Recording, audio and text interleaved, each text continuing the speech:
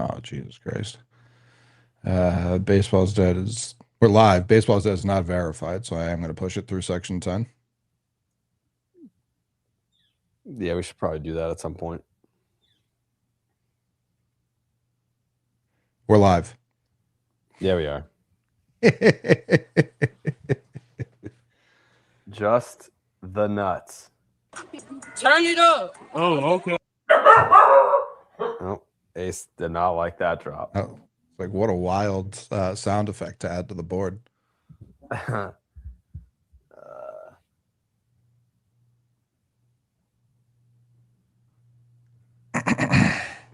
Do we get any more offense in this game, Jerry? Probably not, right? No, I think we're probably tapped out at this point. The fact that we kicked it off with some back-to-back homers, a ton of excitement. I feel like we're good there. Yeah, I'm glad they did it before the stream. Yeah. I mean, it is what it is. This is the last stream I'm gonna do with this setup. Wow. Yeah. What are the future plans? Oh, it's gonna go stoopy when I got Mikey coming over on Thursday, but I've got it's all over here right now, but I've got I'm gonna have two 75-inch TVs that have 4 games in each screen, and then 8 games, and then the 45-inch curve monitor that'll have the stocks in the middle. It'll have the chat, and then it'll have Twitter, and then it's got like an arm mic. It's got the studio light. I got the Mac Mini. I got a Rodecaster over there, and then I also have a vertical monitor so that I can have the Discord open the whole time to also be in the Discord chat. So you're literally going to be the guy from Grandma's Boy. I mean, I'll say this. I probably researched desk setups for streamers for 4 months and strategically picked every piece of equipment for that desk, and I'm very excited to get over there, from the keyboard to the mouse to the monitor, everything. Yeah. That is gonna be a weapon, as they say.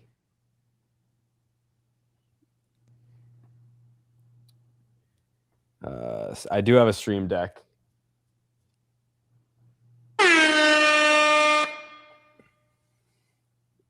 Yeah. How fat of it would it be if I DoorDash Reese's peanut butter cups in my house? Pretty fucking fat, man. It's just like you asked. I think I'd be happier if you just literally took money out of your wallet and lit it on fire. Why is that lighting it on fire if I want Reese's peanut butter cups? To DoorDash, something that's like what, $2? I guess. Steve would be proud. How's Steve's addiction going? Bad. It's bad. It's gotten to the point where he's become vague in the numbers. That's the addiction's bad when you're being evasive with it. Yeah. If you ask him how it's going, he's gonna give you a ballpark range. Yeah, he's not someone that's proud of what's happening. So yeah, that feels like a little bit of off-season shaming sunk in. Also, for the stream, Jay Hay, I got a fucking 5-foot-long ticker that you can customize whatever you want on it. So I can have all the games going on behind me, scrolling behind me with all the scores. And you can put the standings on there. You can put betting lines if you want. It's pretty cool. That is pretty badass. Yeah. So this is going to be, and I also fucking, where is it? Hold on. Remember the Dinger Derby at Overcat? Well, this is a ceiling track So behind me, I'm going to put like a curtain track in the ceiling, and that like baseball is dead section 10 giant tarp that was on the fence for the Dinger Derby. I'm basically just gonna pull it behind me for whatever show I'm on. So it'll have like I'll still have the trophies, but behind it will either be a BID logo or the section 10 logo, depending on what podcast I'm doing. That's and then smart. over there, there'll be an entire JTN stream set. You're really going to be just kind of in your element, aren't you? Like it was sad to move out of that house in Linfield, but like the office was downstairs, the media room was upstairs, the podcast studio was the closet, and like the media room was cool because it had like the seats and the TVs and stuff, but it wasn't efficient to work in. Like this is going to be so efficient to work in. Like if you're sitting in the movie theater seats, I don't have a monitor in front of me. Like I don't have a fucking keyboard. Like I was just, it's like, it's great for viewing, but it's not great for working. Like I wasn't going to stream out there. So now I'm never going to see the light of day again. And it's going to look cool. You know what I mean? Is your family excited to never see you? I think so. Yeah. I mean, they're just like, yeah, keep the checks coming in, podcast boy. Yeah. They don't give a fuck. Yeah. Yeah. Jerry Plath, just with his thoughts. Yeah. They couldn't give a fuck. How do we get the, like, I can only see the YouTube comments. Is there a way to get both from Twitter as well? Yeah, I've seen some Twitter ones pop in. Yeah. Most people shut don't up even and know how talk. Where is T? I think he quit. Okay, that's fair. He burned very brightly though in that brief window. He did, yeah. Hell I of think a he put week. in he at least put in his 2 weeks. Yeah, I'm excited for a full-time T. Steve's not a nuts guy. He's not like he doesn't know how to just vibe. He can't nut. Yeah, he like that's it at the end of the day. Steve doesn't, he's not a nut guy. Steve's an in the field guy. Like I need Steve at Fenway just all up in Spencer Strider's asshole with a camera, like he's giving him a colonoscopy. Like, that's what Steve excels at. So like, not gonna nut. Yeah. Wow. Okay. Is live on assist new playback? Who's to say? Potentially. Maybe. Certainly potentially. Yeah. We're hoping. Mm-hmm. Yep.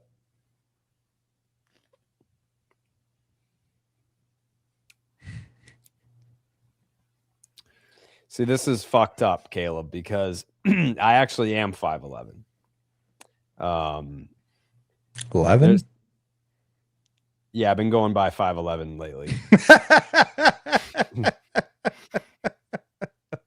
Yeah. You identify as 5'11"? Yeah, I mean, like, if it's like, if it's like, you know, if you're 7, you'll be like, oh, I'm 7.5 or I'm 7 3/4.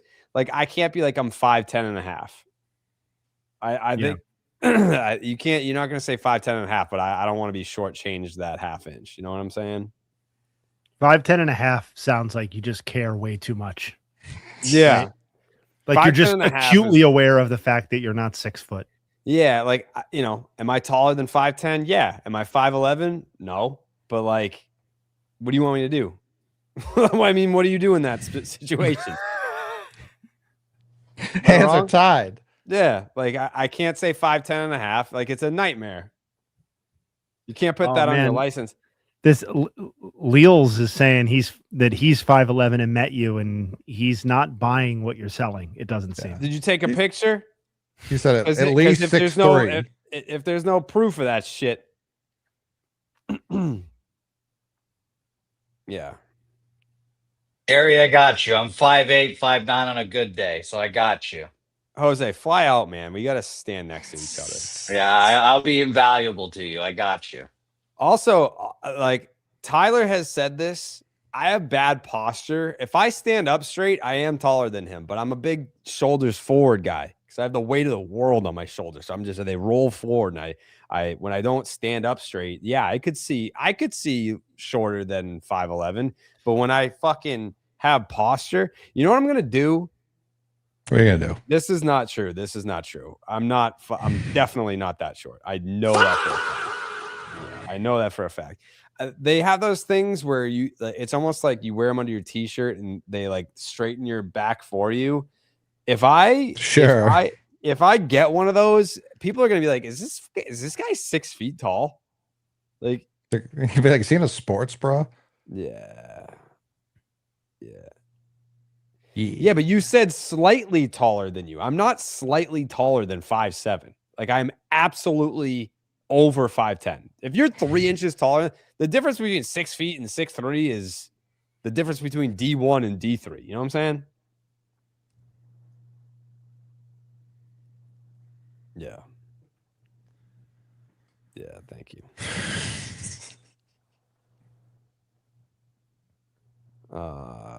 What does Pete think Jared's height is? I bet you if I ask Pete right now, he'd be like, "Oh, that mountain of a man, 7'2". Yeah, he'd be like, "Oh, you mean the big Brit?"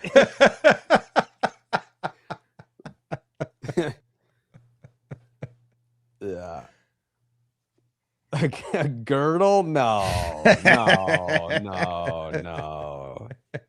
Dallas would not be pleased to hear that you're going to DoorDash some candy, though. No, I mean, we don't have this. This house fucking sucks. There's no candy in here. Was that part of the purchase price, though? I think that was part of selling the old house was they were like, we want all your couches and all your fucking Reese's peanut butter cups. No, and I was like, I mean, that's eyes wide open on that deal. Daniel Pierce is saying it's his birthday and he wants me and only me to say happy birthday. So Daniel Pierce, 7843, happy fucking birthday, man. I hope it's a great one. Hope it's been a great one since it's almost over. Thanks for joining us on the nuts to celebrate your birthday. Yeah, welcome. My workout splits right now, they're non-existent. I don't think I've worked out since before the Super Bowl. But if you actually want them, you can message me and I'll give them to you. Not ideal to hear this house fucking sucks while still in the moving process. Yeah, well, like it's only because there's no candy here. Me saying no over and over again did make me think of the Obsession commercial as well. I haven't seen it. I've heard great things. What is it? 96% on Rotten Tomatoes. You see this? I think it's on track to be like the highest grossing movie of all time with under $1 million budget. What? But I'm pretty sure I saw that. Can't be true. Wasn't you find that on reference? Yeah, BRF. Yeah, they had $1 million budget. $750,000 to $1 million production budget. Didn't it cost like fucking $5 to make the Blair Witch Project? And that was is this a horror movie again? Yeah. All right. Blair Witch Project's budget was $60K. And that definitely made a shit ton of money. That was like a global phenomenon. Yeah, it was definitely very referenced. I don't know what was their box office. Yeah, show me the box. 250. Quick 250 mil. Yeah, that includes 140 domestic. What did Paranormal Activity do? That cost like $5 to make. Paranormal Activity did 193. That only cost 15K. Yeah, see?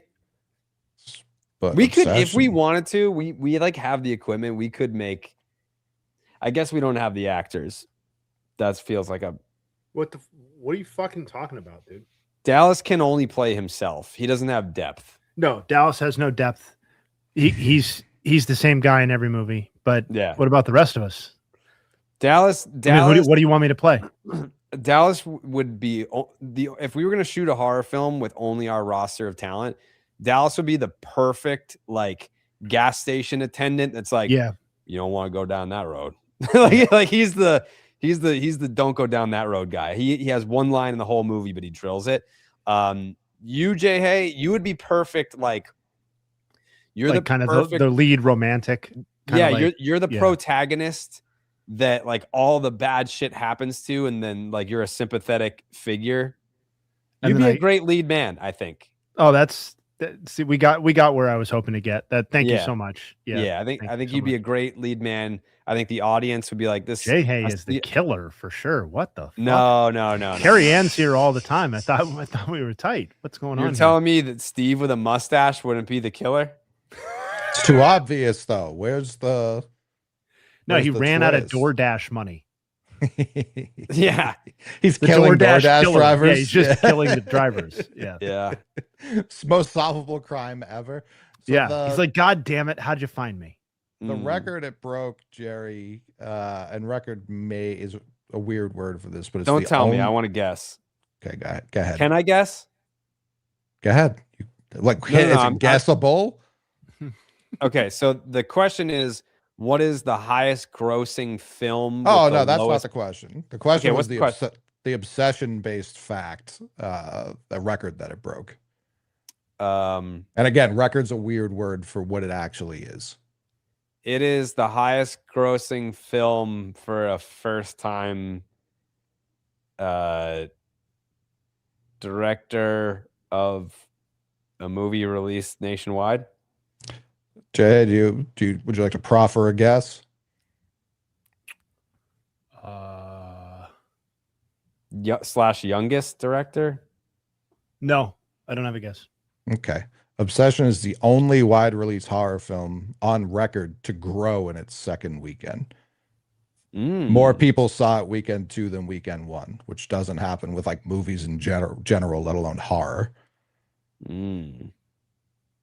So with that word of mouth, listen, you can take all the marketing classes you want. Word of mouth reigns supreme. Yeah. Is that like a mainstream? Oh yeah. Backrooms? Oh yeah. It's Chitwell Ejiofor, like it's got legitimate people in it. Yeah, backrooms are like I feel like that's like a millennial internet thing. Did you so you don't know about this movie? No. Comes out May 29th. So this week. Kane Parsons, what did he do? Oh, he's done the YouTube. It's his YouTube series, so he's directing the movie, The Backrooms. But it's A24. Chiwetel Ejiofor. Didn't they sign Buddy from Obsession to A24? Probably. I think they signed him to write and direct / produce a remake of the Texas Chainsaw Massacre. I could be wrong, but I can see that. But yeah, it looks creepy as fuck. The Backrooms movie? Yeah, like the trailer. The trailer looks exactly how it looks on lore or online in the lore, which makes sense that they got the guy who invented it to direct it. I'm sure it does look pretty fucking similar, but yeah, I don't know. I'm sure it's going to be like a solid B+ would be my guess. Hell yeah. What was the movie? Was it The Conjuring? That was definitely a movie. What's the one with the tree in the backyard? That's The Conjuring, right? Or am I making that up? The one with Ethan Hawke? Yeah, is Ethan Hawke the black phone? The Happening? Is it The Happening? Happening's very tree related. That's one of the worst movies ever. Really? Oh, I thought it was terrible. The Tree That Hangs the Family? I think so. Anyways, Ethan Hawke in whatever movie it is that I'm thinking of is very Jay Hay. Like Jay Hay can be that. Sinister. Sinister. Yeah. I'm gonna have to look that up. Yeah. Is he black phone too? Yeah. Yeah. So he's just horror movie guy. He has been. Yeah, Sinister was 2012. Sinister was Bagul. Bagul. Ethan Hawke does wish he was JAO. Fuck yeah. That's a fact. I got a really busy day tomorrow, which is going to prevent me from getting Reese's Peanut Butter Cups. But on Thursday is going to be Reese's Peanut Butter Cup day. Damn, do you know how busy you have to be to not even be able to wedge in some Reese's Peanut Butter Cups? I know. I know. Unfathomably busy. Yeah, it gives me anxiety. I actually am though. Like I have to wake up, make breakfast, shower. I have a call at 9:30. We have BID at 11. I immediately have to leave to go to Watertown because I have a meeting that I can't disclose. It's not really a meeting. I'm shooting a video for someone. And then from there, I have a lunch meeting. And then from there, I have a meeting with Nesson. And then we have to do the views. And then by then, it's almost midnight. I've heard at least 4 openings for a stop for cups. No. A lot of gas stations in between the places you're going. So many stations. I mean, listen, what I'm hearing right now is somebody who doesn't enough. Yeah, somebody doesn't want peanut butter cups bad enough. I was literally about to fucking DoorDash them until Coley shamed me into not doing that. Yeah, I know. And now you feel a little bit of regret about not DoorDashing them, don't you? I think I'm just gonna do it. Get the train dash. You think she's gonna fucking leave the house to go get me candy? Give her some incentive. I can't stop for candy is a flex. I'm so busy I can't stop for a candy. Tomorrow is an uncharacteristically busy day for me. Thursday we're gonna get a whole bag of cups. A whole bag of cups coming my way. Yeah, no, I hear at least 9 or 10 openings for some cups. I mean, put it this way. I don't really know. First of all, I don't know where the fuck I live right now. So I don't know the area. Second of all, in Watertown, I don't know where the fuck the cups are. Oh, no. There's a lot of cups right around Watertown. I know exactly where. Picturing that drive into Nesson. Oh, yeah. All right. Yeah, I also probably need stitches. I don't know if you can see this, but I destroyed my thumb trying to bring a TV. Trying to get cups. Trying to bring a TV up here so that I can set this shit up. Mikey Eamon, shout him out. He's coming over on Thursday to help me set up what is going to be the best setup, I think, maybe ever in the history of streaming. In fairness, I do think I need a bigger desk.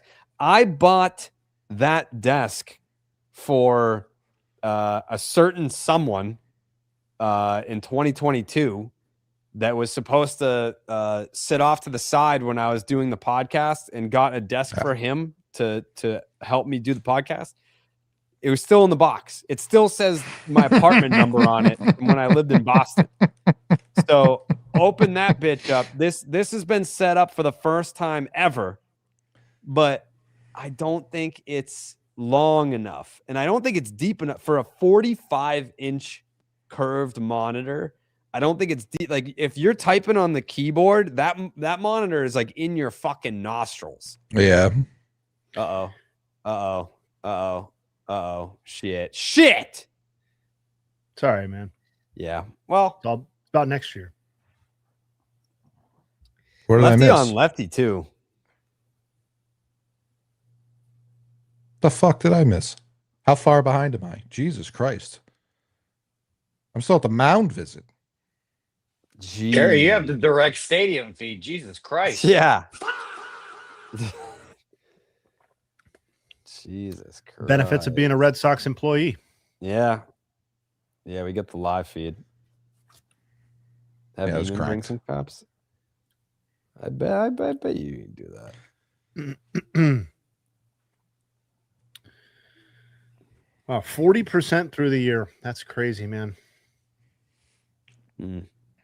Wait, what? That doesn't feel right. We're 40% through the season right now? Couldn't be. Yeah, that doesn't feel right. How many games? What's the record right now? Let's see my notes. 22 and 30 coming into this one. Okay. No, that's So that's what, like a third? It's like 34. yeah. I mean, we're rounding up. That's 32%. Okay. Yeah, we're a third of the way through. Let's not go crazy. No. All right, so that 40% report was false. Inaccurate. We're not moving with that.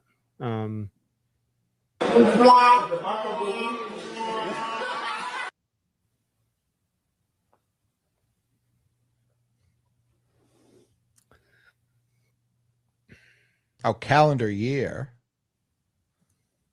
Oh, okay, my bad. That's probably super accurate. Yeah, that sounds right. Yeah, who cares though? That's what I had to say about that. Now that I've digested it. On the nuts, irrelevant. Irrelevant to us. No, I mean, what are years at this point, really? You know what I mean? I'm not looking to hustle through the summer. I want to enjoy the summer. I want to enjoy the spring. Do they still do spring in CT? We No. definitely don't do it in Maine. Nope, we skip right through. It's just rain, snow becomes rain, and then it's just really hot. Yeah, it's I guess we're getting a little bit. I like to bitch, but I guess we're getting a little bit of it this week. This week's not been too bad. Memorial Day was obviously washed out, but I didn't have any plans, so no reason to be bitter about it. I can't imagine they will. I think Jay, who's like the best offensive player? Bryce Terang's the only guy I've been able to think about who performed really well in the WBC and has also offensively carried it over to the regular season. I'll say I don't really remember individual players' performances in the WBC off the top of my head right now, but like Harper's had a good season and played in the WBC. So true. He was cold until what? He hit that home run. Yeah, I just meant in like the 2026 regular season. Yeah, like his playing in the WBC seemingly has not impacted his play in the regular season. Yeah, Murakami's a good example. Caminero did do well in both. I don't remember Murakami doing well in the WBC, but Japan also got eliminated sooner than I expected. But like Cal Raleigh, don't think he was good in either. Roman Anthony was really good in the World Baseball Classic. Maybe retired from baseball at this point. Somebody said Jed Hoyer, biggest loser in baseball. Not something I've given a lot of thought to, admittedly, but it is kind of interesting. Like, is Jed Hoyer good at the jobs that he is hired to do? Like, there's probably no way to definitively answer that question, but if you just zoom out and kind of get lazy with your takes, like drafting off of Theo Epstein is just kind of like, it feels like kind of his big picture legacy in a way. Like what? I don't know. I mean, I know the Cubs won the World Series, so it's kind of like whatever, but that was Theo. Right. Yes. But that's the complicating part of this is like, he's been embedded in a lot of these front offices, but when given the opportunity to like be the lead dog, hasn't really flourished. I wouldn't say. Was his best move for the Cubs while he was GM of the Padres, trading Rizzo to them? That feels like an insider job almost in hindsight. Yeah, former Red Sox guy that we drafted. We get him to San Diego. And then, you know what? Let's just launch him over here. It was what, for Cashner? I'm pretty sure it was a 1-for-1. It's like that NBA conspiracy that I've heard where it was like the Rockets and the Sixers teamed up to fuck the Nets in the James Harden sequence, I think it was, or whatever, because like he wanted to go to Philly, but they wanted to fuck the Nets. So like they sent him to Brooklyn, got all their picks. Then he forced his way out, got to Philly. And like, that was the whole Daryl Morey, like Houston, like we got him anyway in the end. Right. Obviously nobody really is laughing about that sequence now. Certainly not Daryl. Everyone, yeah. 3 losers. Yeah, right. But no, Hoyer, Jerry Hoyer is Hoyer responsible for the Hanley trade in Boston? That was Charrington and Jed. I mean, it was both of That's them. what I mean. I knew it was someone else too. I couldn't remember who. Yeah, when Theo went on his like sabbatical, they both took over in the meantime, and then when Theo came back, they just slotted back into their roles. Theo's like the only modern dude. Maybe he didn't care and it just worked out this way incidentally, but like he's the only guy. The John Henry quote was making its rounds recently about how like something to the effect of he thought he would never have to buy a drink in this town again when they won the 2004 World Series, right? And I think Theo's the only guy who got how it actually works in the modern era, which is like you just have to get out before it sours. Like you just, while the shine is still on the accomplishment, you get out, because then all people remember is the good shit. And like even the bad stuff or the less successful stuff that Theo was associated with just kind of fritters away now, right? Like nobody talks about Theo's missteps. Nobody talks about any of that. He's just like, he's basically the perfect baseball executive because he didn't overstay his welcome in either location, or you know, in the former case, maybe was didn't overstay, wasn't encouraged to stay, whatever it might have been. Right. But, yeah.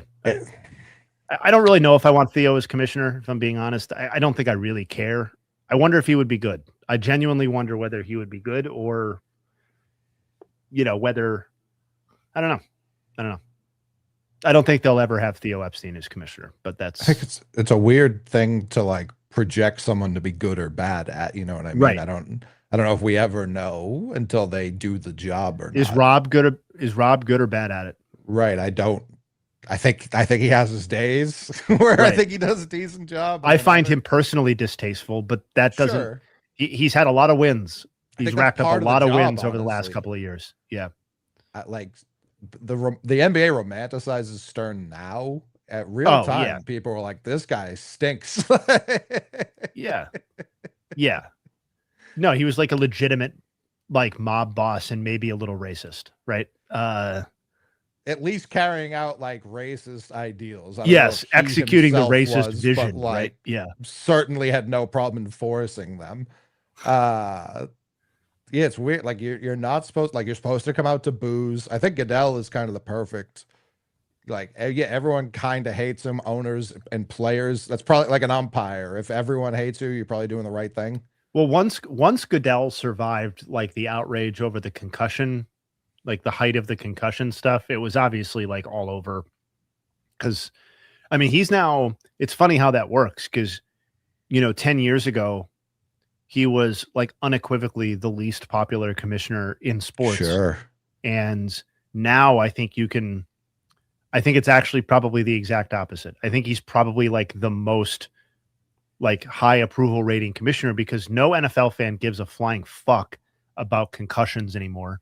It's only like, you know, leftist dweebs like me who care about who care about concussions or whatever. But like, it's just such an incredible money-making behemoth that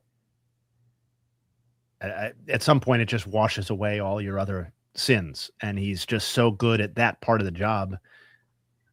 Cal Ripken Jr. for MLB commissioner. That sounds like one of those ideas that just is beautiful on paper and just an atrocious situation in practice. I think that's profiling. He looks like he could be a commissioner if you didn't know his name at all. If you just saw Cal Ripken Jr., you'd be like, yeah, I can see that guy being a commissioner of something. Yeah. He's run his own baseball league, right? Yeah, true. I think what Goodell does well that I think Silver is awful at is, even if he's not going to do anything about something, he'll talk about it. Like, he'll address it. He won't just let it be this thing like, can't ask him this question. Like, he'll talk about concussions and be like, yeah, we got the blue tents, and like, we don't do anything in there, but we got them. You see those tents? Yeah, we got them. We got tents. Yeah, IKF has the team on his back right now. And it doesn't matter.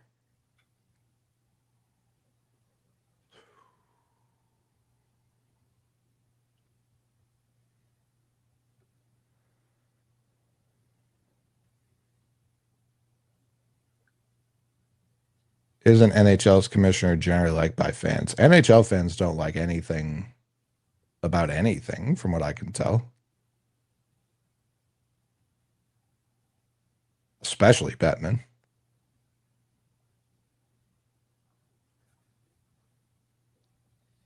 Hey, congrats on Missoula's Coach of the Year award.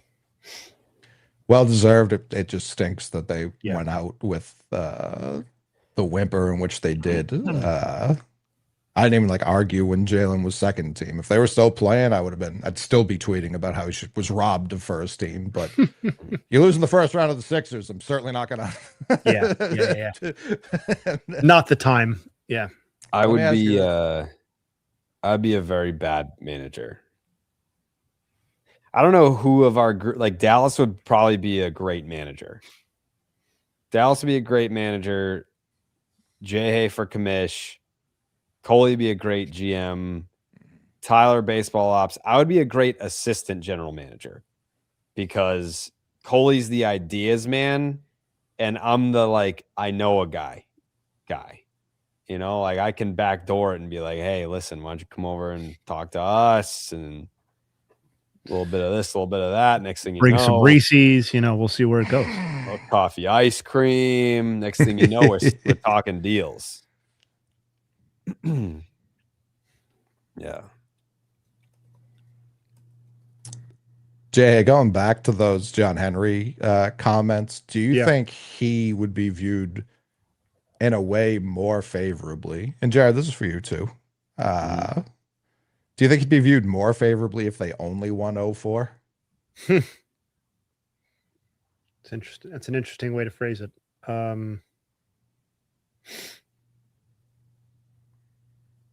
The Red Sox ownership group? Henry specifically, but yeah, all of them. Do you think they'd be viewed more favorably if they only won the... I almost feel because they did it 3 more times and then made this change recently, it's almost like, well, we know what you're actually capable of. If you just win the 1 in 0-4, I think more of the fan base is like, yeah, man, fuck, it's just really hard to do that. The stars truly had to align, and we're super appreciative of the 1. Yeah, that's interesting. I mean, it's like romanticized. It's just appreciated. Yeah. Yeah. That's ultimately what's going to happen to the Cubs. I think, yeah. So that's a good point, right? Because at various points since the title for the Cubs, the noise on Ricketts has gotten kind of loud.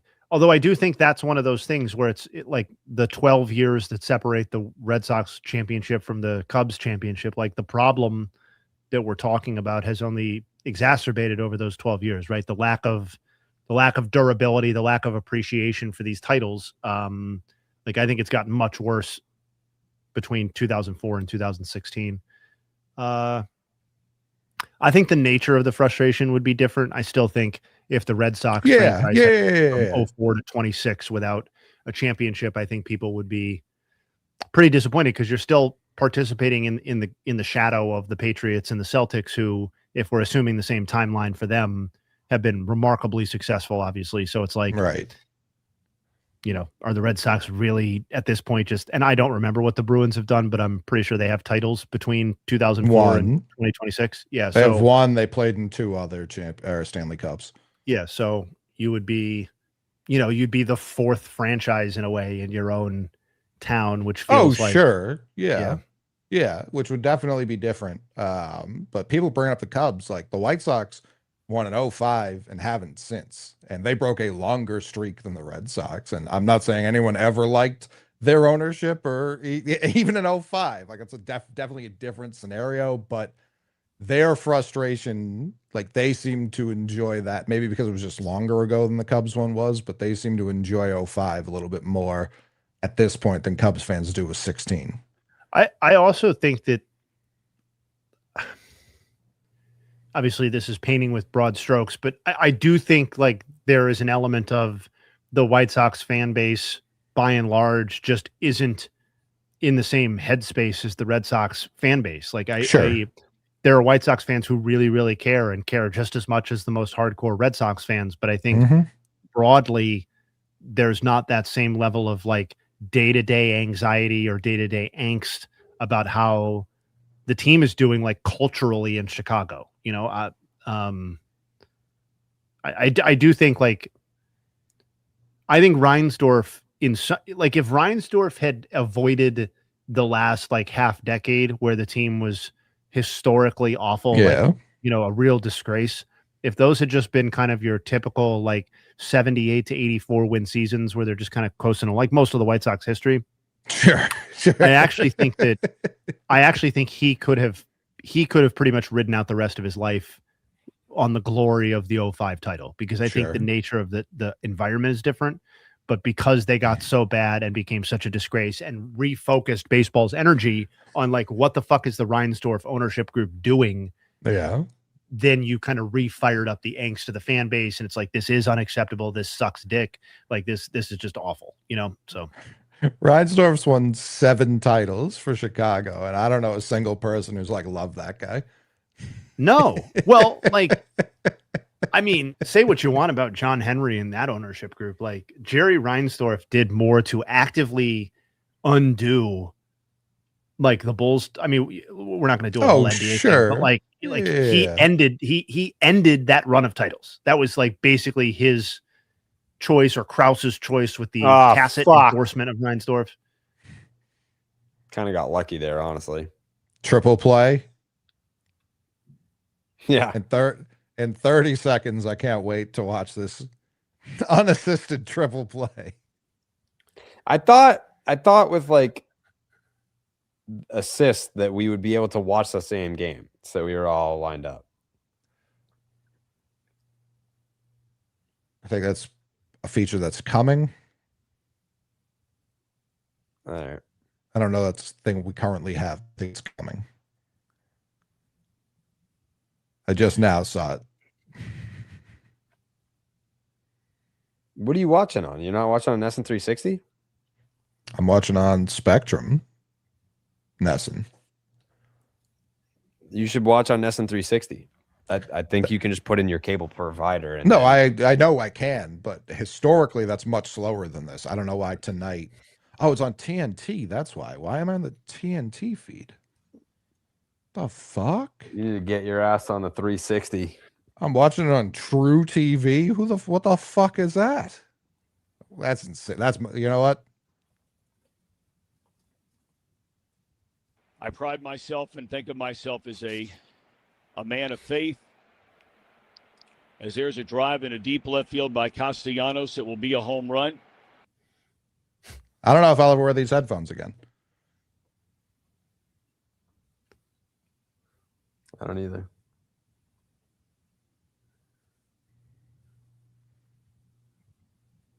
Yeah, that's crazy.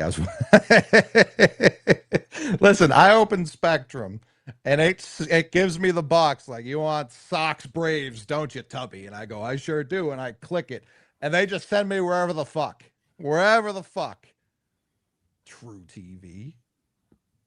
If I'm commissioner, Jerry, I'm banning baseball from ever appearing on True TV. That is my promise to you. I don't think I've ever even heard of a baseball game on True TV. No. It's the home of the NCAA tournament. Watch your mouth.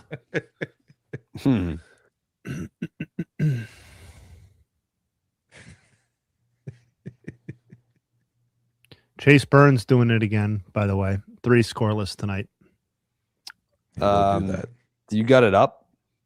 Do I have that game going on? Yeah. Yes. What's his velo looked like? I mean, I haven't been monitoring that close, but I haven't seen any suggestion that it's off. Why? Just wondering. Oh, big Chase Burns guy. Oh, okay.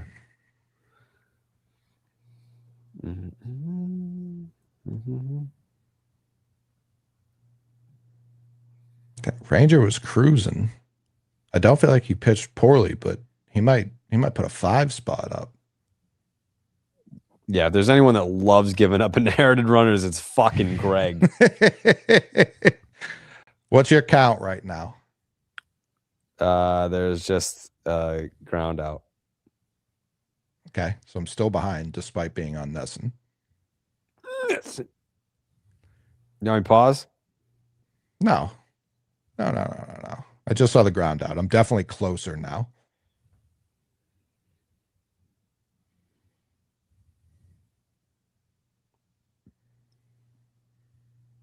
Tom Smith, here he comes. BDSM. Big Tom. No, yeah. Big Dom Smith moments.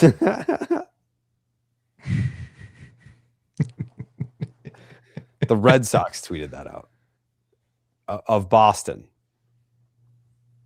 I wish they kept it up. I mean, do you really think? I mean, there's no way that the person who tweeted that didn't know. I think it's one of those things you get caught up in the moment. You hit send, you go, you go. I think I would leave room for whoever tweeted it being like, I know like BDSM is a thing. I don't know what it means, but I know like it's out there in the ether. So I'm just going to make a reference.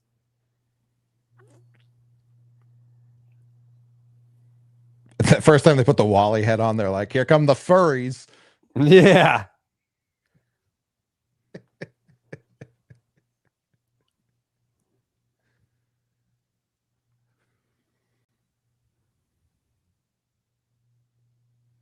Jerry, on a scale of 1 to 10, how mad do you think the Cubs are that they gave that no trade clause?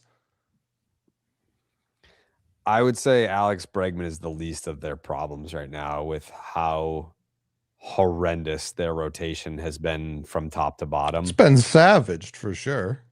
I mean, injuries, ravaged. yes, but I'm strictly talking about the bodies that are able to go out there and throw baseballs. They're enormously bad. Sure.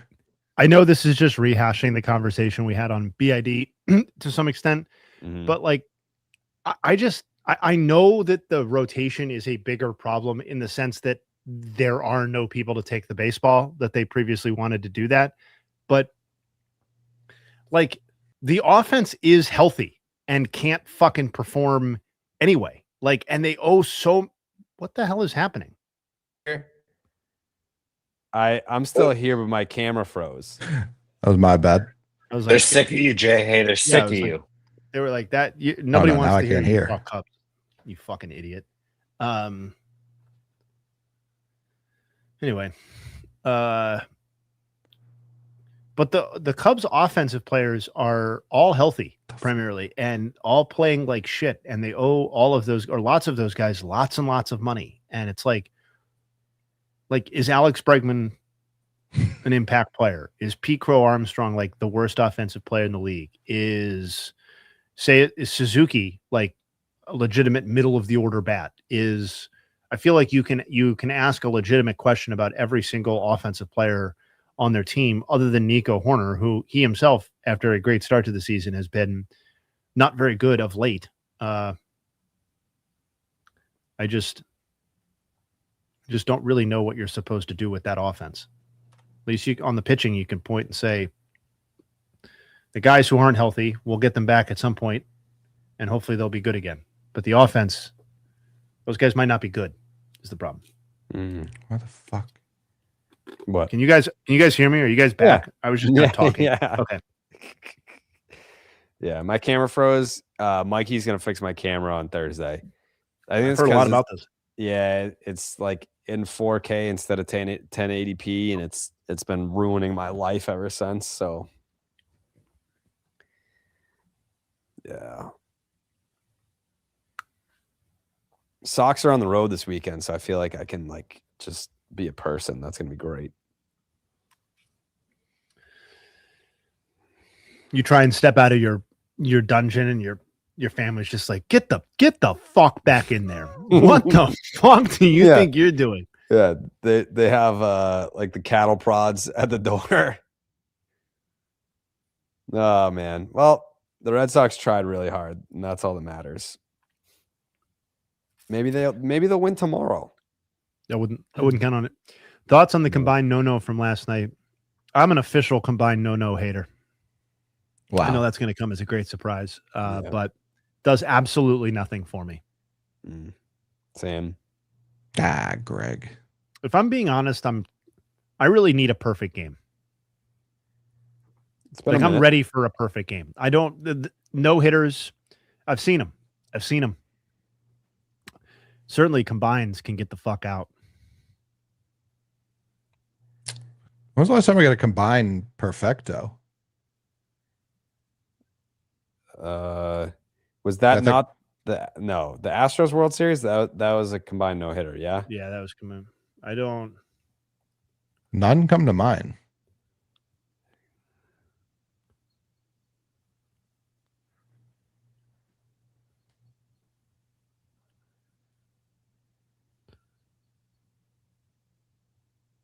I don't think there's ever been one.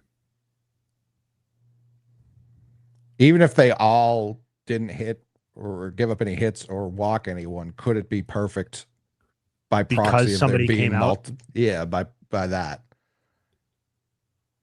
I think by the rules, yes, it could be. But I had never recalled one, and my quick research is not showing any examples of combined perfect games. Yeah. I mean, you got to think like, well, I'll say this. The real moment of truth will come in the present day, right? Because in the past, it would never have been a consideration to remove a pitcher during a perfect game, right? So it just solves itself. Now you may run into a situation where a manager is tasked with that decision. It's like your pitcher's at 119 pitches or whatever, you know what I mean? Like 125 pitches. I still think at the end of the day,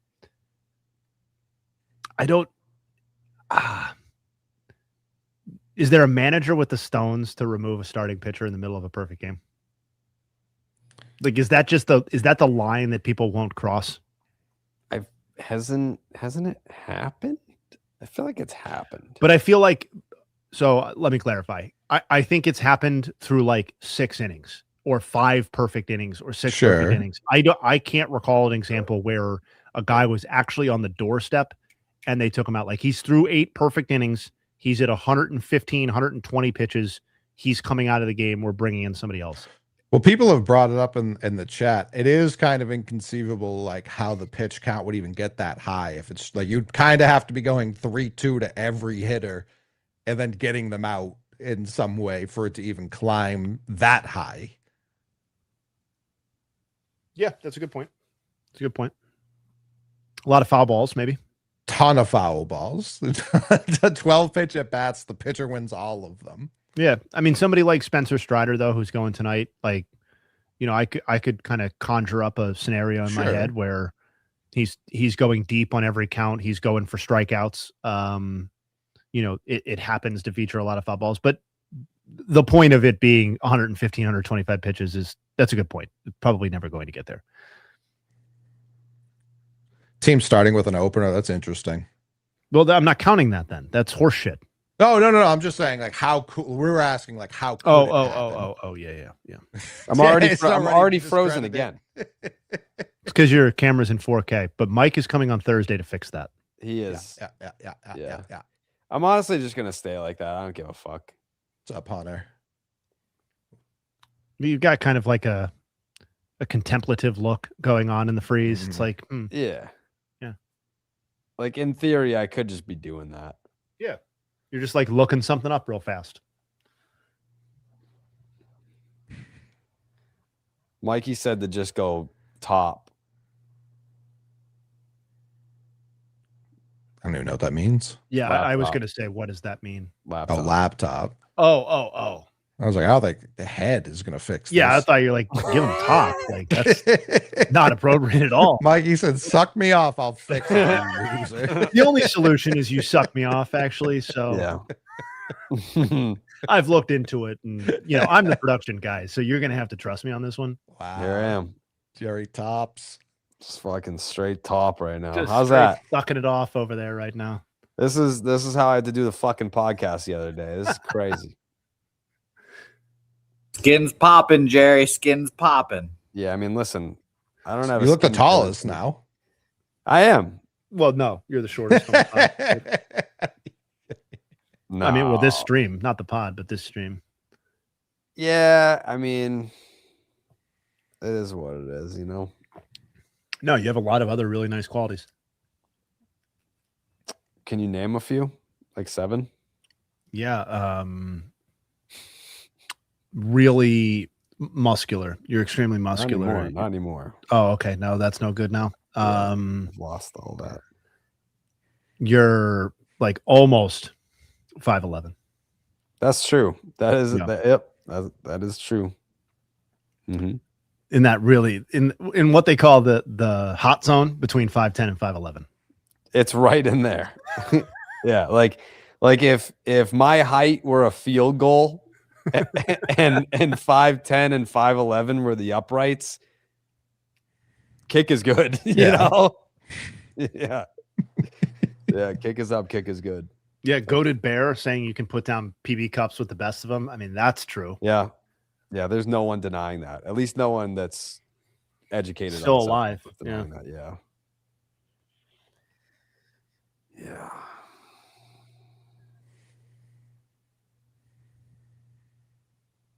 Starting a GoFundMe for Jose's gift card budget. Still got him. You'll see him every morning. I mean, physically, yes, but monetarily, no. That's accurate. Yeah. And you gave up what was on the gift cards too. Yeah, that's what I'm saying. It's like monetarily, those cards are vacated. But I still have the memories. No doubt. No doubt. I wish you got to play at least one video game. Yeah, that's too bad. You know what, dude? The only reason why I haven't gotten fucking Reese's peanut butter cups is because of Coley's negative energy. And I think, you know, let me just see what it would look like as far as I do that all the time. Like, what would it look like if I had building carts? Yeah. and then when I see what it looks like, I'm like, I'm not doing that. And Yeah, I then can't justify $15.98 for a bag of Reese's peanut butter cups. It's like the same. It's almost like the same thing as eating. Like just seeing it in the cart, you're like, I can imagine what that would be like, and I can also imagine what the feeling is after I've spent $34 for whatever it is that I'm getting. Yeah, I don't know how Steve does it. That just must be a mental battle for him every day. Every day, dude. That's why he probably spends so much money, is because he's like, oh, I'd love, you know, a king size Reese's, and then he's like, well, to make it worth it, I guess I gotta throw in like a fucking the double beach towel and some sunscreen. Whoa, Connor. I got a soundboard before he asked. That is not the order of operations here. Yeah, that is true.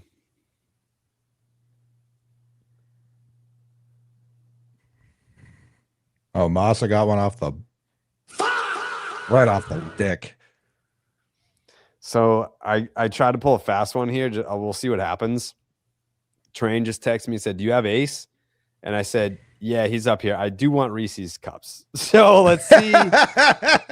Like she threw the first pitch. I just countered to see where we're going to get with that. My guess is nowhere, but like. You should have been like, I'll release the location of the hound if you get me Reese's cups. Yeah. It's like, that's crazy you're asking since you're going to the store anyways. Yeah, since you're already out.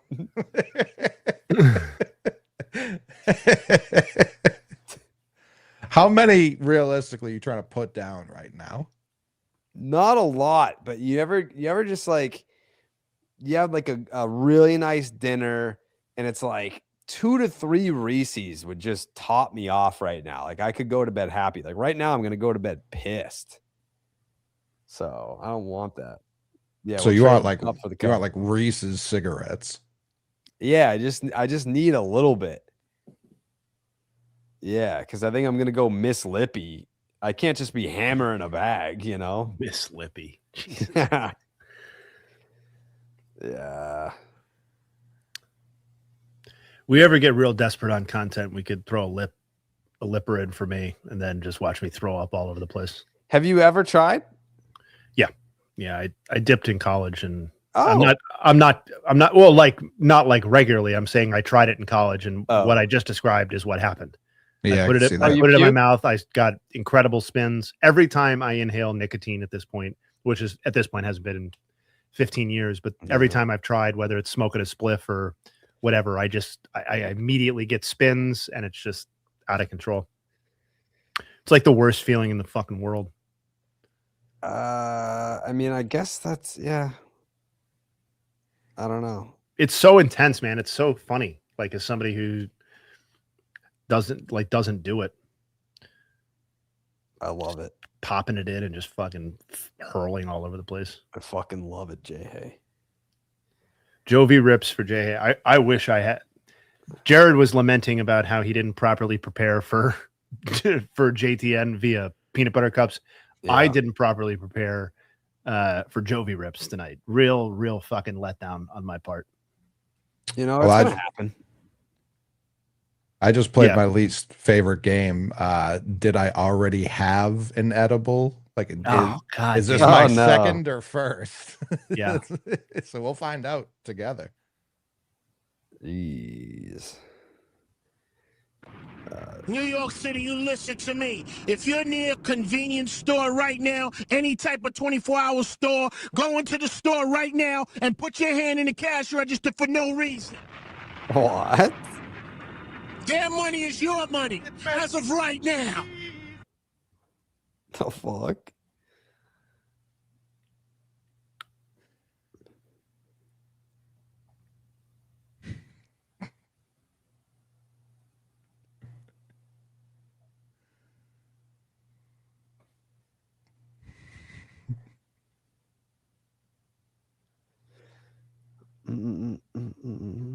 Jared, by the way, to keep you a titty, there's 82% of people saying you should indeed DoorDash those cups right now in the chat. 82%? The very same. Oh my god. All right, I think I got distracted by Train asking for the dog, and obviously no response when I said I wanted cups. I think you should first call her, see how that goes over, and then that. We got bases loaded, nobody out. All right, we want to do a live negotiation. Yeah, This is gonna go horribly. we're gonna broker a deal. Yeah, we're gonna broker a deal.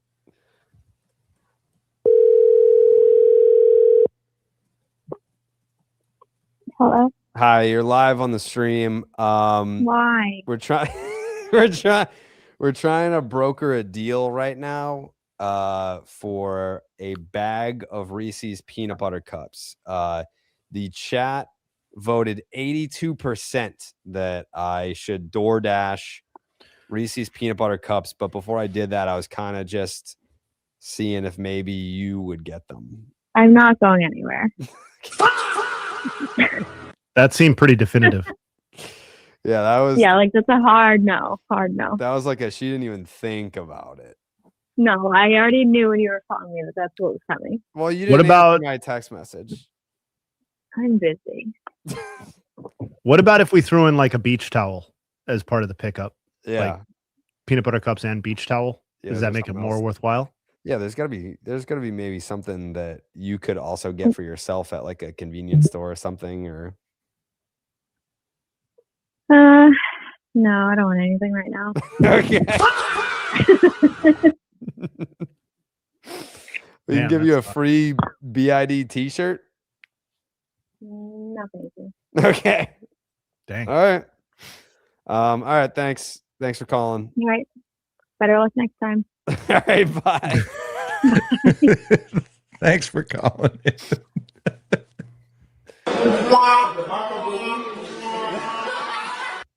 Sounds like DoorDash is your best Hey, you bet. got a dash. Yeah. I tried. I tried to save the family Carrabis a couple coins, and Train said no dice. She said better luck next time, like she would ever go get me a bag of fucking Reese's peanut butter cups any time of the day, Yeah, any day of the week. Be sure to ask me next time. I might be available. Not. Yeah.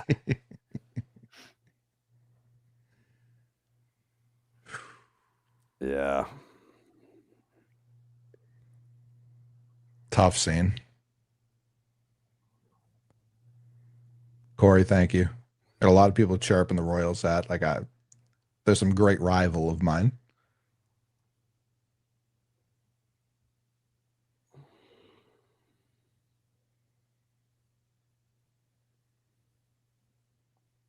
Why am I not seeing like a bag? No, brother.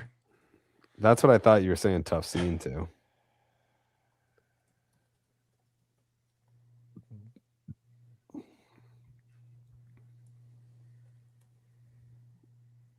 To the 7-Eleven. Royals? You think 7-Eleven will have the bag? No, that's big Target, Walmart business. I know Target comes correct. Yeah. Are we going minis or are we going the full size boys? No, king size. King size, full bag. Yeah. Like, I'm yeah, not Walgreens seeing it. could. They don't got them on the dash. The greens? Let's see. I think that's where I was snooping. Reese's cups. Sevs the just Sevs will get you a couple cups. They're not going bag though. 6 full size king size. Like, I don't want like. Oh, that's the pack. Yeah, that's not what you need. You need the bag. No. I need the bag. The bag during non-Halloween season is tough. It's not. Target always got them. Always. No, I know that. I'm saying they're just not as abundant. Like Walgreens would have you there. Man. This is. Get Train back on the horn. Yeah. She's like, what? No. Why? That was so funny. You're on the stream. Fuck. I guess it's not in the bag tonight, guys. It's Wow. not in the bag. Do you think Steve maybe has some connects at DoorDash that could figure something out? I think he knows a guy who knows a guy. Yeah. Coley and I were workshopping some ideas for the media company in terms of names, and we were volleying on acronyms, and I think we came up with some good ones. I don't know if you guys vibe with this, but I like people engaging every narrative. It's it's the future, man. It's a hammer. Yeah. Like I really just want people to be thinking, merch. Like, what can I wear? Yeah. I like City of Champs kid. Bean goes hard. Yeah. Like I'm thinking about, when someone comes aboard, future hires, you want to say welcome and then blank. It's welcome to Peen, man. It's got to make sense. It's got to fit. Our newest dickhead.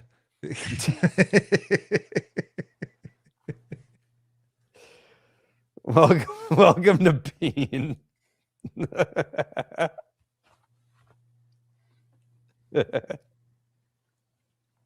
I think the OD one that we're looking at, I think that one might be the one. Yeah, I happen to agree. Welcome to the Blowjob Brothers.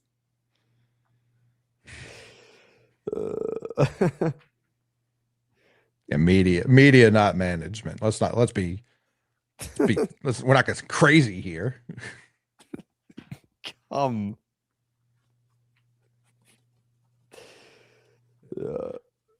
office can be the cum bucket.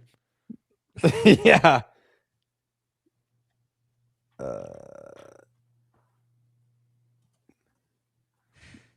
Keen presents just the nuts.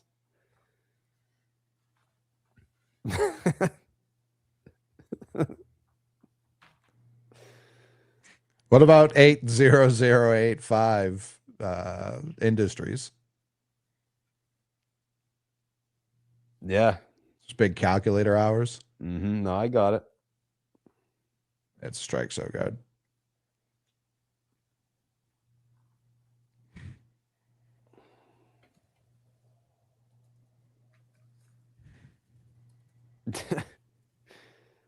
Dildo Burger Media.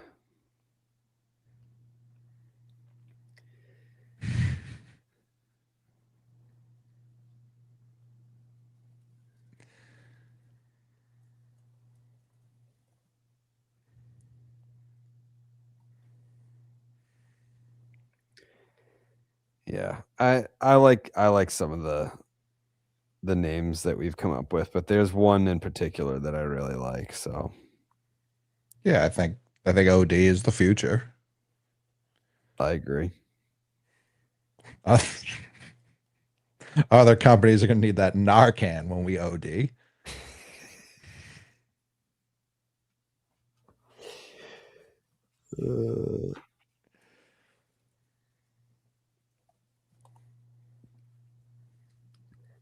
Are these people married or is that her dad? I'm looking at a Chevy Always a commercial. tough question. Yeah. You don't want to ever have that be a question. You get something in the beard, Jay. Yeah, there you go. Yeah, I got it. It's a little cold foam cream. Oh, hell yeah. Yeah.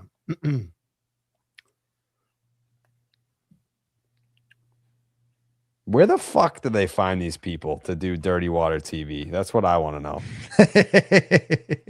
They're just like random ass fucking people. I don't know. Kalshi commercial on Nesson. Wow. Cancel them. Thoughts on Kinder sauces, spices? Don't know that I've ever been asked about Kinder spices. Is that like they heavy at Costco? I feel like I've seen it before. Reese's Blizzard from Oh yeah. I don't think I've ever had one. I've seen this guy. They get the job done. I don't know that I'm any sort of spice loyalist. I'll try anything.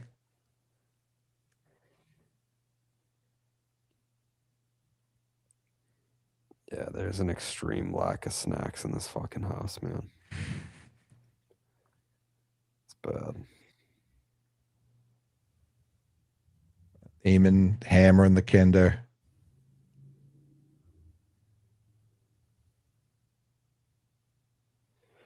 I'm going to try one more time. I just sent a text. I said, we need snacks.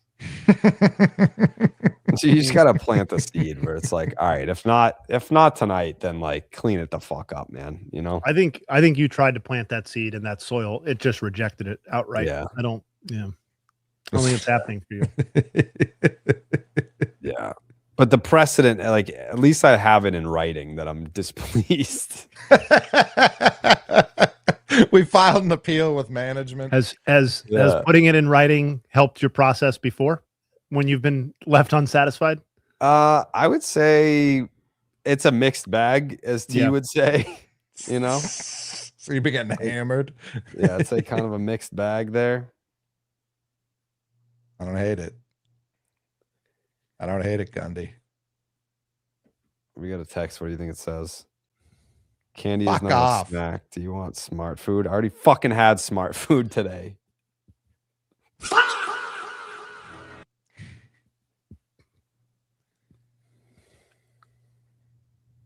Yeah. This is bullshit.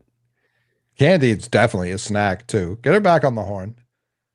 Yeah, that is a terrible take by her. She like that's her. She'll die on that hill too. Be like, yeah, like we need snacks. And it's like we have snacks. We have potato chips. It's like, you know what? You know what, Toots? Like, if I can't have a fucking Reese's peanut butter cup in my own house, where else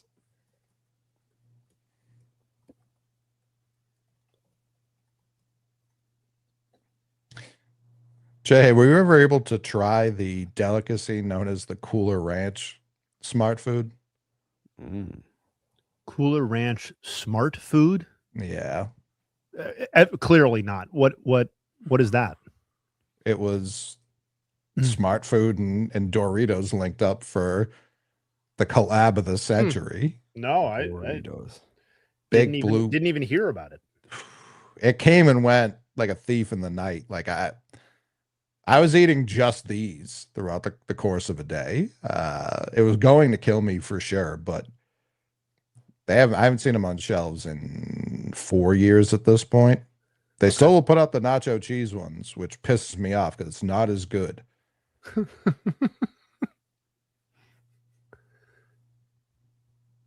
Which led to my theory that as a planet, we're running low on Cool Ranch flavoring.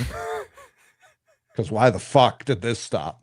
They also, if you've noticed, a keen eye will have noticed they really only offer the nacho cheese shell at Taco Bell. They got rid of the Cool Ranch one. Why would they do that? Unless they were running low on that dust.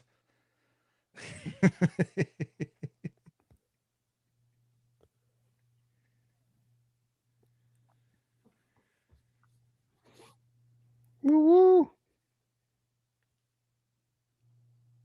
No. It's just no. No, I think we got the one. I had a couple criteria that I made up myself. I wanted 2 words. I wanted adjective thing, adjective animal even. I wanted something that we could put on merch. I wanted something that wasn't baseball specific I think we are absolutely going to have shows that have nothing to do with baseball. So, and I wanted something that people would want to wear on something. Buddy, if you think I came on to a nationally televised podcast and started lying about the availability of Cool Ranch related products, you just don't know who I am. Yeah, come or on. my morals. This is a man of character. But yeah, I think we're in a great spot, Jerry. I think there's a lot of merch opportunities there as well. A ton of merch opportunities. Like it could become our mascot, more or less. I looked at the trademark federally and in the state of Massachusetts, and no one has it, which was like shocking to me that no one had trademarked it. Yeah. We should probably trademark it.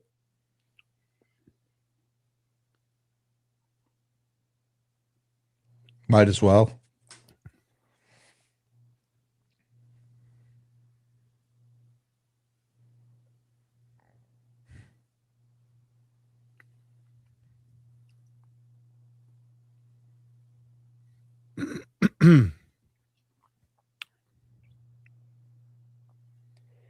We need the Section 10/BID versus John Boy Media game for the lockout. I would love that. I bet you, well, because they're more blitzball. I mean, it's not that we couldn't do blitzball. I feel like we get our dicks punched in. Yeah, they're playing daily, and I've never played, but I'd figure it out pretty quick. Sure. I just think it'd be we'd put ourselves in quite a hole. Well, then we should play wiffle ball. What about baseball? I wouldn't want to. I don't know. Maybe we'd all get hurt for sure. Yeah, we'd all get hurt. No one would be good. People get hit all the time because no one can pitch. We have a pitcher. Dallas, he's the worst pitcher we got.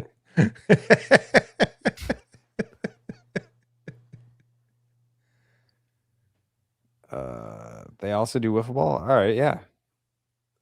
Yeah, Mikey's a good pitcher, actually. That's a good point. Mikey's a good pitcher. A baseball pitcher? Yeah.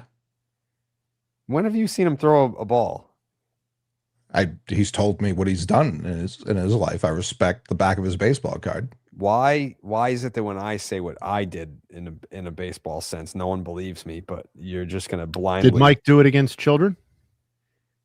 I'm sure he did. This. Well, when he was a child, right? Well, not an adult. Potato, tomato, whatever. Yeah.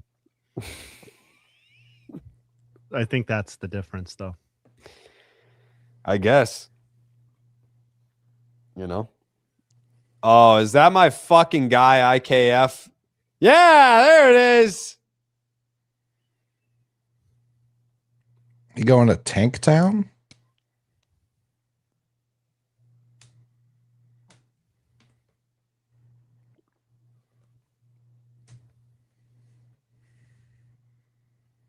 Wow. Few games too late. Ace is looking at me like, IKF really fucking did it, huh? That's so stupid. Burns gave up runs. That's fucking dumb. A moron. Hey, did you guys think that the Cubs had hit rock bottom? Because I have an update. Are they losers of 9 straight? Not well. They are currently losers of 9 straight. Trending that way. They played yesterday? Yes, they did. They're on the verge of losing 10 straight. They're currently down 10-1 in the bottom of the 8th to the Pirates. With this loss, they will be in a tie record-wise with the Pirates. And depending on what the Reds do, the Cubs could have a share of last place in the NL Central, just like that. They've also committed 3 errors in this game. So it's not a 10-1 loss that was crisp. Few 10-1 losses are, of course, but... You know what I always say? You can't give the other team 4 outs an inning when you're down 9. Right. I have heard you say that a bunch. Yep. We used to say that all the time in our 18U men's league. Classic 18U. I mean, 18U men's. for everybody else, right? Yeah, I mean, at one point or another, we were all 18. Right. And then it just becomes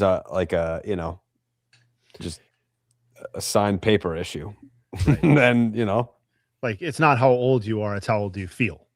Yeah. And then also it's kind of, the commissioner's fault for not running a buttoned up league. Okay. That's kind of crazy on your part to throw the commissioner under the bus.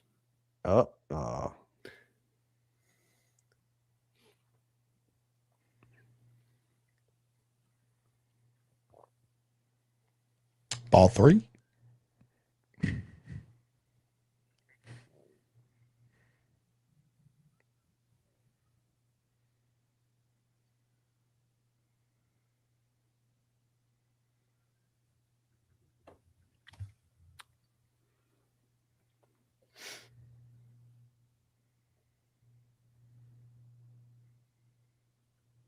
Say done.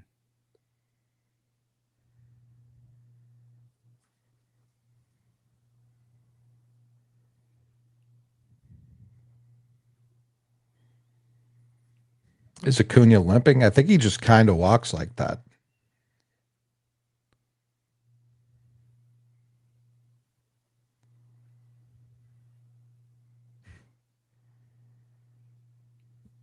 Big Ace is loving the new house because he gets to chill while I'm doing the pod and stream. It's a way bigger room for him to chill in. It's just new places to shit. Oh yeah, he shit all over the fucking BID sign before we came on here.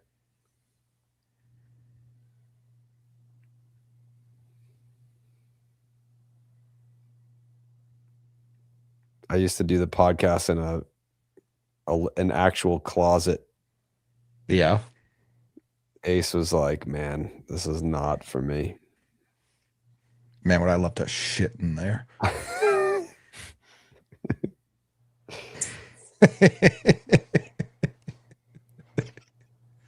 Did I say I was getting a new camera? Yeah, we're bad at ABS. Has Sedan ever had a successful challenge? Why would he?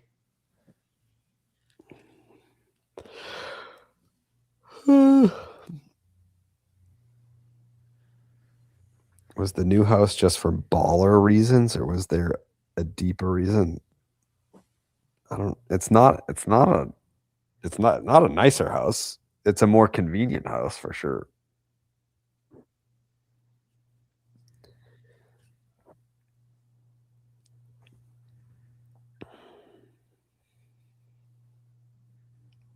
Baller.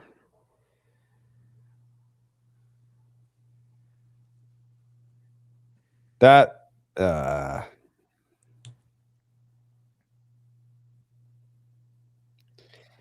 IKF is locked the fuck in, man. That's all he knows.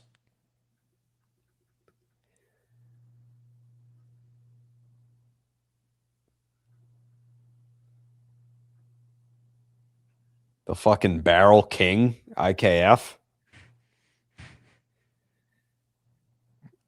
The exit velocity overlord.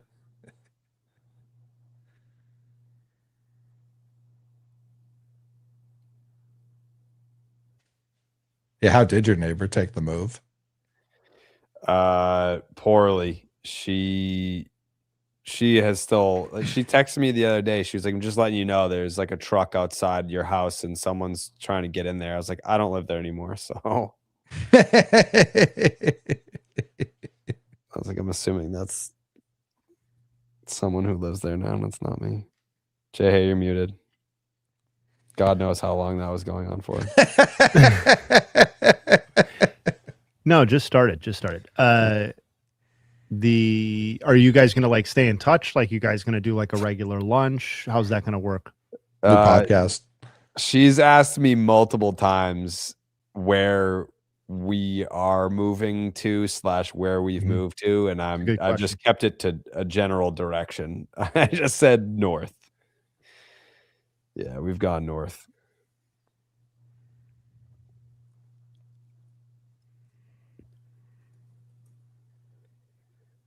Why the change up on IKF? I don't think I've never wavered.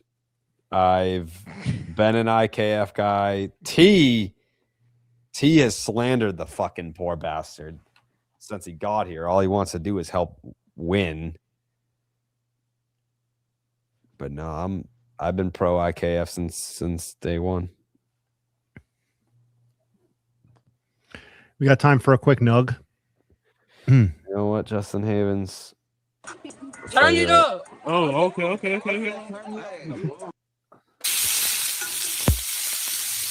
Little preemptive nug here. The Cubs technically have 3 outs to work with, but they're not going to work with them. We're going to count this as a loss, which means that this is the first time in Cubs franchise history they've had multiple 10-game win streaks and a 10-game losing streak in the same season. Jesus Christ.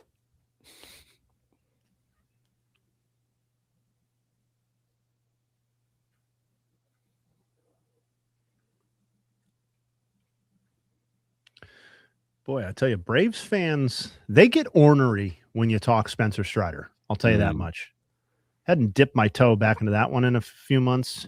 Oh, boy. They don't like you to point out that he's not that good anymore. I mean, the strikeout numbers are good, yeah? Yeah, he allowed 2 homers again tonight. 2 homers, 3 runs, 3 walks, in 5 innings. That was just like a bad 30 seconds, though. Unfortunately, those long balls are a big problem. Yeah, but they happen in the first 30 seconds of the game. Sure. I mean, they won the game. That's, I guess, the most important thing. But when you're having this as a loss for the Red Sox, when you're having an academic argument with people, knowing IKF could strike at any moment. Yeah, IKF is gonna get another AB at some point. He's lurking. Well, I guess that's not guaranteed, but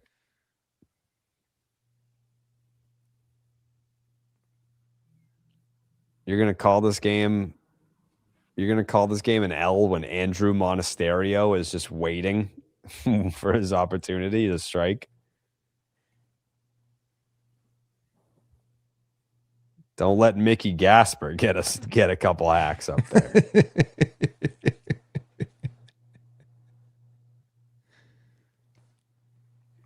We are just a home run derby hack away from tying this thing up.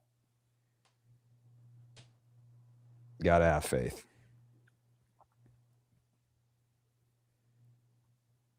Yeah, the home run derby could check into this game and turn the tides like the fucking moon. Just like that. Snap again, Coley.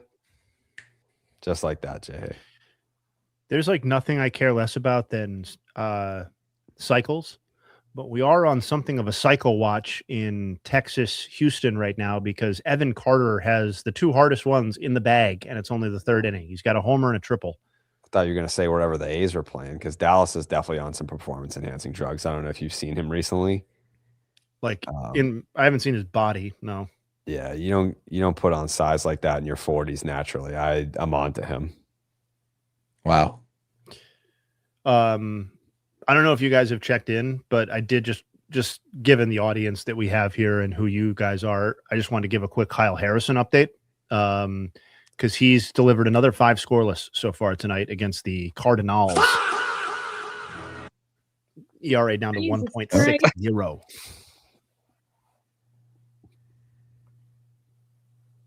I know it's just like, why are you updating a Brewers Cardinals game? It's like, well, isn't that kind of random? And it's like, I guess it's kind of random, but I mean, Cy Young watch, you know. Yeah, you know.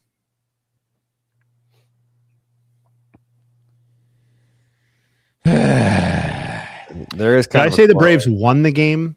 I meant to say they're winning because it's not over yet. No, it's not.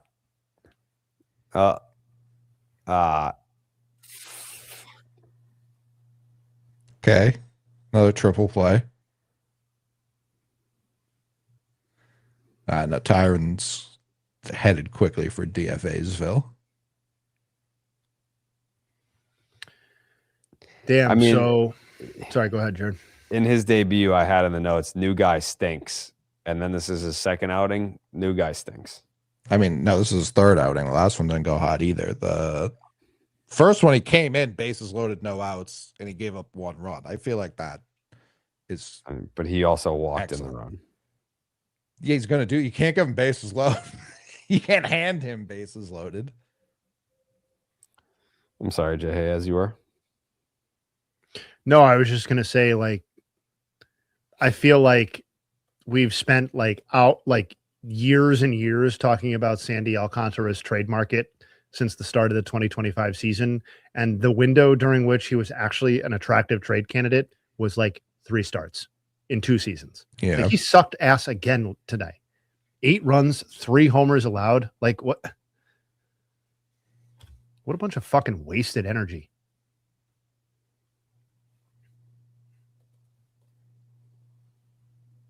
I'm kind of surprised Harris even got that out. That looked like just like a regular swing.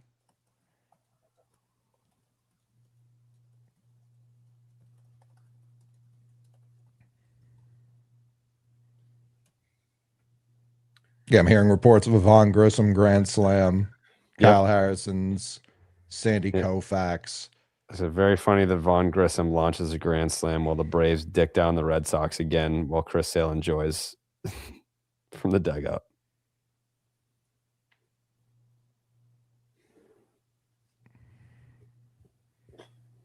Love it. Love this team.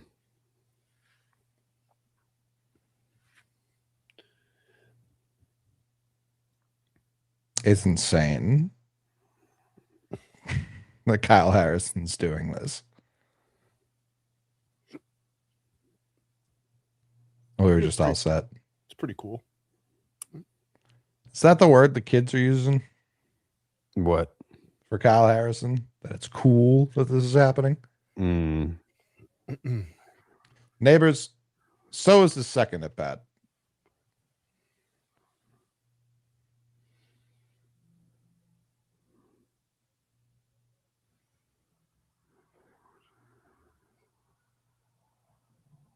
Yeah, I don't mean to say Harris is incapable of hitting the ball hard or anything like that. It just didn't seem like watching it, knowing what happened already, watching it didn't look, especially dead center to Fenway like that. Like that's a shot, and it didn't seem like he put like shot effort into it. That's all.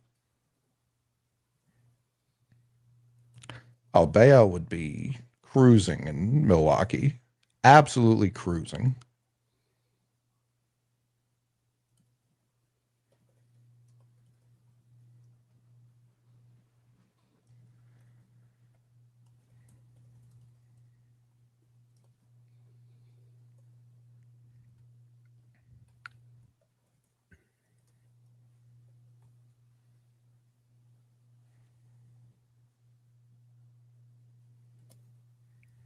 Nine games under 500. The Sox? Oh, but he throws 102. Yeah.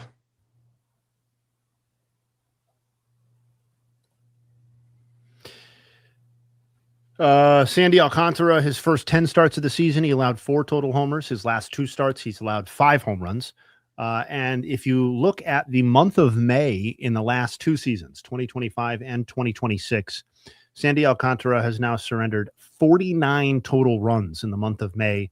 That is the second most in all of baseball, behind only Kyle Freeland, who has allowed 50 runs in the month of May over the last 2 seasons. Isn't Freeland hurt? That makes it all the more impressive, doesn't it? Yeah. Imagine, like, I think he's back. Freeland is back. 15 years ago, if you threw 102, you would have been a freak show in the league. And you can be in the league right now, throw 102 and be like, this guy fucking sucks. He's kind of nails after he sees a couple runs go on the board. I mean, we got plenty of those guys. Like he was dialed the second he gave up that bomb. He just locked right in. Yeah. Yeah, some guys need to go out there and give up a couple bombs and be like, you know, it can't really get worse than this. I might as well just relax.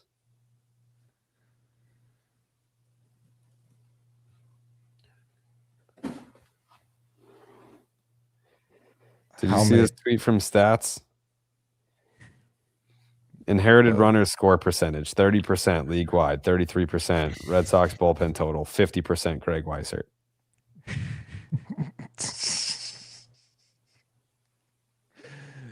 Yeah, the fact that they just keep giving him that situation too. Yeah, runners on, get Greg hot. Get him up, man. You guys think what I'm thinking? It's Greg time. I don't even need to pick up the phone. They know. They know. They know who to get warm. Bases loaded, bullpen phone rings. Greg's already up, dude. You don't have to worry. He's up.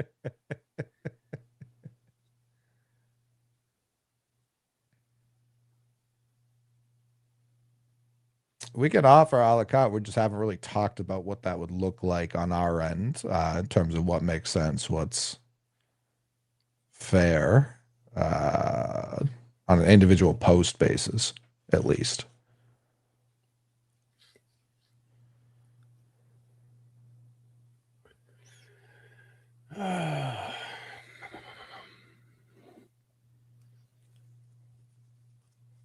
This is not a good night for Red Sox fans.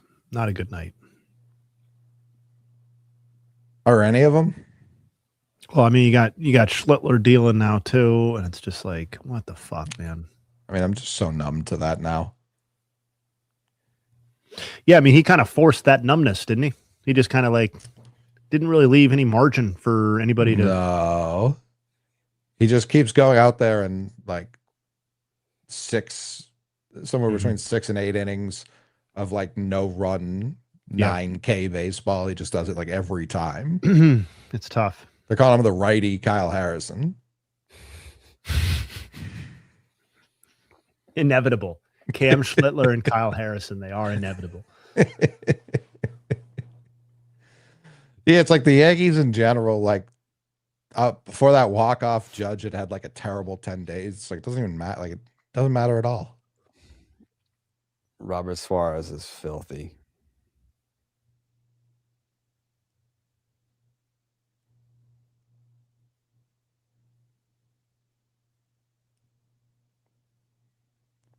Decent 8th inning guy.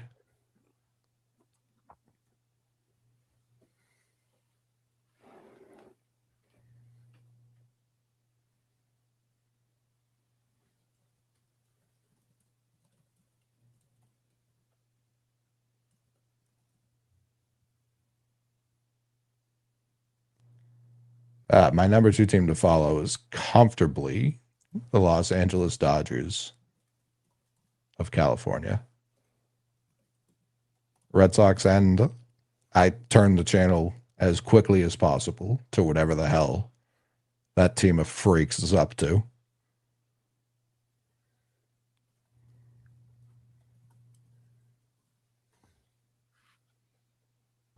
Do we want to switch our scoreboard to that game after this game is done?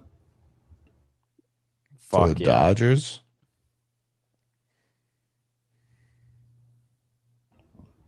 They start in about an hour, so we'll have to wait on that one, actually. Let's get some fucking Spurs Thunder scoreboard action going on. We can absolutely do that. No, Jared would leave. He'd get his own damn cups. Yeah, I'm thirsting for cups. I know the Yankees were up 10-1. Jesus Christ.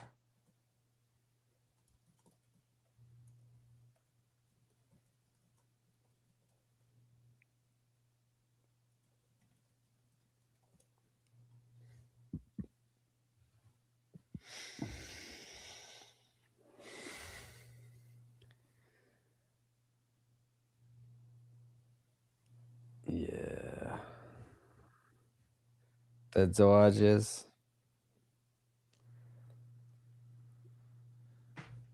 Is there any way that T can also get suspended still on BID?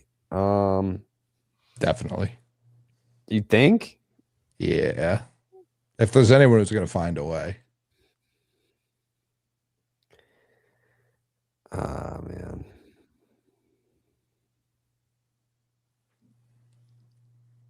Yeah, I think Nesson did that because they're broadcasting from the monster. I thought they fucked up at the beginning of the game too. I don't have eyebrows. Like I barely have eyebrows. Due to the waxings. If I wax them, would it make them grow in better? I'm lacking the brow. T has been nails on BID.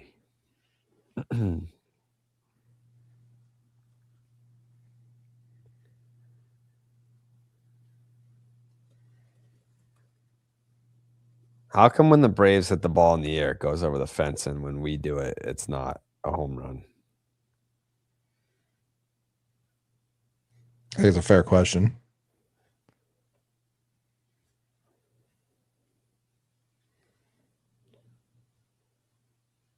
There is a Red Sox Reddit thread today that was complaining about my commercial. And I was like, I don't tell them how many times to play. I was like, I think it's annoying too. Like, I don't want to see that every time the games go to break. What did you tweet, Jay? Hey, you son of a bitch. What's up, man? Oh, gee. Jesus Christ. It's definitely it's a Kyle Harrison tweet. I already fucking know. it's a double whammy. Oh, no. Wait, what? I was just trying to like positive spin stuff. What are we talking about? Let me see. I'll be the judge of that. Red Sox will probably lose tonight, but some bright spots are happening. Kyle Harrison with another scoreless start so far, and Vaughn Grissom with the go-ahead grand slam in the 8th. The future is bright, even if the present is ugly. Yeah, are you proud of yourself? Yeah. Yeah. All right. Well, at least you could be honest about it. Gotta be fair and balanced here. Yeah. I agree. At least Chris Sale isn't looming in this series as well. That's gonna be that's also Tolley too, right? Yeah. I believe so. He only faces the most difficult matchup imaginable. I mean, it doesn't matter. Like, it doesn't matter who he goes up against. The Red Sox will find a way to fuck it up. That's what they do.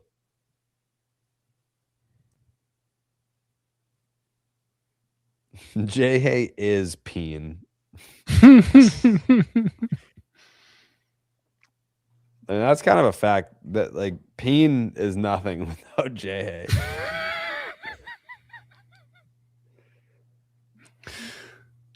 J-Hay is the driving force of peen.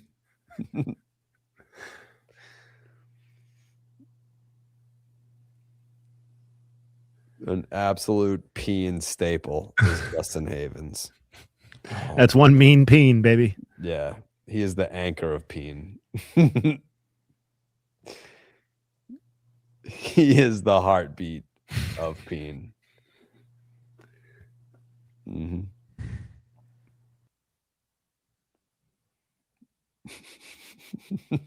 Peen Lord.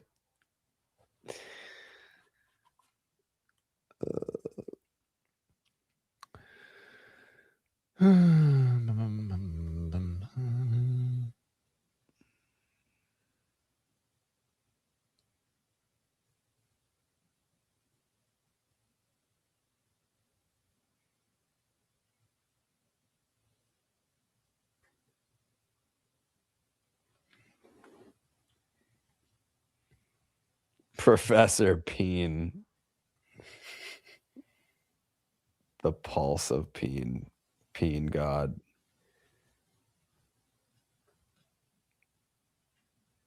Whoa.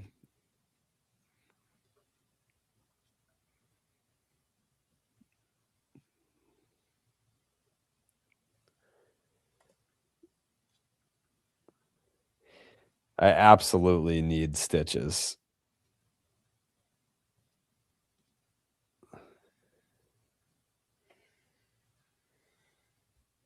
You think they have Reese's peanut butter cups at the emergency room? Yeah, just throw a few down your gullet. And it would make me feel so much better.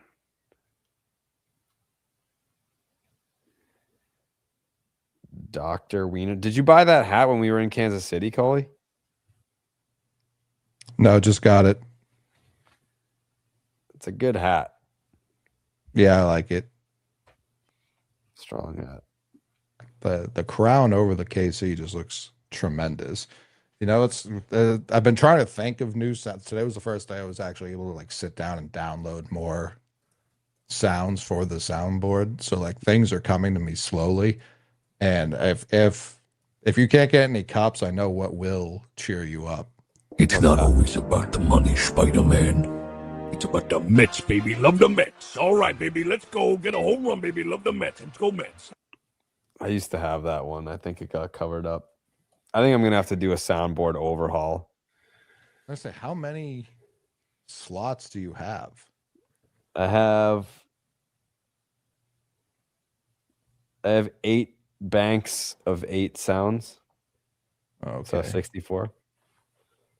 I don't know what my total is. But then I just got the new one over there. So I'm going to have 64 sounds for the podcast and however many the new one holds for the stream. A couple trillion. Mm-hmm. This is the first time tonight the Cubs have had a game featuring 12 or more runs allowed, 3 or more errors committed, and at least 1 hit by pitch and 1 wild pitch since August 22nd, 2010. So, Jesus, if you like seeing a bunch of bullshit happen, this was the game for you. Wow. He's through 103. Yeah, I don't think that's him doing it. I think that's the ball. Huh? So why does Guerrero hiss after he throws? I think it's just the ball cutting through the air. And I will say, for someone who throws that hard, he does finish his pitch in like perfect fielding position every time. He knows they're going to hit it. Yeah. Imagine throwing 103 being like, I got to be on my toes out here.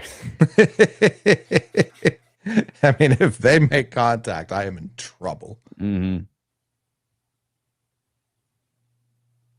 All right, I'm going to the bathroom. Be right back. Go to the bathroom, Jay. All right, I guess not what I meant to click. Braves broadcast showed it, and it's him hissing. I don't hate it.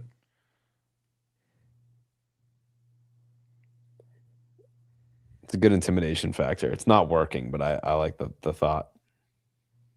Every like seventh pitch, he should throw a snake instead of the ball. That would really fuck with hitters. How old is he? 35, Jerry. Are you for real? Mm-hmm. What's his story? He was born 35 years ago. Yeah, but like, why is he here if he throws 103? Well, he's bounced around. I think he was in Japan, or Korea, one of those leagues for a little bit.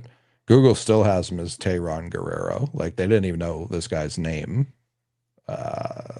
till very recently. So he was on majors. He's played 4 seasons total. He's got a 5.85 career ERA, which will do it. This is a muddy. So he was with the Marlins in 2018 and 2019.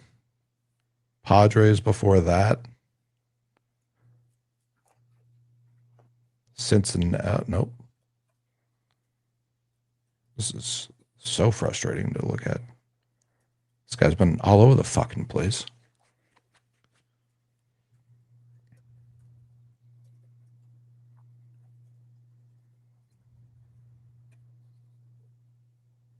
It's hard to even look at this. This is a mess.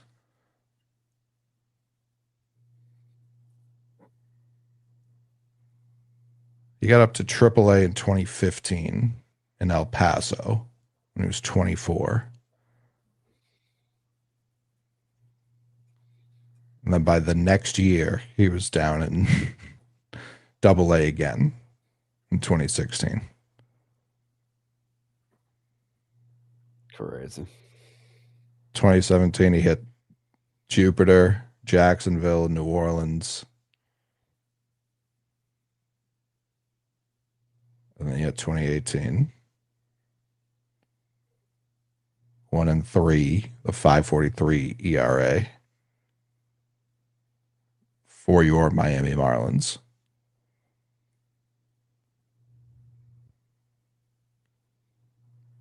Yeah, he was in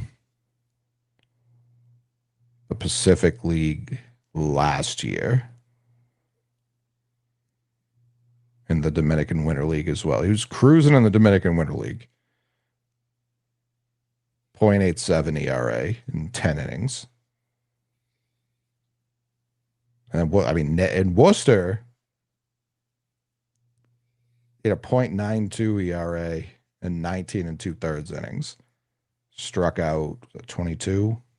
Yeah, struck out 22 in those 19 2/3.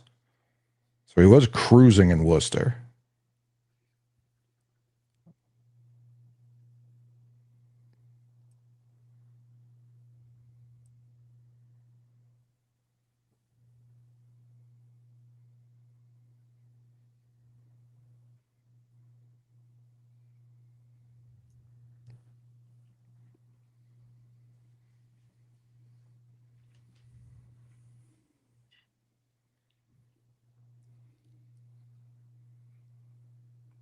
I hate that all their home runs were solo shots in this game. They should try and do it with more people on base. That's how I would do it personally, but it's just it's hard to coach from the couch, as they say. For sure. Like back to back to start the game, if we're being honest, pretty selfish. Yeah, it did nothing.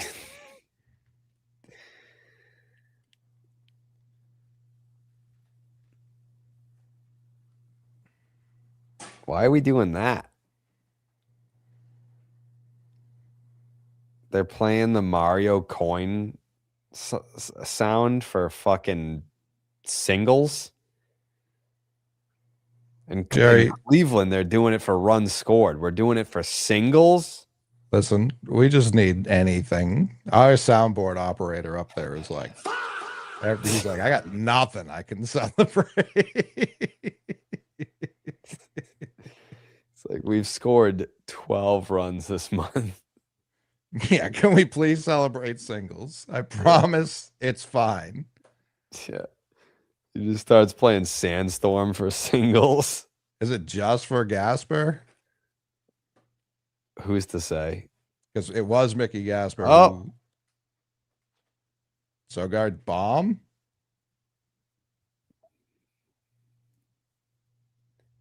The fuck was that throw?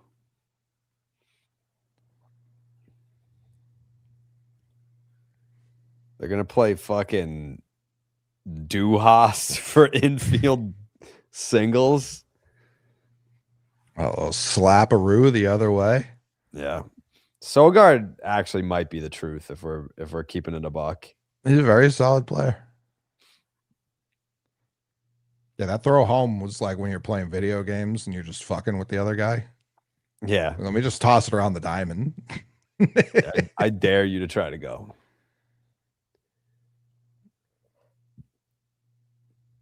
Wait.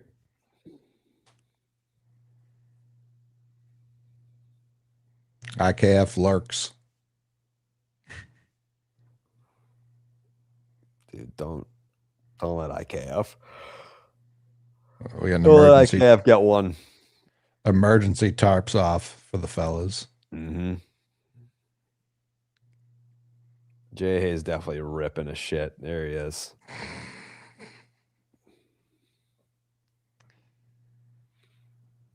No. What'd I miss?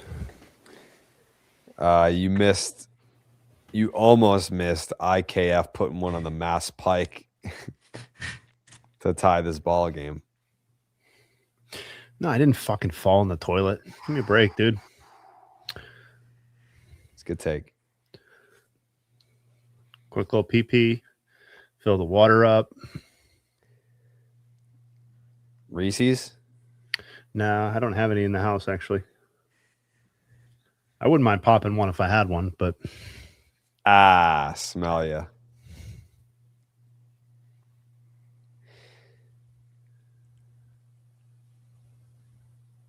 I was just about to say something super hypocritical and I stopped.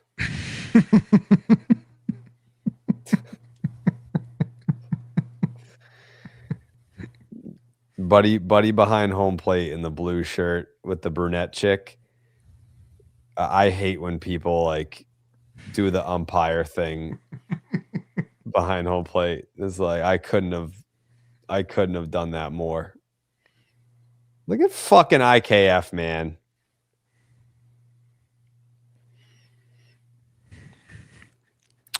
What about him?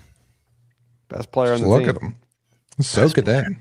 Best player on the team. Oh my god. Very funny. You're like, look at this fucking douchebag. It's like, oh wait. Yeah, that was me. But I've grown. IKF is literally starving for ketchup. By the way, I don't want to be a Debbie Downer as the Red Sox complete this comeback here, but Roman is being so fucking careful with his hand in the dugout, like it's his hand is shattered. Like it's not like I got a brace on, but like it's precautionary. Like he's holding it still, like it's in a million pieces. Nope. First runs allowed since last August. Jesus. I mean, it was bound to end against the fucking death row Red Sox. He knew he couldn't have dirty bases if IKF came up. He knew that wasn't going to last. What is happening?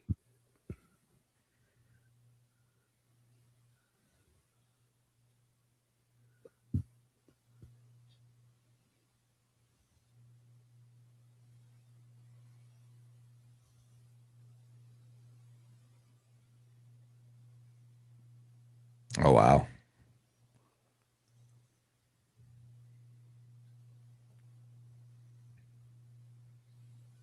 Big night for JD. Yep.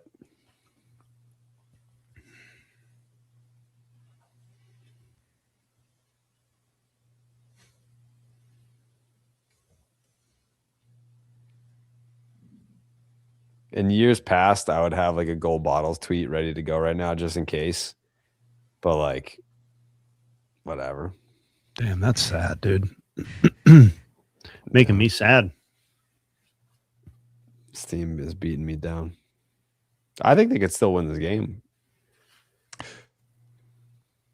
Yeah, it's not an impossible situation. Especially with this guy. Any chance we see a double play? Yeah, of fucking course.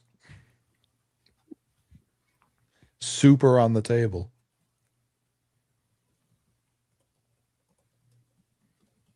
Yeah, the amount people still hold out hope warms my heart, genuinely. So I was listening to Loomer on the radio this morning, and it kind of changed my perspective a little bit. He says, I show up to the yard every day, and we're 0-0 on the season. That's how I look at it. And I feel like you kind of have to, or else you will just like lose interest and stop watching during seasons like this. So it's like, yeah, like, you know, I love baseball. The team sucks. Season sucks. Not very likable or interesting. Okay. Weird decision.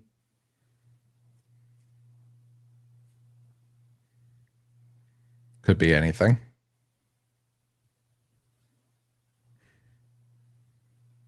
Okay.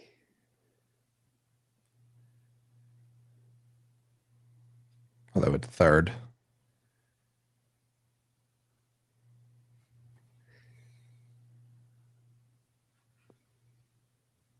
But yeah, anyways, that's kind of how I'm going to look at it. Just show up and be 0-0.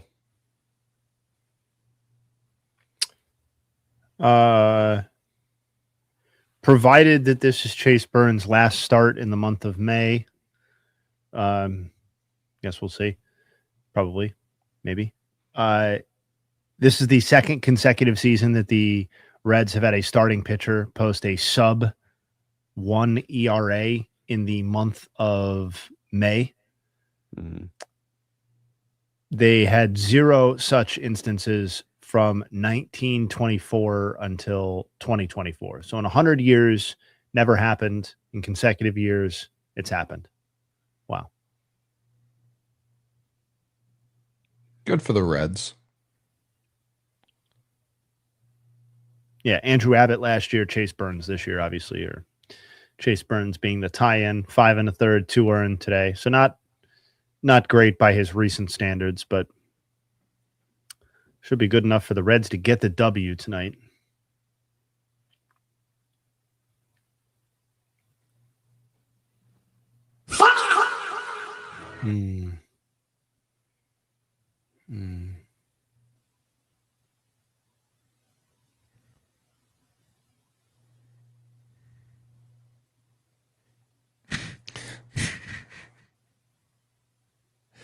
The camera cut to Michael Harris, and he might as well have been wearing like a full mink, dressed like 2005 Pimp C.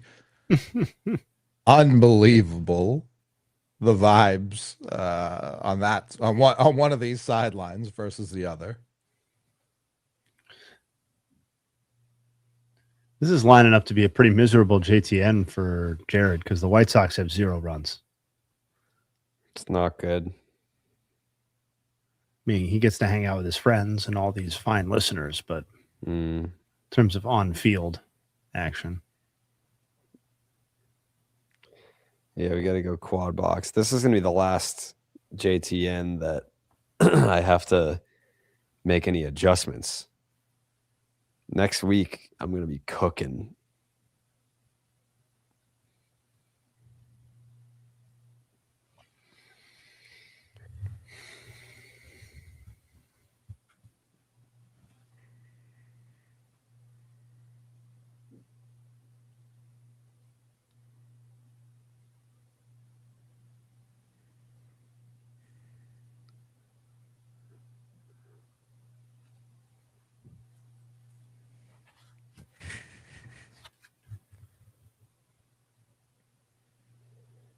I wonder if I go downstairs if there'll be any Reese's peanut butter cups.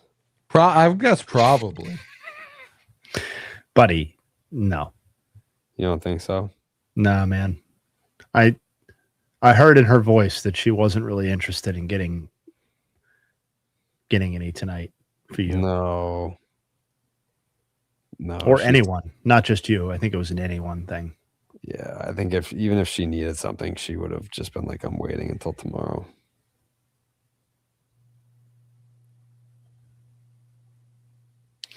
Have you ever eaten so much of one thing that you threw up?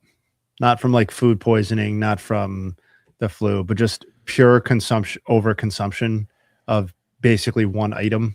Have you ever done that before? Not too much food in general. Not overeating at Thanksgiving. One food item. Have you ever done that? I think there was one time where I ate like a whole pizza and then like I was really nervous about something and I threw up the pizza. Okay. I don't know that I would have thrown up the pizza if I didn't eat the whole pizza, but I didn't just there are other circumstances. Murakami just went yard. Yeah. God, that guy's a fucking Southside Samurai.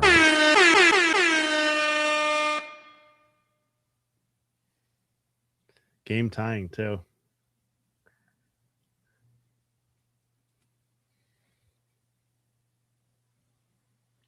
What have you eaten that you've done that with?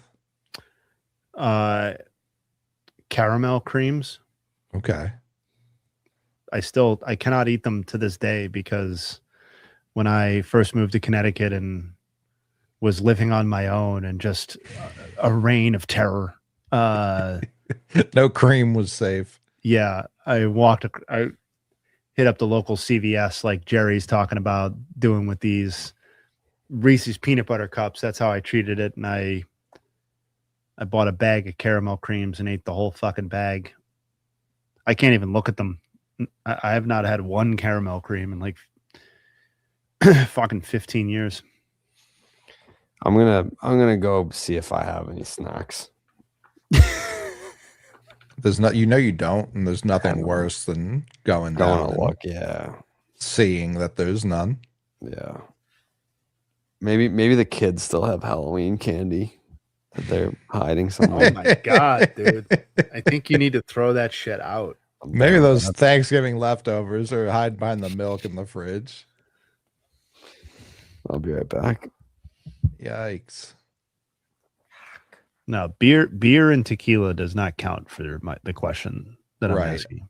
Because I was going to say, I can't drink straight rum anymore after a bad experience. Yeah, no. Yeah, but that's obviously like that's literal poison. Like yeah, and making yourself sick, at least in my opinion, making yourself sick off of something as innocuous as caramel creams is way more pathetic than making yourself sick off of too much tequila, too much beer, too much rum. Sure. I've done all three of those. That's just standard operating procedure. That's called college, really, I think. But right.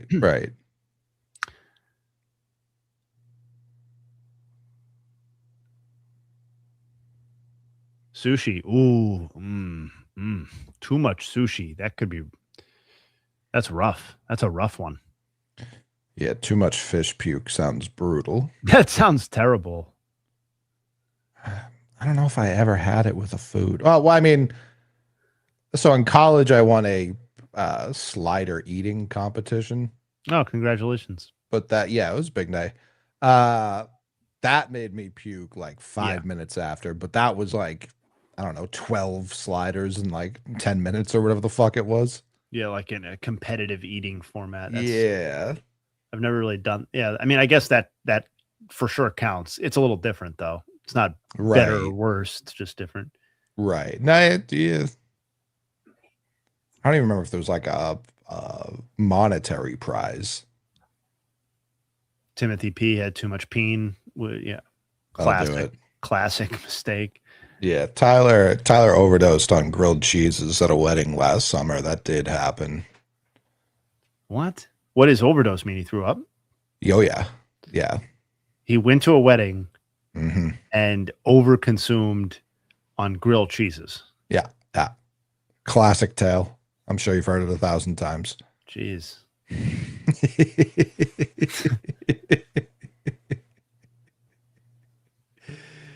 Yeah, he said they had like grilled cheese apps and he just completely ruined his night.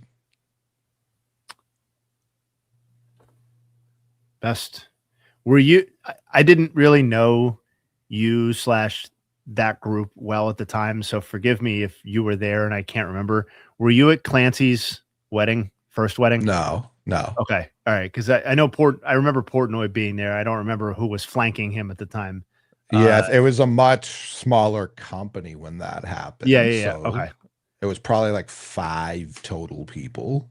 That's still probably the best food that I've ever had at a wedding. Okay. Obviously, quality of the food didn't transfer over to good fortune for the marriage, but things happen. Yeah, things happen. Have I ever been to Max's Oyster Bar? Absolutely. We go to Max's Oyster Bar every year for my mom's birthday because my mom loves oysters and I live in West Hartford. So yeah, I go there at least once a year. Nice little tradition we've got going on now. Champagne and oysters, baby.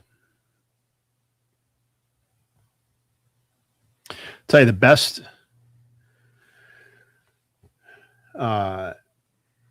Eventide in Portland was phenomenal when I went there in terms of seafood a couple of years ago when we visited. Would really like to get back there. Yeah, I've only heard good things, but I'm not a seafood person, yeah. So it means nothing to me. Yeah. We're doing our family vacation in Maine again this summer. So I think we're going to do a day thing in Portland, which will be nice. Hope I could see how that would come up. Yeah. Oh, yeah. Do I think Southern Maine is the most underrated part of New England? I don't know anymore. Like I do feel like I hear more and more people talking about Maine in general. So I don't know if it's what's considered anymore. Southern Maine. Like with that question, like I mean, I know geographically where Southern Maine is, but it's like anything Portland and South is viewed as like not really Maine by people right, from Maine. Okay, that makes sense.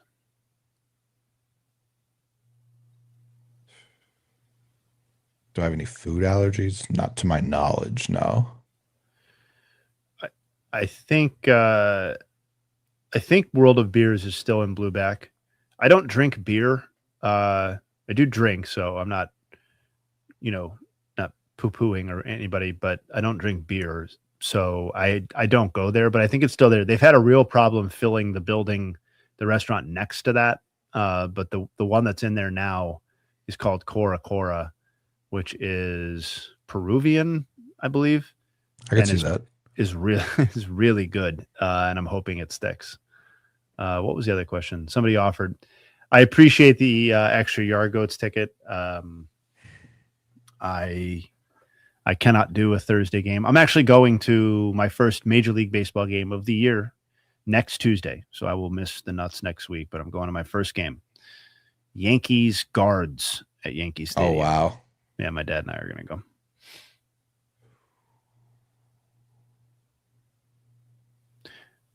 As part of signing up for the Yes Network or the Gotham app or whatever you pay for, my wife is a Yankees fan, and obviously I am invested in watching and following the Yankees for work and otherwise, you get free the subscription. You get 2 free tickets to a game. So that's what we're doing. We picked the Guards game. What are all these messages going on in the Justin chat?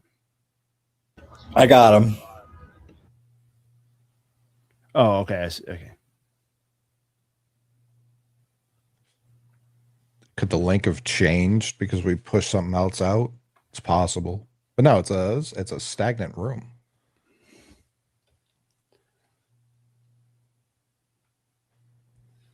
Let's see. Yeah, I can't invite anyone. So I would say it should just be the link. It's nothing that should. Everyone else got in through the same link. I'm about to test it out again. All right. Yep. I see. Yep. There you are. Found out I'm going to be a dad. Any tips from the fellas? Oh man, congratulations. You just fucking do it. Yeah. I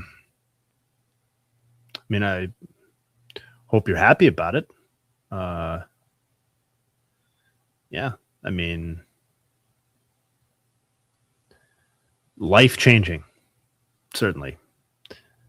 Feels like a before and after in my life. It feels like a completely different life that I led before having kids versus now. Sure.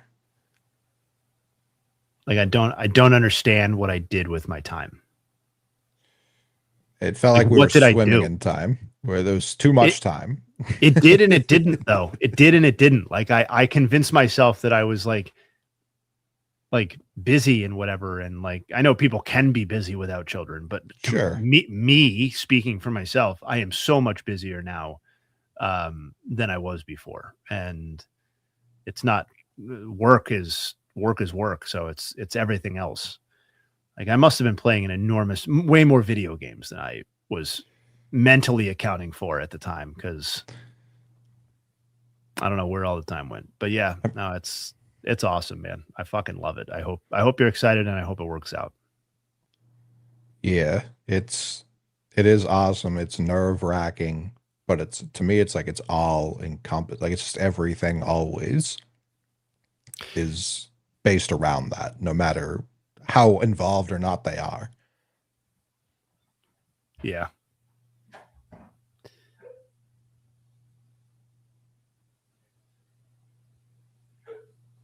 But it is fun. I was at T-ball tonight. Just very funny to watch. It is. We're doing that for the first time this year. So we're like 3 games in. It's been more frustrating, if I'm being honest, than enjoyable. Oh, I'm trying to stink. Like no, it's not about bad. stinking. My daughter's it has been a poor sport in some of them. I'm just like, oh wow, or just like lethargic, and I'm like, can we fucking just like? And then she'll come home and play in the front yard and be like fucking Chandler Simpson around the base paths. You know what I mean? It's like, oh, okay. All right. It's just like there's something mental about going to the field. There's a crowd there. You know. Oh yeah, I mean? She's like, the smallest. Yeah, she's one of 2 girls. I get it. There's a lot working against her, but it's funny to see. You get because I just, to your point about it's funny to watch. Like you just see these little kids in these, like she's like, we were putting on the pants the other day, and she's like, these pants are itch, and I'm like, Isla, let me tell you something. That is the tradition of playing t-ball. Is in the history of the part of the activity, they have not figured out how to make these pants any less grating on the legs. And you will endure it just like we did. Rocket, it doesn't. Are you snackless? Is that how that? You're never gonna believe what I had for a snack. Dip. A dip? Yeah, that's what I was going to guess too. Yeah, this is a post snack dip. Did you have? I had something that was satisfying to me. Oh wow, not what I expected. No, this is not going to be what you expect either. I'll be honest. Sure. Is it like a yogurt? No, I wish I had time for that. I don't. Definitely were gone in a yogurt amount of time. What? Well, we're not asking you to like culture the yogurt. We're just... We're not asking you to like culture the yogurt. We're just... Well, Not my yogurt, because when I make yogurt, I have PB2 or whatever the fuck it is. Yes, yeah.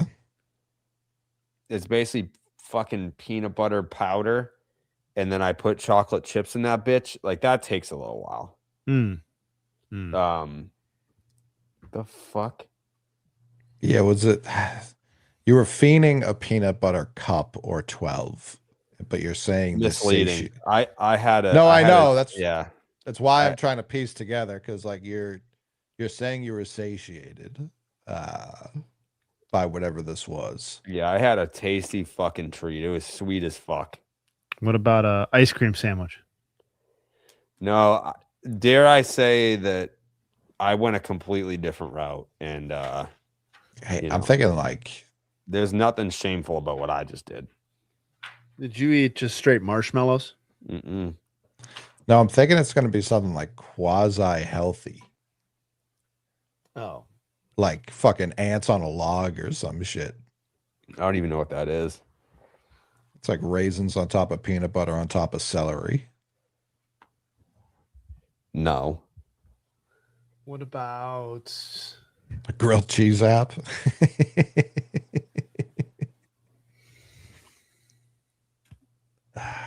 Was it like berries and cream? Just straight up pineapple, brother. Oh, sure. Oh, Yeah, I've got some of that in the pineapple. fridge. Yeah. That's a good call. Yeah. Yeah. Yeah. I will say the people that are in the town that I just moved to, super friendly. Like, when I went to the gym in Saugus, everyone was so mean.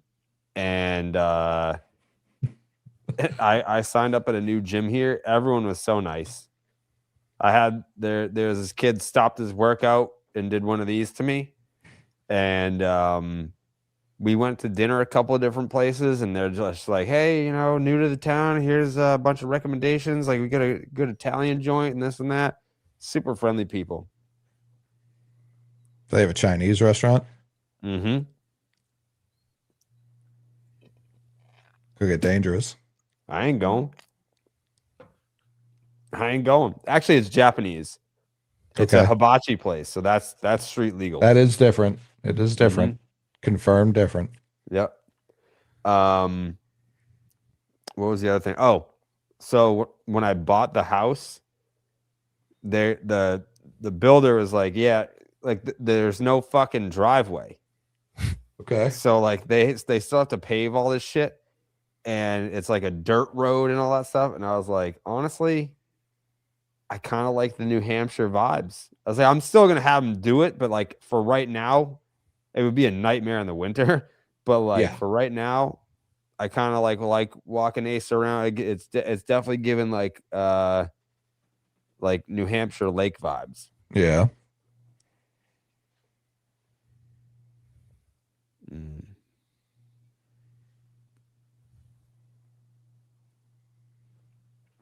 What kind of dumb shit is Dallas saying on the broadcast right now? Let's find out.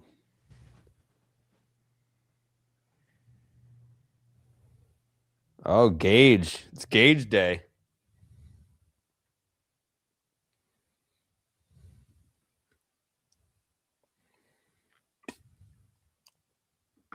What nationality is Jump?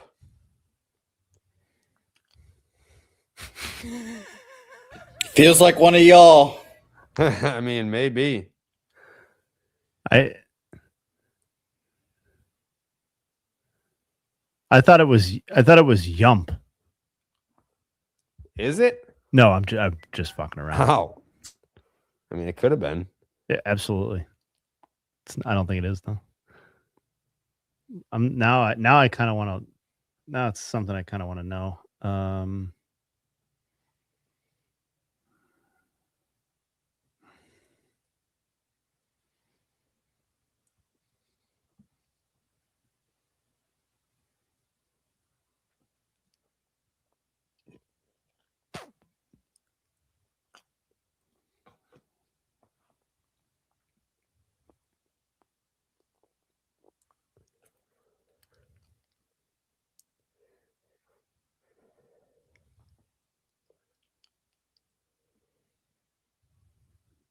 I don't mind a good sack fly.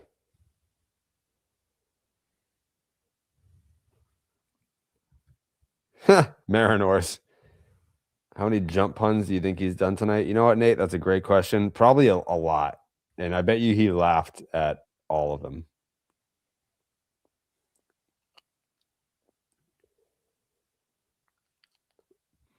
Question for Krause. When you guys were at Barstool, was there ever any talk about bringing an office to Boston? Yes, constantly.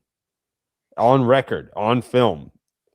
There's a video of me, Coley, and Dave outside of the Garden in 2018. And I think Dave said, honestly, I might have the fucking video in my phone. Let's see. I know Gaz has it on. Yeah, here it is.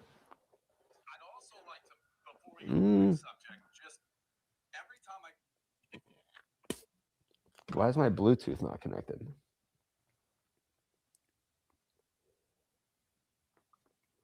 Hold on. Bluetooth. What is this thing? Oh. Okay, here it is. So I'm going to stick with Cavs in 6. I'd also like to, before we go to the next subject, just every time I come back to Boston, and Jared, you'll probably appreciate this, and Coley, well, I don't know about you, Coley, more Jared, I think.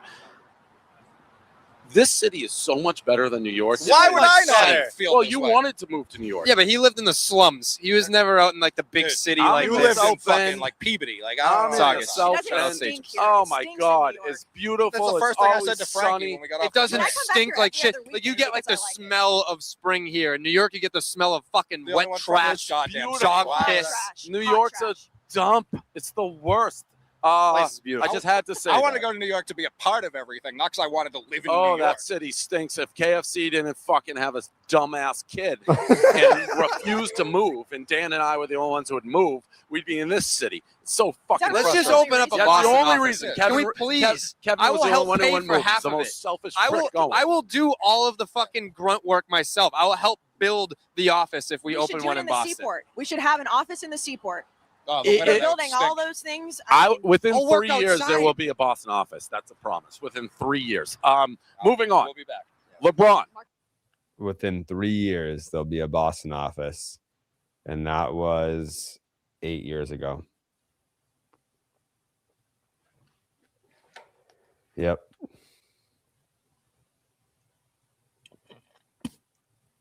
I think I can't remember if I said it to Dave or not when we were talking about a reunion a few months ago. But like that thought crossed my mind is like, would this be the thing that gets his brain thinking like, let's do a Boston office? Get Hogdale to move to Boston, Mutt, Kirk, the whole gang.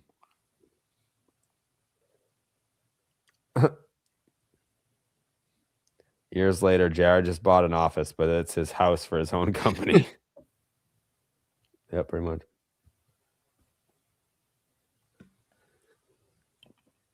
I mean, pretty much out of all the Barstool Boston guys, I think I'm the only one that came back to Boston. Gaz is still in New York. Fleidelberg's in New York. Hank is in Chicago.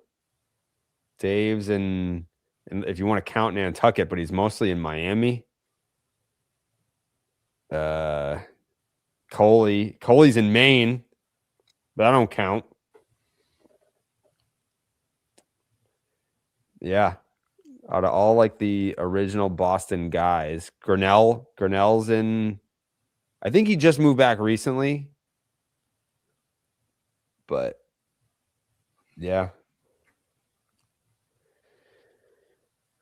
When are the Section 10 hats shipping? I don't know. It depends on when you ordered it.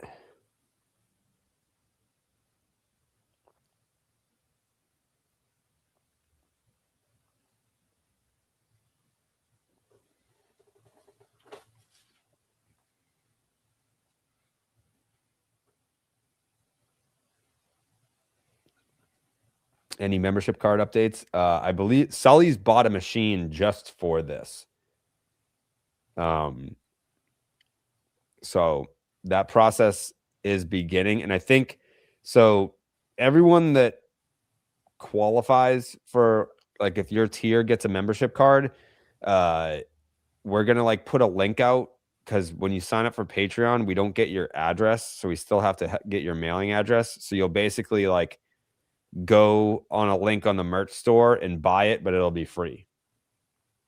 So it's basically just to get your shipping information.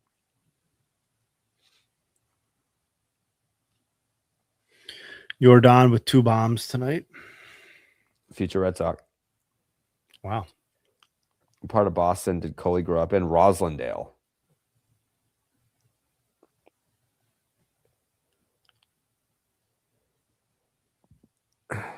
Yeah. Gaz had that video like ready to go. Like I remember texting him about the Boston office, and he texted me back within seconds with that video.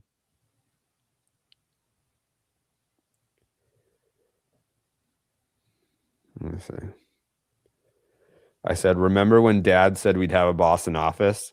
That was at 2:03 p.m. And he texted me back that video at 2:03 p.m. That's how fast it was.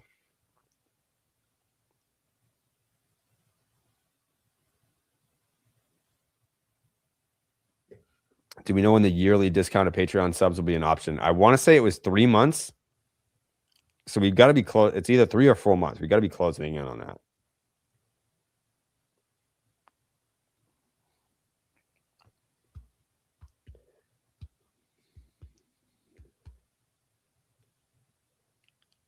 Favorite Alice in Chains song or album? Man.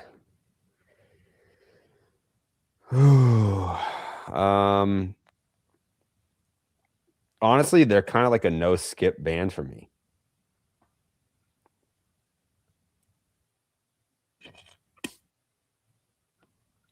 Like it would be tough to pick a favorite, I think.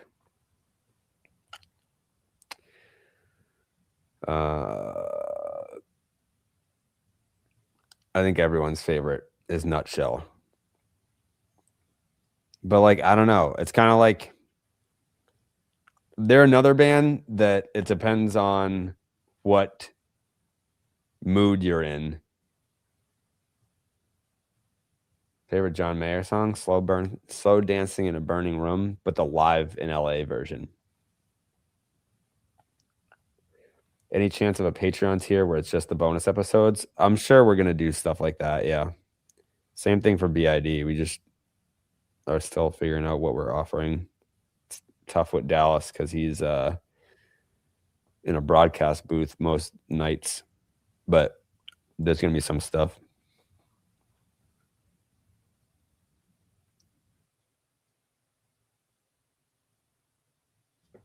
I'm jealous that you got to see Lane.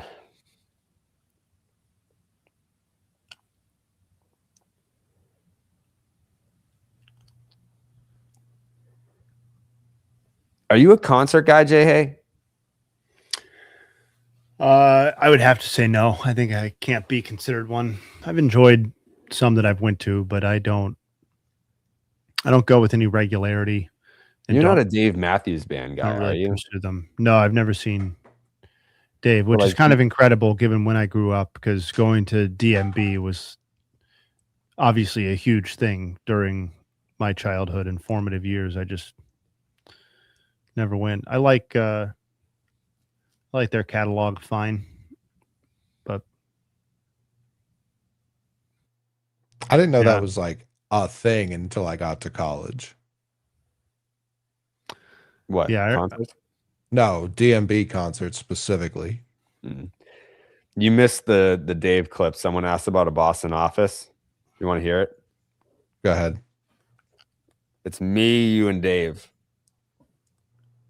I also like to, before we go to the next subject, just every time I come back to Boston, and Jared, you'll probably appreciate this, and Coley, well, I don't know about you, Coley. More Jared, I think. Your face was like, what? This city is so much better than New York. Why would I not feel well, you wanted to move to New York. Yeah, but he lived in the slums. He was never out in like the big city. Like you this. live in fucking like Peabody. Like I'm I in the South End. Oh my God, it's beautiful. That's the first it's thing I said to Frankie sunny. when we got off. It doesn't stink like shit. Like you get like the smell of spring here. In New York, you get the smell of fucking wet trash, dog piss. New York's a dump. It's the worst. Place is beautiful. I just had to say I want to that. go to New York to be a part of everything, not because I wanted to live in New Oh, York. that city stinks. If KFC didn't fucking have a dumbass kid and refused to move, and Dan and I were the ones who would move, we'd be in this city. So fucking Let's just frustrating. open up a That's Boston the only office. reason. Can Kevin, we please? Kevin I was will the help only one pay who wouldn't for move. half He's the of most it. selfish I prick will. going. I will do all of the fucking grunt work myself. I will help build the office if we should open do one it in the Boston. Seaport. We should have an office in the Seaport.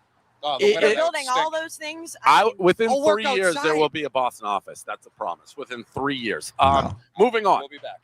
LeBron. LeBron and Jordan. What do we think? He's kind of got a little Dallas to him, where like he could just start any sentence with LeBron, like like literally any of them. Just like Dallas could transition to any A's player in history. Dave just being like, anyway, where were we? Yeah, that's right, LeBron. Fuck that guy. LeBron James. No, Our I voices sound way different. super different. I couldn't believe he turned to the only person in that video from Boston was like, you probably love New York. Yeah. He was like, you don't want to come home, do you? No. One of the most insane things. And that was the first one to move back. No. Yeah. No. Oh, yeah. I came back before you. No. When did you move back? 19. No. Yeah. When? What do you mean? What do you mean you moved back in 19? Right after, like, it was Thanksgiving break. Why did you do that? Pregnant. Oh, yeah.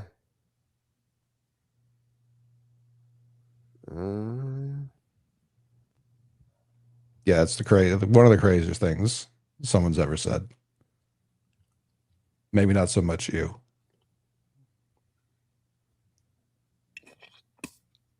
All right. This is fucking stupid. Hold on.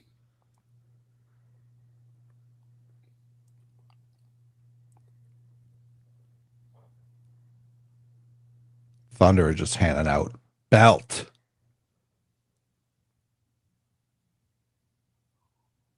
Not looking good, Coley. No. There's a lot of time left. Like 20-point leads are still jarring to see. Like 20 will always look like a large amount of points to be down by, but you got 20 minutes left. Like it's super feasible. I just went to go pay my movers, and it was on a website that there's a 3% convenience fee. Yeah. It just adds like an extra $300. I was like, I'll write you a check. Yeah, fuck that.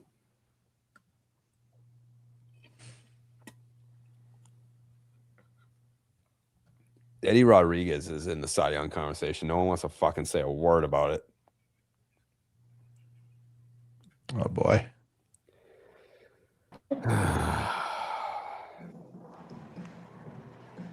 Hey-o. Turn it up. Oh, okay. How we living? Can you hear us, Dallas? I can hear you. I'm going to have to leave here fairly quickly, but for the folks who are unaware, Cage Jump is his big league. First inning is great. 2 punch outs to start the big league career. We love every minute of that. Big league getting crept up on him in the second. Not so much. You see some big league approaches. You see some efficient at bats from the Seaman. But inning number 3 getting ready to start. Let's see if he can smooth out some of the bumps he ran over in that second inning. But big time fastball. Still want to see the big time breaking balls as well because he's got a few of them. But I think just from a Arsenal perspective, fairly sexy. He looks good. He looks good. I love a good sack fly, Dallas. You and Tim Kirchin. Yeah. Shout out Timmy. What's the pitch repertoire? Welcome back. Time now for Wired Fan. Brought to you by the good folks over at Defy. Sights and sounds of the big league debut from the Southpaw. Gage Jump on the bump.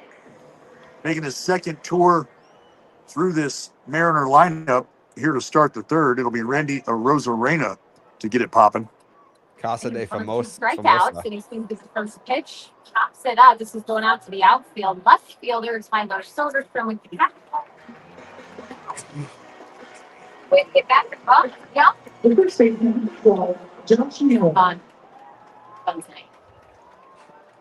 I think you've hit the quota. Fair to say you've hit the quota. You dangled the bait online. You got clicked to X earlier today. You started punting, jump, but you're going to get in on it. Casa de Famosa. You took that as an invitation, I see.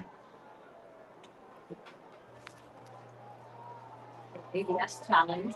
Shout out Kirby Zelma. Close. Very close. I feel like it just a hair off. CBS, owned by T-Mobile. Knuckle? He just loses his mind. I mean, those are the tough ones, right? Ball, strike, clearly could have gone either way. Now just one challenge here in the third inning.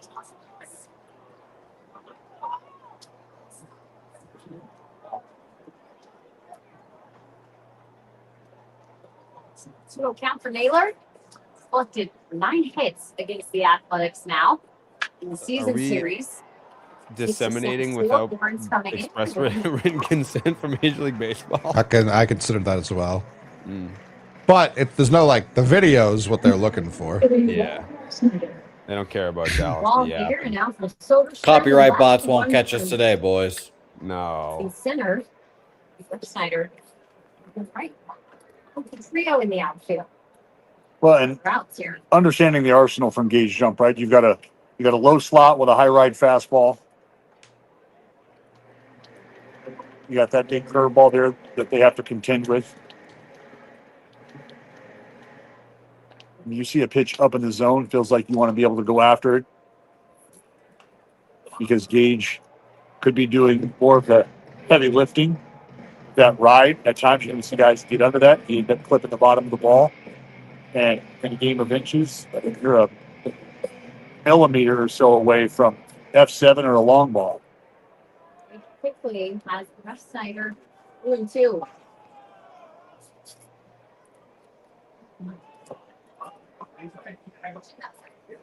Look out. Imagine if this whole time Dallas pretended to be a Major League broadcaster and he really just worked at a Wendy's drive-thru. Well, it looked like it ricocheted. Down to 12, Jose. People are trying to see this ball. It looks like it's going to catch Ref Snyder on the knob of the bat and then Langoliers in the armpit. I got to believe we very well could see Ref Snyder come back. Man, no, that that looks like it's knob. No, that got him. I mean, I know you see the finger move, but that's just because of impact on the bat, in my opinion. Doesn't look like they're interested at all in taking a look. No, that got him. They'll be lucky to survive. Here's another peek. And I mean, and there's no immediate reaction from Ref Snyder. Late for a second, and then as they started listening to Lane players, that's an exciting first. People just trying to order like a double stack. Traffic again. Now Mitch Garver like Derek Barton. The ground rule double. Launch and adding out to left field, so wisely Tyler Soderstrom.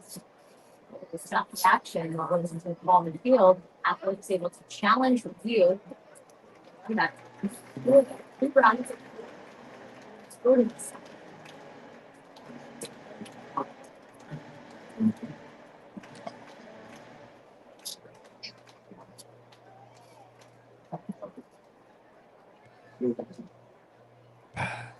One. Down to 8. Chip away tribe. After the first inning, which we saw Gage Jump do a really nice job of getting ahead and filling up the strike zone. Seeing him now fall behind a couple times. Put the fries in the bag, Dallas. This is where what I mentioned last half inning. You start to fall behind, the other team starts to sense a tentativeness to get back into the strike zone after that big second inning. They're just going to start to wait you out. 3-1. Herbert swings on it into left field. Tyler Soderstrom's not going to get there. His feet on the top of his glove. Herbert wants to pick it up. And Singer will move up to third. Pitch Garber. You'll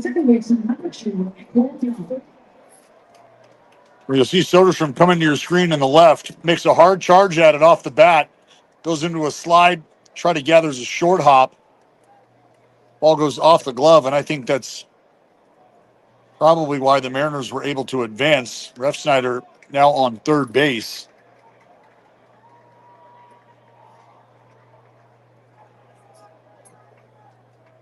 Mr. Cole Young on the ground. Up and heel. Third.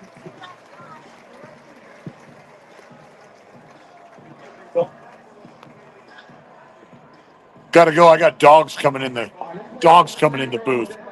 We're adopting dogs. All right. I'll be back.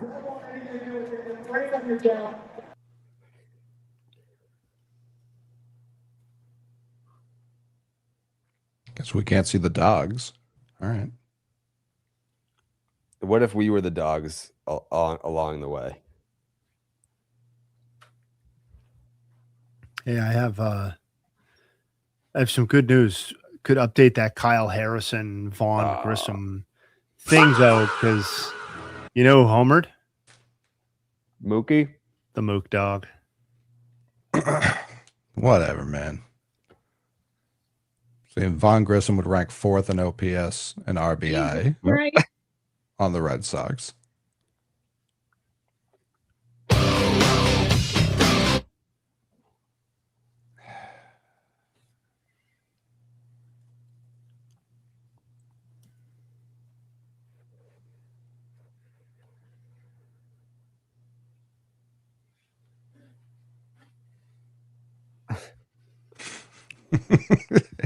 I'm sorry. Are you being an asshole right now? How about Verdugo to the guards, man? How about Verdugo back to the fucking Red Sox? I think that's where we're at now. We got like 9 of those. That's the only issue. D-Row is D-Row going to be the new Jason Varitek, where it's like, is he going to be the next manager? I think D-Row's got a great gig at MLB Network. I don't know. I mean, I'm sure he would love to manage in the big leagues, but like he gets to live the dream having a daily show. I don't know. The pay obviously is vastly different, but like, okay, I'm looking at Dallas with the dogs in here now. Are we sure D-Row has recovered from the ass beating Venezuela put on him? Just a savage, just beat down. Jose, the pride of Venezuela.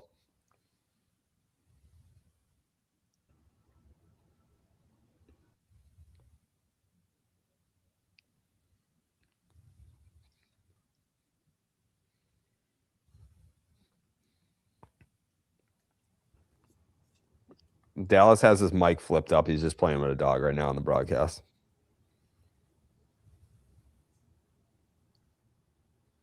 Murakami with the chance to walk it off right now. Runners at the corners for the South Side Samurai.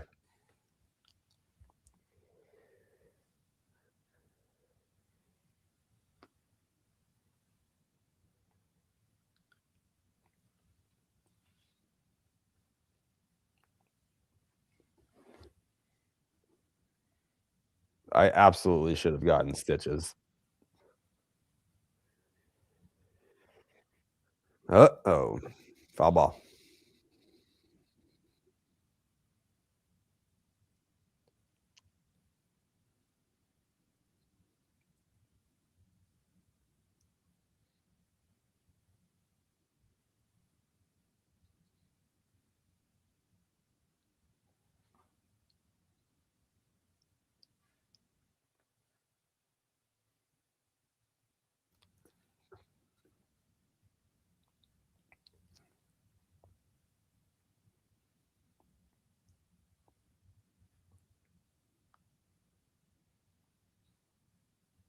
Come on, Murakami. You're that dude. Great take. When am I posting a new room tour? This room isn't even painted yet. There's boxes everywhere. There's pictures on the floor. There's TVs on the floor.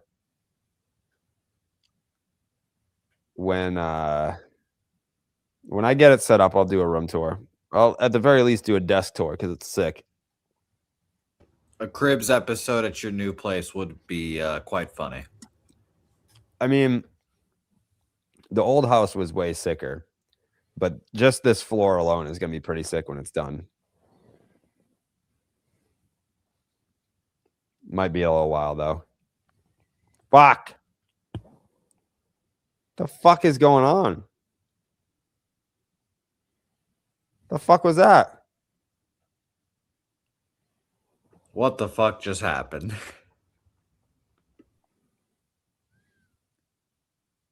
Buddy at first just went into right field.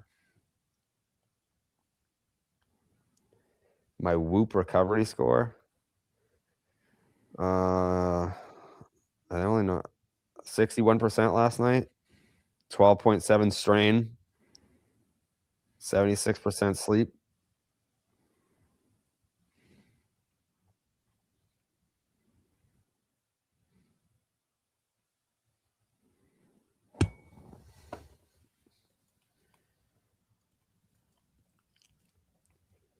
Jerry should have took the Barstool contract. No, because then that would mean that no one else would be doing this. Now we all get to eat. And we get to build a media company that hopefully within the next few years is going to have everyone in a very nice position. Great decision, Jerry. Thank you, Jose. Thank you, Jose. Yeah, I think. Yeah, fuck that idea. That idea sucks. Yeah, we're building something pretty cool right now. I think it would have been cool to go back but this is way cooler. Building something is way cooler.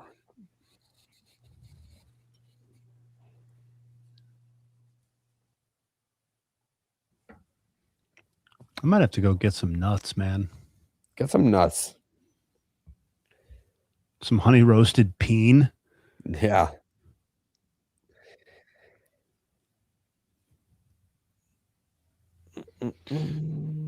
What if the answer to which outfielder should the Sox trade is all of them? What if they just trade all of them? Would you ever team up with John Boy? I would love to do some collaborative content. They didn't seem super interested in bringing us on board when that was a very, very, very, very preliminary conversation, but collab content, absolutely.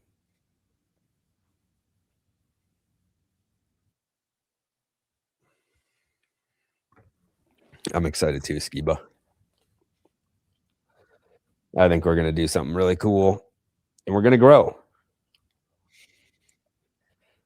Why'd you move to the other house if the other house was cooler?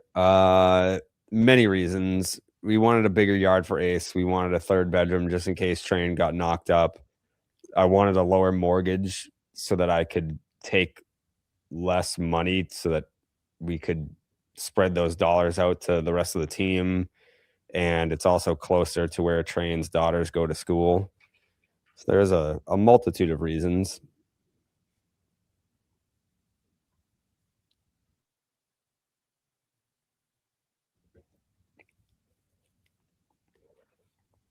Yeah, I'd love to be a dad.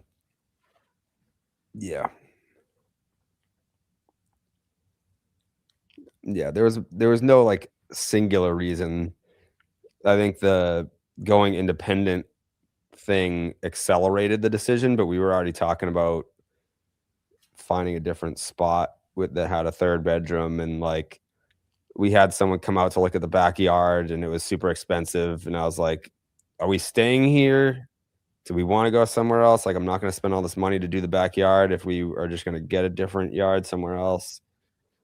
So those were the early discussions, and then when we went independent, I was like, yeah, I definitely could go for a cheaper mortgage so that I can take less. And then just location wise, we went closer to where the girls go to school.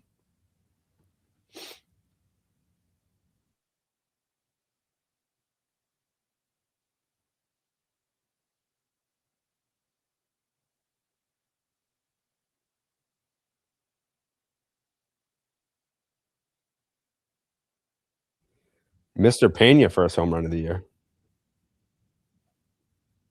Carlos? No.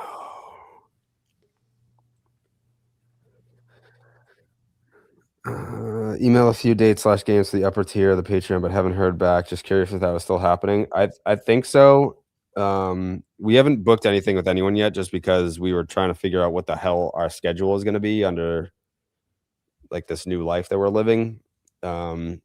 People are getting settled into their new roles. We had to bring in Jose. Jose being on board allows Mikey and Bags to go back to what they were doing. So we're still kind of settling in right now.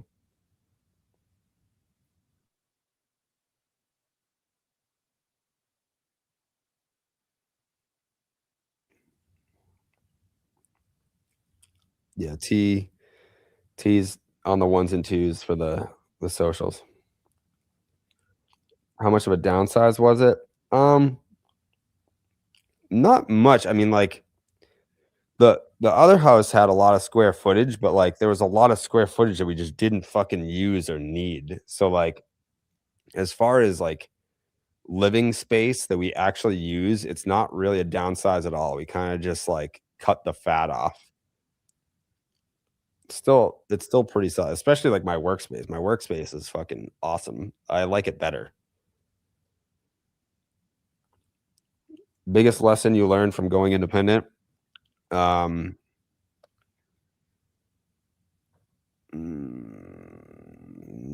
that we're more valuable than people think we are.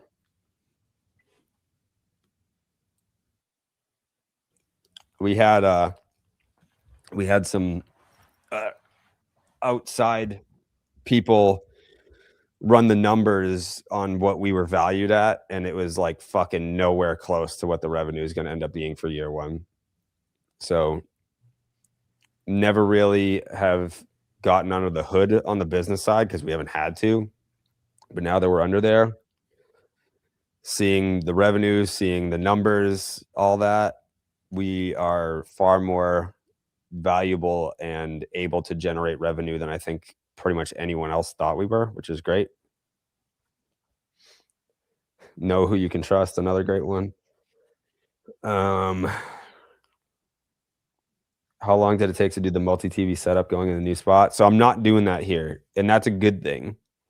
I have two 75-inch TVs that are going to be set up next to each other, and then you can do the quad box in both. So that'll be the 8 games, and then I have the 45-inch curved over here for the Red Sox. So it'll be more efficient, less flashy, but more efficient for me.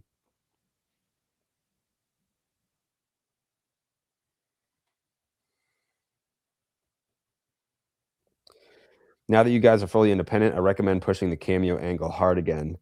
So part of the Patreon is that we are doing videos in there too. One of the tiers you can request videos, the same concept as Cameo. What I do with the remaining 27 TVs, they're fucking over there. There's so many TVs. I'm thinking about donating them to like schools or something.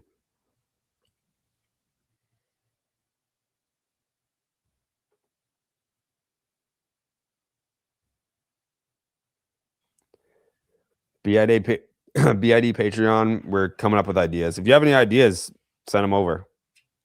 We have a few, but like to launch, we might have like 2 tiers. It'll look a little different. We just want to make sure we can deliver on all of it.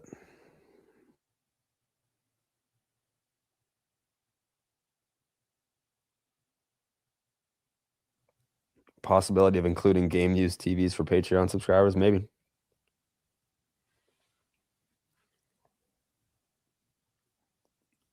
haven't seen Obsession yet. I really want to.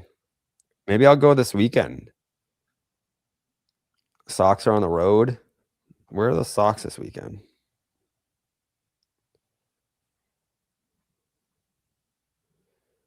They are in Cleveland.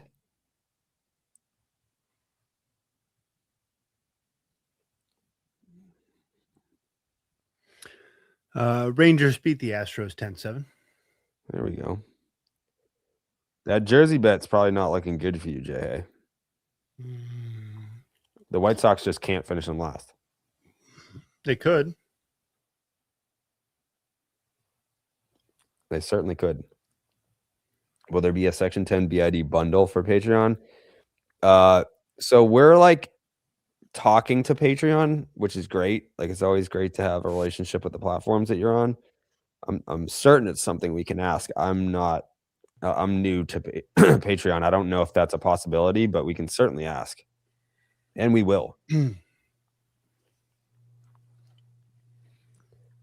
Dallas needs to get moving on some Slab Lab content.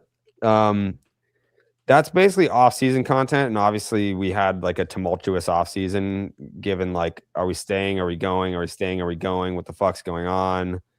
So like, that's the reason why there wasn't Slab Lab. But yes, we have every intention of bringing Slab Lab back. Fuck the fucking Twins, man.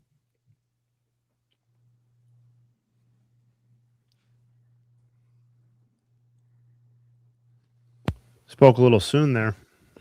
Yeah, well, it's only one game.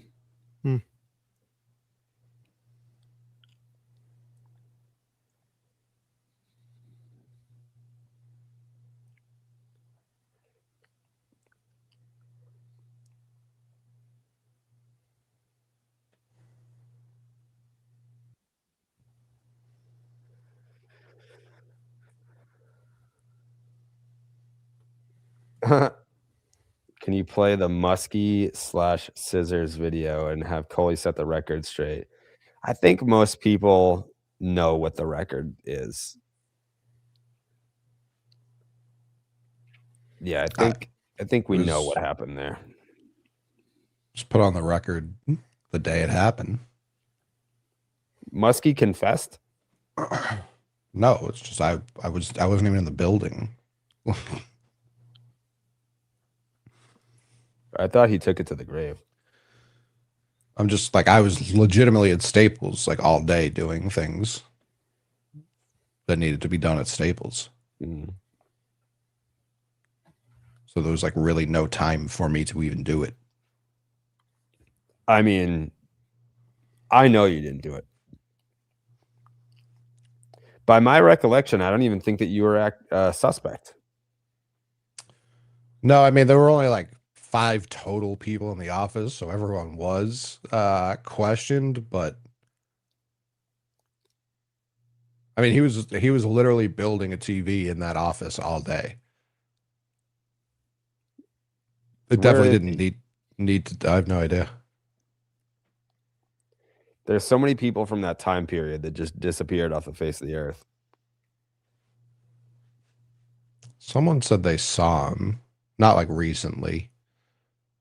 I think it was Big Cat who was like at like just walking around Chicago. He walked up to him and like before he even said anything, he was just like, "You're fucking Muskie, aren't you?" Classic Muskie.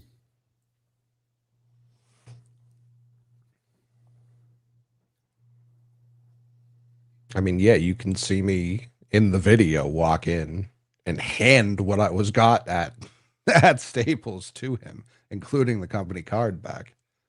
Who else was in the office that day? I mean, there were two other interns at the beginning of the summer. They lasted like 7 combined days, maybe. They were gone real quick. So the rest of the summer, it was me, Muskie, Elise, Gaz, Dave. That's it.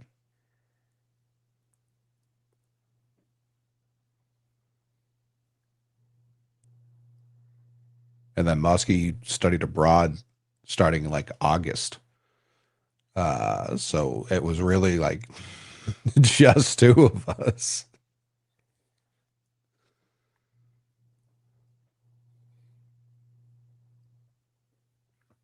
Trying to think if anyone else would pop in. Not really.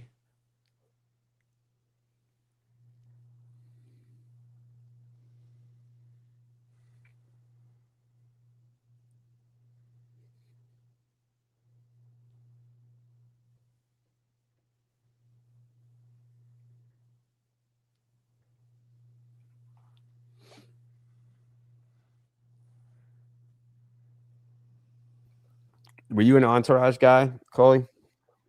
Oh yeah. Remember when they took shrooms and Yeah. before they did Benji? Went to Joshua Tree. Didn't Yeah. do Benji because of it. Yeah. Yeah, maybe we do shrooms and go out to the monument and see if it speaks to us. Jay, hey, you down? So down, dude. The Just be like, monument? the OD. Oh, sure. See if it speaks to us. Nah. I like immediate problems are popping up in my head for other people in but I don't want to give away anything. But I could just see that being a dangerous. New Bob tweet. Like that could mean like Robbie Fox. That could mean a Tyler tweet about Bob. Right. That could mean a Bobby Dahlbeck tweeted. Like it's got to be Nightingale. It has to be. I didn't even think of that. The Boston Red Sox are 8-18 at Fenway Park and are on pace to go 25-56 at home. The last time they played a full season with fewer than 30 victories at home was in 1932, when they were 24-47 at Fenway and 3-3 at Boston Braves Field in a 154 game season.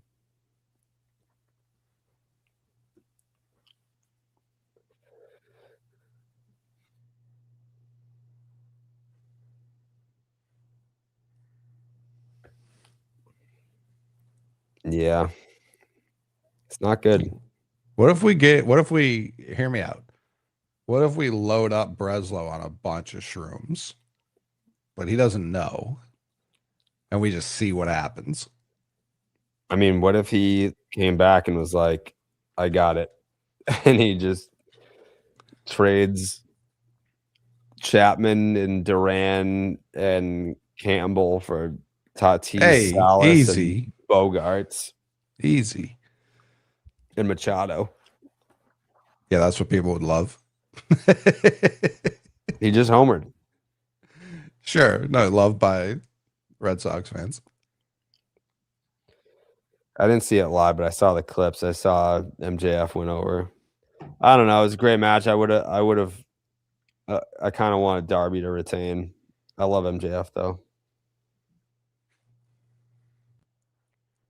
Breslow on shrooms would be quite a sight. Sounds awful. You on shrooms near Craig Breslow? Yeah, sounds terrible. Jay Willie bobbleheads. Load Breslow up with an eighth, caps only, and just let him rip. Let him ride the wave. Just lock him in the war room on deadline day. Tripping balls. The walls will be speaking deals to him. Yeah. He's calling Theo Epstein trying to trade for Anthony Rizzo.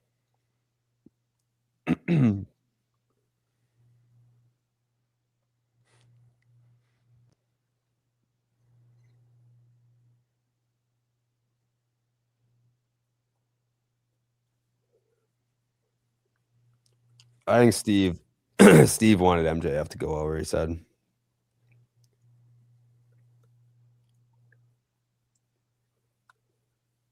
Figures out how to get Yordan for IKF.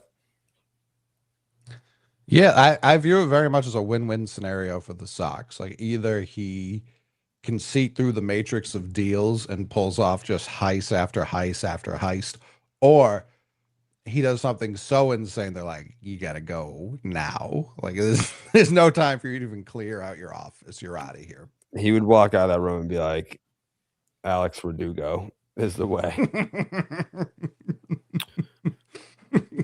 Guys, I have a quick nug. Please. It's Kyle Harrison.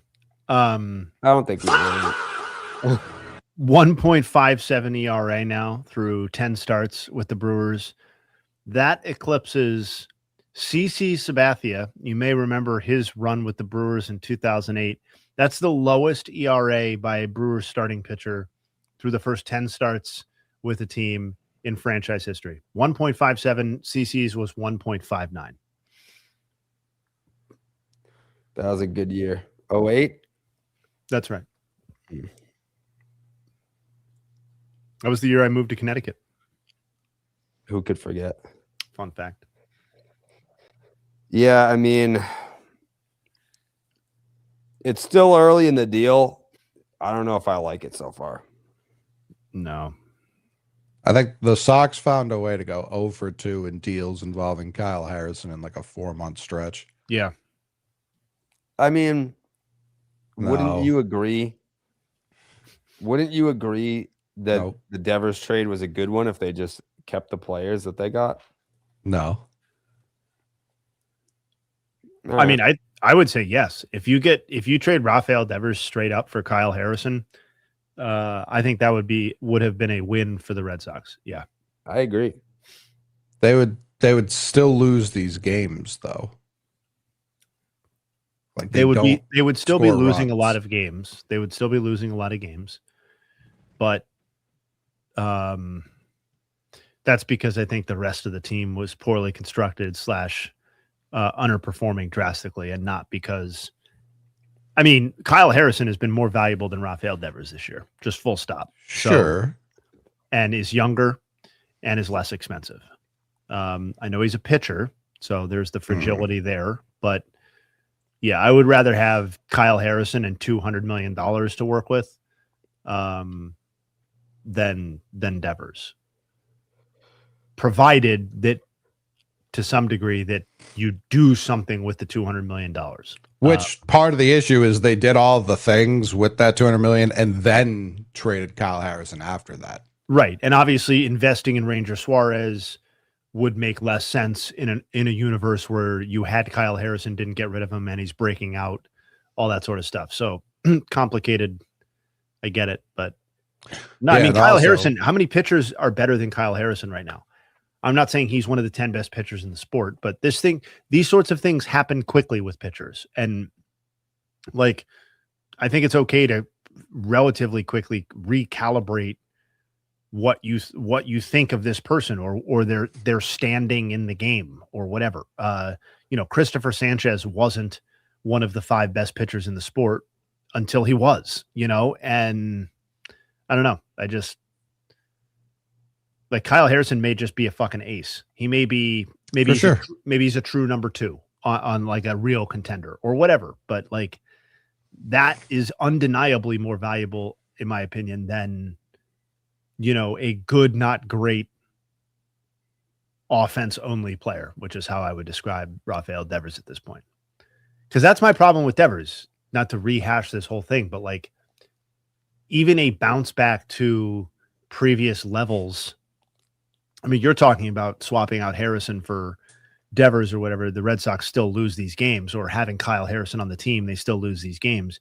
Fuck, man. Like Rafael Devers could be a legitimate MVP candidate, which he's never been before, but could be this year. No. And the Giants would still be in a whole heap of trouble because of their surrounding roster. But like, sure, even if he gets back to a 140 OPS plus, is like we know what that is for Rafael Devers. That's a 3 to 4 win player at the absolute max, and that's provided that he's getting you a 140 OPS plus for an entire season, which is obviously impossible at this point. So I don't know. I just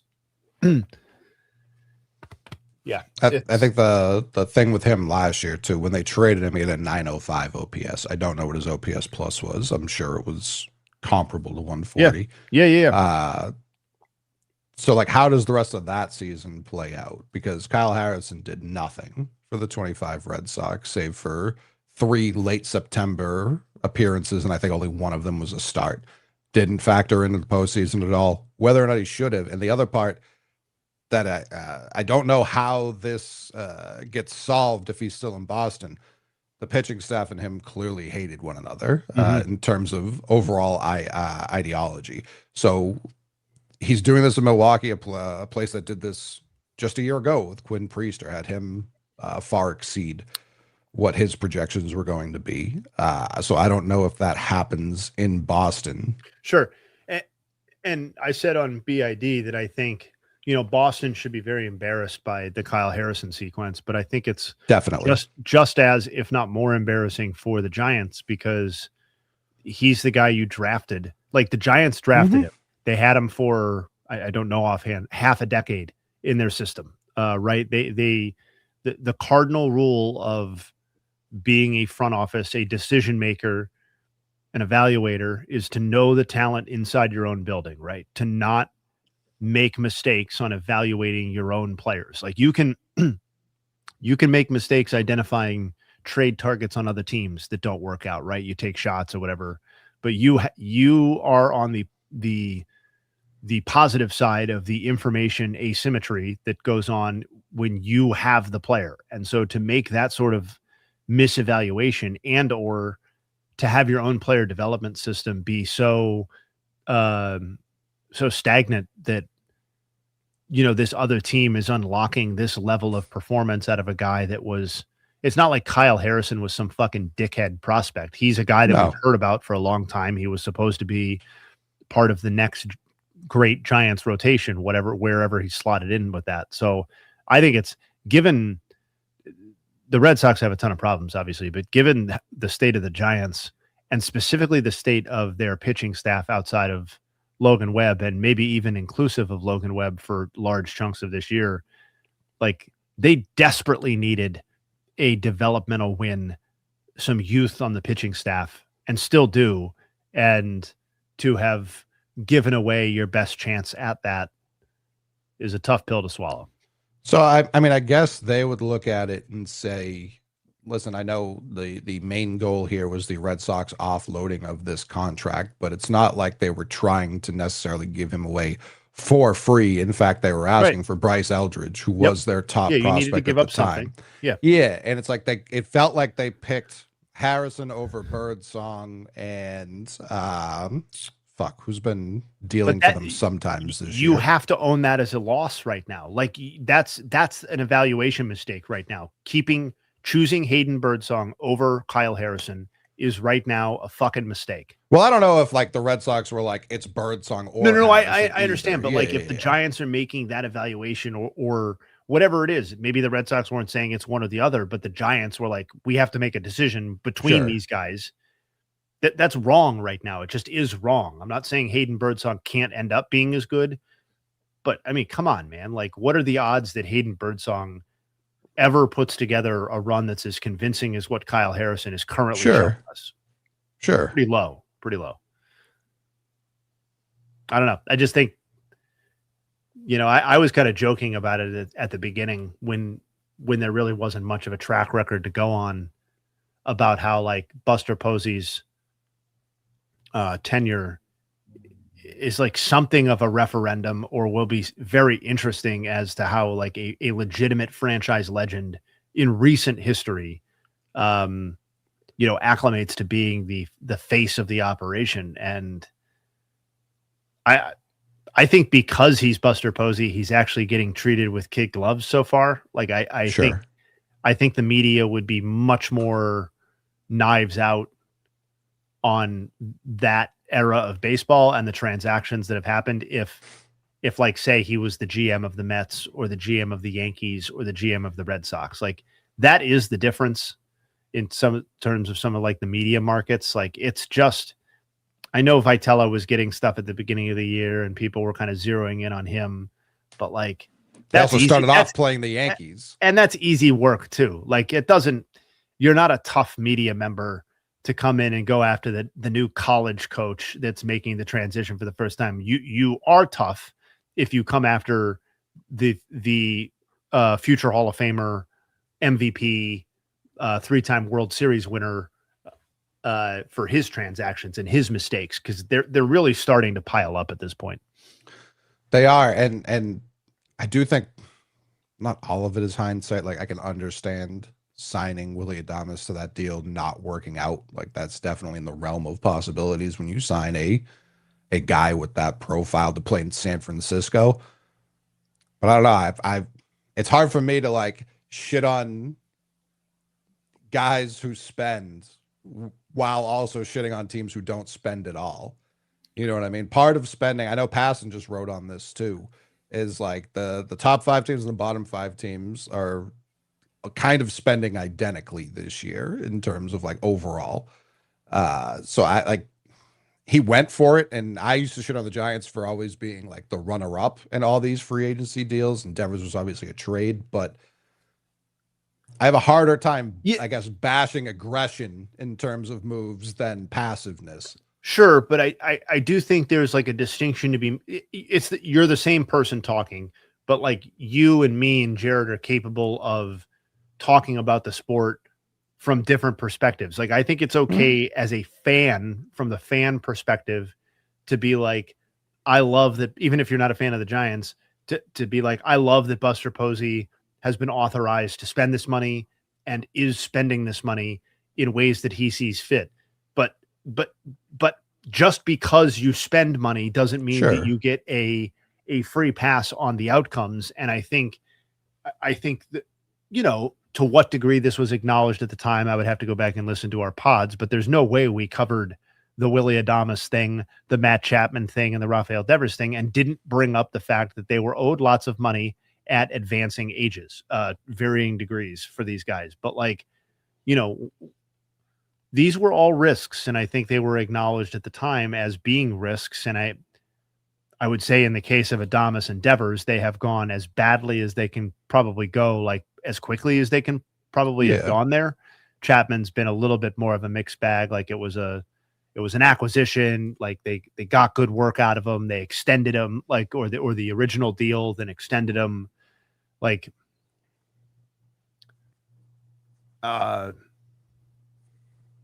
it does feel like they really overinvested in veteran players in a way that was kind of predictable in the way that it kind of went. I'm just trying to think of their previous classes in terms of their own offensive prospects, because like Luciano comes to mind. He didn't work out to the fact that I think he's been on like 3 other teams in the last 12 months. Oh no, I mean, you've hit the real problem, which is that there's been virtually no player development successes for that team post World Series titles. Like there are lots of teams that get shit on, and correctly so, for being like really bad franchises in terms of developing talent. But, you know, the Giants have basically coasted off of the 3 World Series wins in the subsequent decade and a half, because like, look at that fucking roster, man. Like, try to find a homegrown player that is like legitimately impactful outside of Logan Webb. There are very few of them. What's that? It should have been Joey Bart. Yeah, but that's another miss, right? That's another draft miss. And what's his face? Reggie something. He was their first rounder a couple of years ago. You know who I'm talking about? He was one of their top prospects a couple of years ago. They don't have a Reggie in their top 30 as it stands right now per pipeline. Let me see. Let's go to 24. Reggie Crawford. Yeah. Yeah, he was 25 2 years ago. Ian just texted as I found it. Reggie Crawford. I mean, from UConn? Kyle Crick. I mean, this is going back. Kyle Crick didn't develop. Tyler Beatty didn't develop. Joey Bart didn't develop. Patrick Bailey already traded / didn't develop. Reggie Crawford just brought up. Bryce Eldridge is like TBD. Who did they take in the Henry Davis draft, the 21 draft? Jesus. They took. Is that Maui Ahuna? Will Bednar. So David Bednar's brother.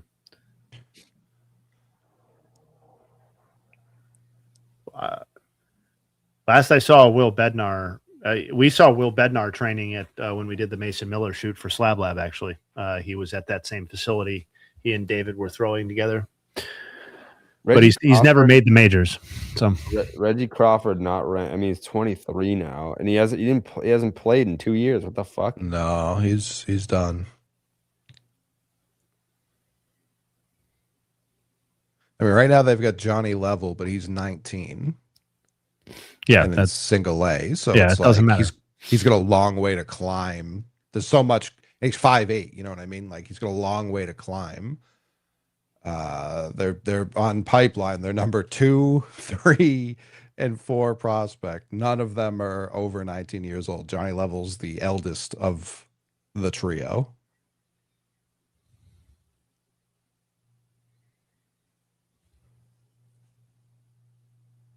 And Bryce out was at least 21, but I don't know. I don't know that I trust their first baseman. Reggie got shoulder labrum surgery in September of 24. And then in September of last year, he underwent another shoulder surgery. So he's out until the middle of this year.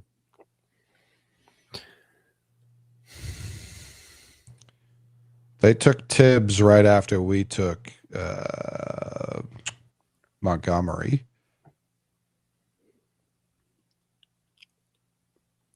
And Tibbs, what's he doing? Tibbs is 10th right now in the Dodgers system.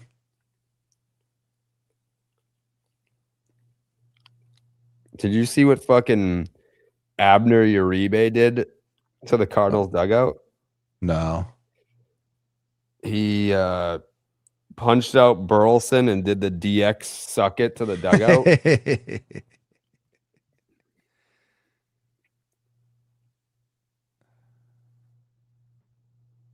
Over Tibbs's last 10 games, only 1 home run. However, 16 hits in 37 at bats.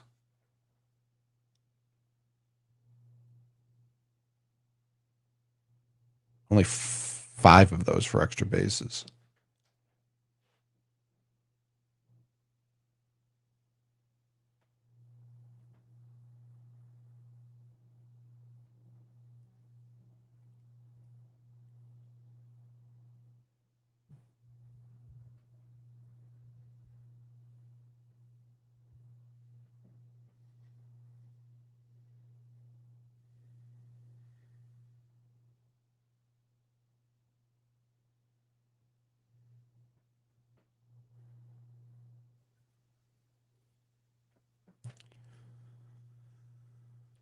Yeah, I saw Murph hated it. That's the clip that I saw was Murph being like, yeah, fuck that. He said, that's unacceptable. I don't know what got over him. I mean, he's been an emotional guy, but that kind of thing, that's just not how we do things, and I was embarrassed by it. I mean, yeah, you probably don't want to do that, I guess.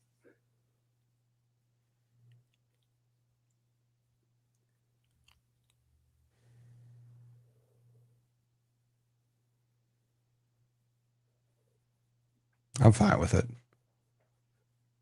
It'd be better if he was better. I said it was all right. Yeah. If he were just better at pitching, it would land better, but Abner? Yeah. Guy was fucking nails last year.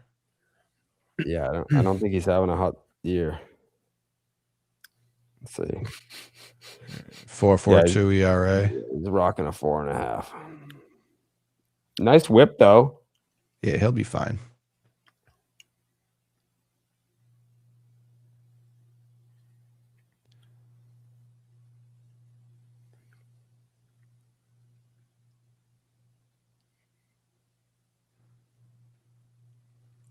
Pitched 75 games last year. Yikes.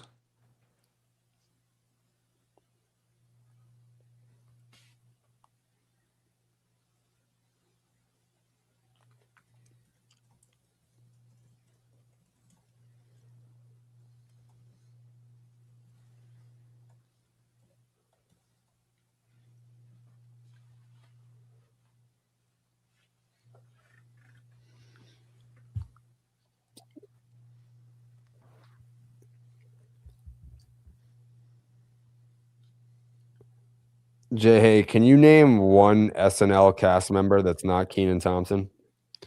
Currently? Yes, currently, and not, what's his name? Colin Yost? I was going to say, that guy. Michael Che. Che. Okay. Yep. There you go. Nailed it. Bang. You could have said any name confidently, and I would have been like, yep, he's still doing it. Yeah, I have not watched, and well, I never really was a watcher of SNL, but I didn't watch any episodes this year, as I haven't in some time, but I usually judge it based off of like how their clips go viral, how they're doing, and the way they're going viral. Because there was a stretch there where they were just getting absolutely hammered for being painfully unfunny. I saw more clips this season than like any of the last 7 or 8. And the ones I watched were all like genuinely funny. I think they just have a good mix of people right now.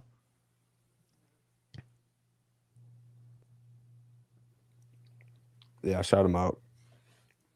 Raffy's up with the bases loaded again off of Eddie. Couple of fucking World Series champs just going dick for dick right now. Ooh.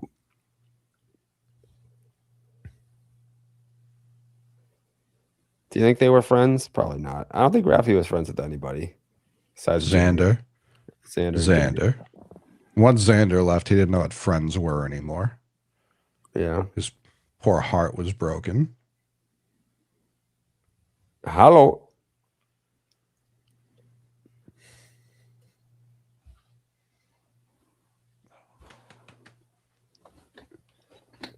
I think it is a strike. It is a strike. Yeah. Couldn't have been more of a strike. He's trying to give it the lean, though. Yeah.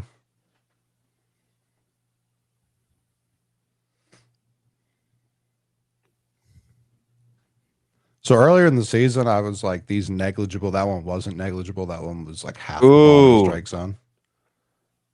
I was furious about these negligible strikes, like that one. The one he got out on was negligible. I think if it goes to review, there needs to be, like football, inconclusive, like not enough evidence to overturn. I think that's where I'm at. When it's truly like one lace, I don't know that that's enough for me.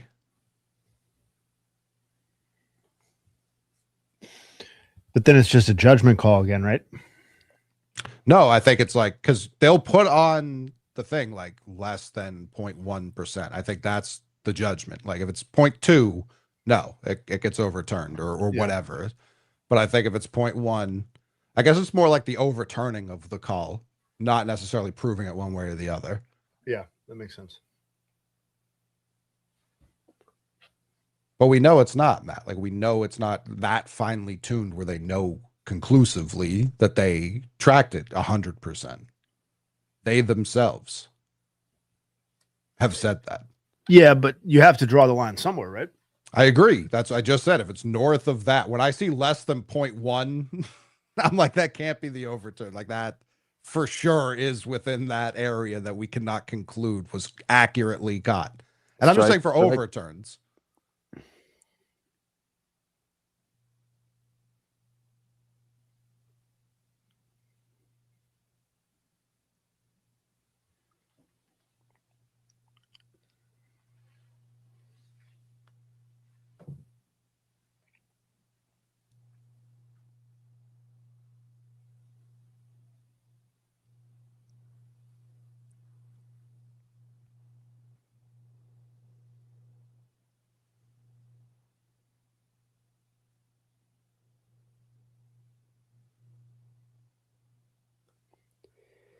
Look at that. Don Orsillo's got a bobblehead night at Petco. Finally. I would love a Will Fleming bobblehead, if we're being honest. What does that one sound like? Well, I got my own motherfucking bobblehead. We should get Will on the nuts. The Jared bobbleheads are collector's items. Shout out Lowell. Yeah, shout out to Spinners, man. Yeah, I think part of my set back there, I might do like a little case. Put some. I have a signed bottle of chocolate syrup from Shane Bieber. That's got to go in there. I got my cane mask. We got our fucking Telemundos. What are those? Oh, the tellies. Yeah, we got tellies.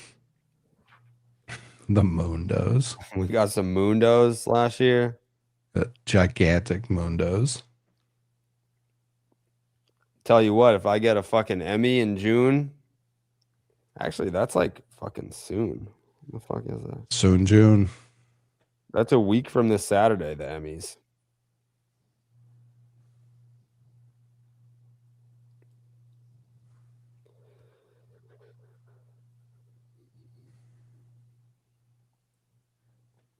A signed bottle of chocolate syrup from Shane Bieber is the same energy as a katana signed by Randy Jackson. Yeah.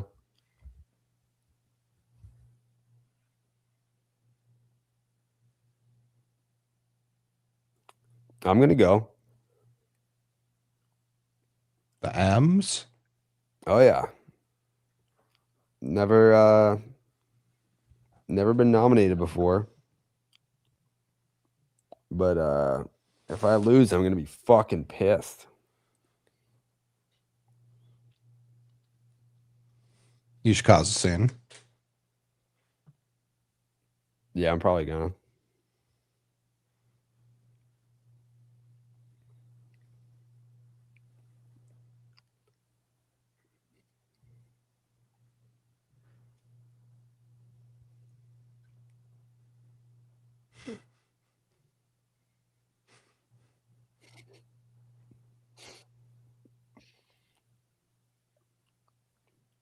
Just the nuts.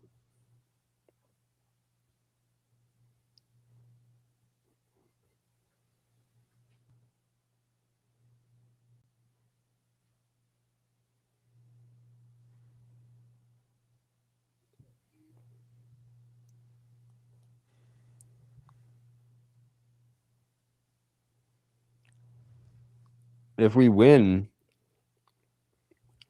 I got to have a speech, right? Yeah. They got to give me a speech. Typically how that goes. Shout out Hog, man. I'm going to go up there and be like, none of this is possible without Hogdale.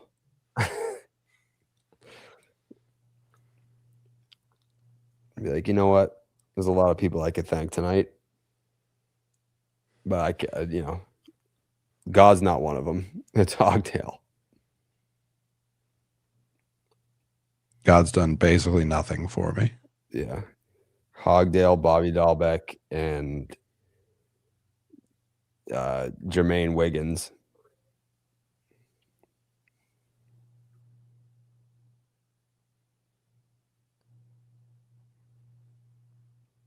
Just doing it big for Easty. He has East Boston tattooed on his forearms. It's sick.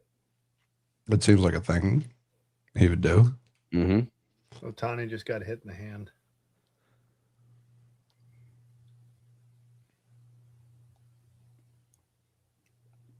Yeah, new Patreon tier. You can write my Emmys speech. Oh, did I get his hand? Yeah. Which he was wearing a pad on. I don't know that it got the pad. Yeah, I guess it did. Yeah, got it. Still can't feel great. And it was off speed.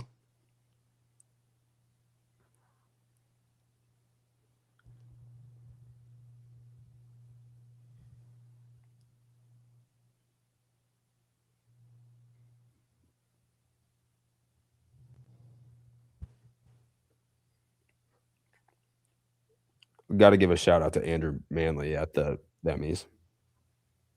Shout him out.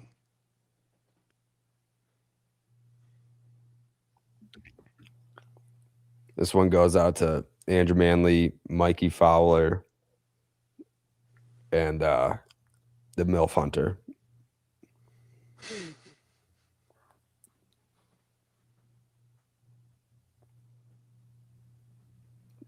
Who else was grinding behind the scenes back then? Fucking Loud Sean. Colby. Colby. Dude, I fucking love Colby. This great guy. Loud Sean ever grind?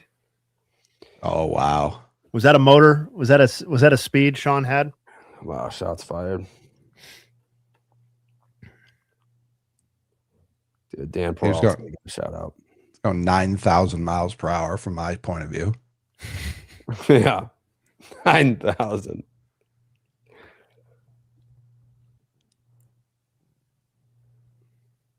Trying to think, what's that? I don't want to forget anybody. Is Pete Overmeyer still at the company? Definitely.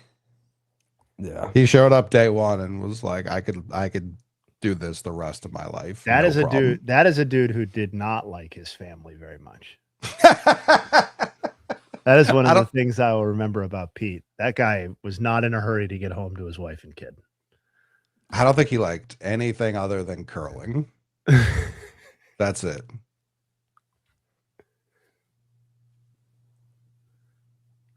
This is a great clip. You see Garrett Cole's fat? Did you see that? This is a bad thing to keep doing.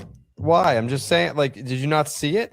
I don't give a damn what the body looks like. The idea of Garrett Cole, Max Fried, excuse me? Wow, I'm just saying, that was me. You're talking to Milky like that. That was me. Just saying. Just really? saying. You a McDick's guy, Dallas? A what? McDonald's? No. Okay. I thought you said, are you a big dicks guy, No, Dallas? McDick's. I said McDick's. You guys never called it that? No, I don't have pet names for fast food restaurants. I just got carved up. That was crazy. That was You crazy. better get off fucking Milky, Carrabis. You. I didn't say sack of nothing. Yeah, that's the second fat joke of the show.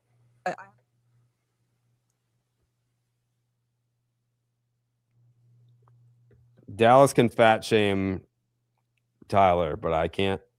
That's crazy.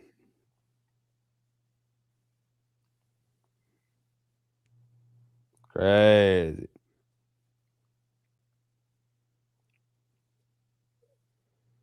I think Andy Pajes making that catch last year just unlocked, like no one plays easier and freer in the sport than Andy Pajes. It's my guy. Buy stock early and often. I mean, he was hitting like negative 1,000 last year up until that catch, and now he's the best player in the sport.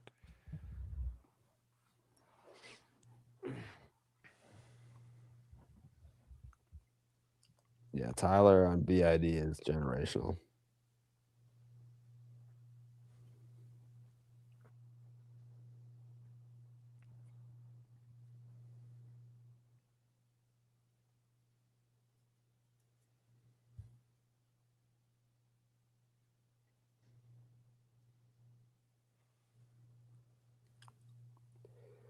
I mean, he's growing the Twitter. Pete? That's undeniable. That was not a pick. I saw somebody accuse Tyler of doing a pick me post. I'm gonna come to his defense here. I suggested we do that clip because I thought it was the funniest moment of the episode. So that is not Tyler doing his own thing. Well, I mean, he's doing his own thing on the Twitter account, but I'm just saying that clip in specific is not him being a pick-me guy. You got Giants fans in the chat. I love that. Yeah, Andy Paez in the playoffs last year hit 078. Yeah, it wasn't good. He learned something. Yeah, I'm not crapping on the fella. Oh boy. But like since that catch, he's just been like, oh fuck yeah.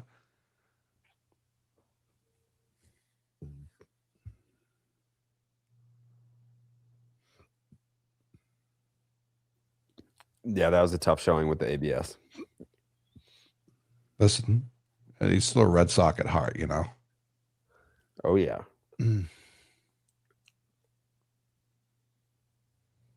Classic.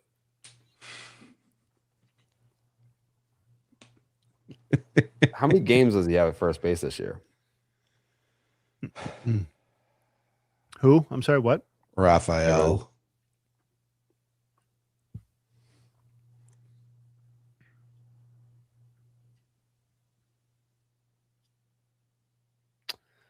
Um, 40. Majority of. I just scrolled down. I saw the negative WAR and I squinted. I was like, am I on the right fucking page? Mhm. It was that bad for a long time, though. Yeah, it was, guy does not like April hoops. But even with that, he's already above 100 OPS plus. Oh, I've never argued that he couldn't hit. I heard you were trying to say that.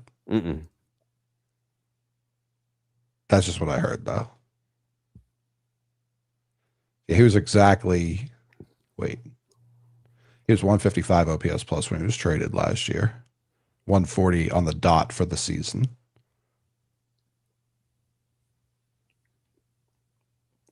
This guy right here, I believe, was advocating for trading for him back.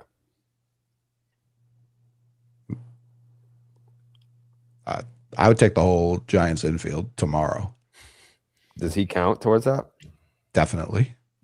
Otherwise, no deal. Like, they can keep Eldridge. You know, they can get back the home run derby. Who else? Yeah. Did I see Enzo and Cass are going back to WWE? I saw the rumor. Humble brag. I got a group text with Enzo and Cass. I haven't texted in there in many years, but I might throw one in there tomorrow and be like, "Are we back?" How long has Cass been off TV with AEW? Like, I was just about to fucking like pull up his like fucking wrestling reference page. check the game log. Games played, yeah. His WWE savant. Yeah. Big Cass has been on the 10. I did a skit with Big Cass in 2017.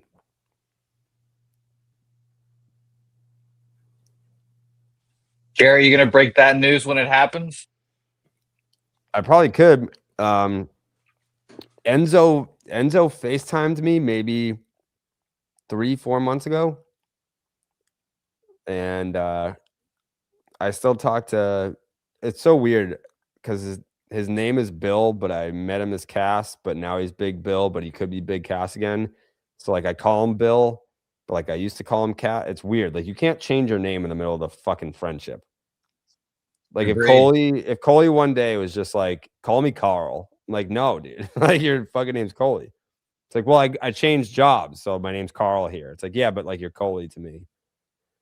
But I talk to Cass often because he's a huge Yankee fan. Cass came to my fucking house last year because he worked out in the basement and then came upstairs and did a stream with us after.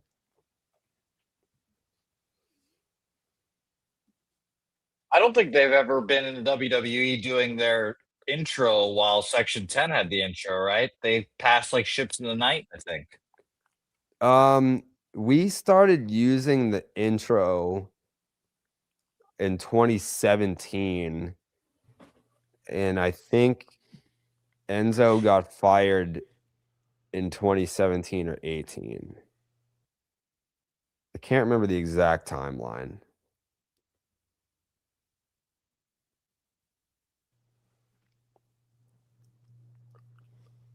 Big Bill's last match was in April for AEW. Okay. January 2018 is when he got cut. Okay, yeah, that makes sense. I would ask him, but like I also don't want to ruin the surprise. I'd rather be surprised myself.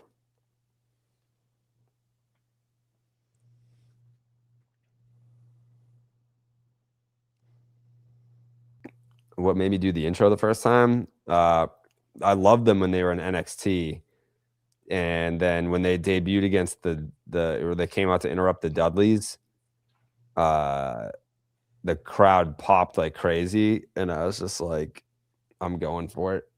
And like at the time, like right now, Coley's 7 foot tall, but the original intro was, and this is Pete Blackburn, and he's 5 foot tall. I also regret not changing my thing. Like I just say what Enzo says. I don't like that, but like we're too far gone now. Like I don't think that I'm a certified G and a bona fide stud. I don't think that, but that's what Enzo says. But it's too late. I can't change it now. You changing that? I mean, the vibes in the season are already so down.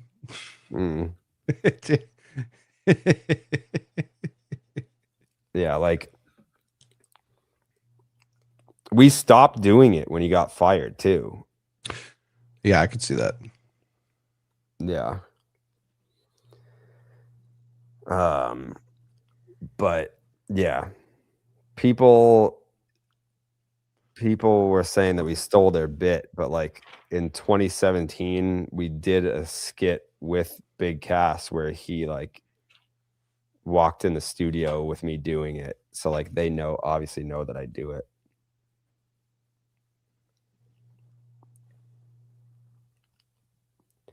What would be my intro if I got to do it now? Bang, bang, skeet, skeet. Yeah. I don't know what I would say. I'd have to think about it. Nothing would sound natural at this point. No. No. Like the Simpsons just getting a new intro song. It's like, what? Yeah. Like it's almost been 10 years that we've been doing it, but I don't know what I would change it to. I just know it wouldn't sound as good. And then also like when we do live shows, like people, I would venture to guess that a lot of people at the live shows don't even know that it's from Enzo and Cass. No.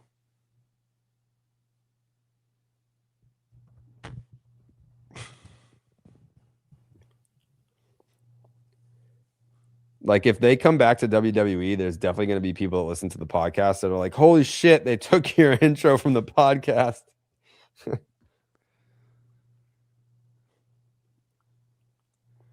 I don't even do the like people that I worked with during that time still call me Rocket. Oh, fuck, Cattell. Holy shit. Jesus Christ. To the fucking top of the bleachers. What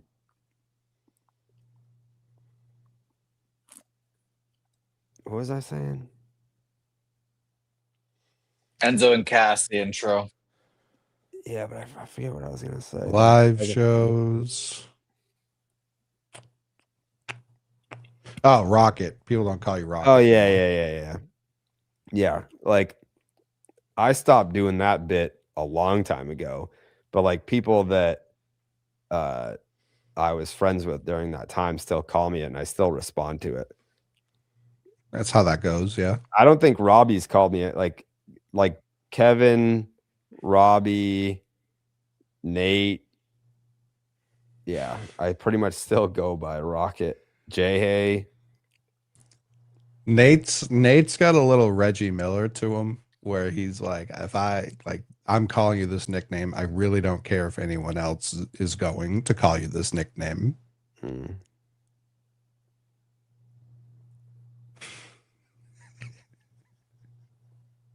Like, I'm pretty sure his full legal government name for Liz Gonzalez became Liz Gonzalez got hit by a car. Like, that's the only thing he can call her. Is she still working there? I can't. I think she imagine. also, or like on payroll. That could be. She transitioned to a behind the scenes role during COVID. I think she was like working the Barstool Fund, and then I think she went to get like a law degree or something. It's pretty good.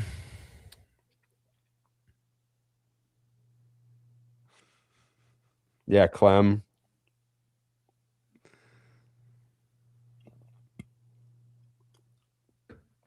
Yeah. I still Clem's answer great. to it. It's a great nickname. Rocket? Yeah. Still a great nickname. I feel like I haven't promoted it since leaving, but it lives on. Who is that one hire? Oh boy. Julie Stewart Banks. Mm-hmm. What did she walk into the room and do when they Wasn't were doing that radio? Sean Avery? No, Julie Stewart Banks walked in when Dave was doing radio or somebody was doing radio. Yeah, she brought in Sean Avery, and he was dressed like a woman or something. Oh, I thought she had like a line that she tried to deliver, and it was just such a fucking hard flop that it was like never the same afterwards. She tried to do like a funny joke. I kind of remember what you're referencing, but I for the life of me can't remember what happened. I want to say I'm like 90% sure it was Sean Avery, and she walked into the office with him dressed as a woman and like walked him around the office, and he was doing a bit, and everyone was like, "What is going on?" Like nobody laughed, and it was super uncomfortable. And then Dave was like, "What the fuck? Like that's not what we do here. Like we're not." He hates bits. Sure does. Not a bit guy.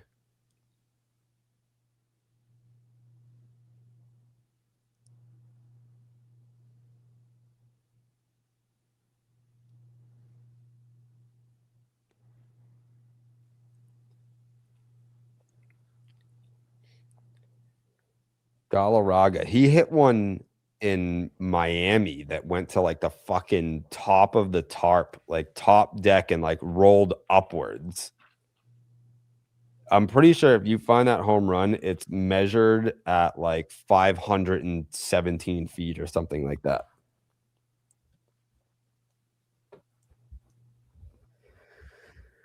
Yeah, you got to find that one.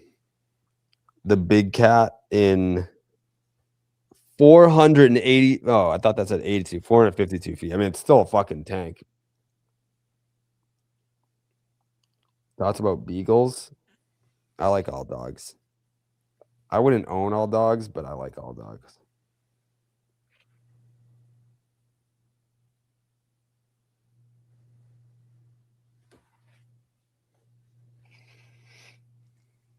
The longest home run I've ever seen hit in person was Josh Hamilton off of Mark Melanson.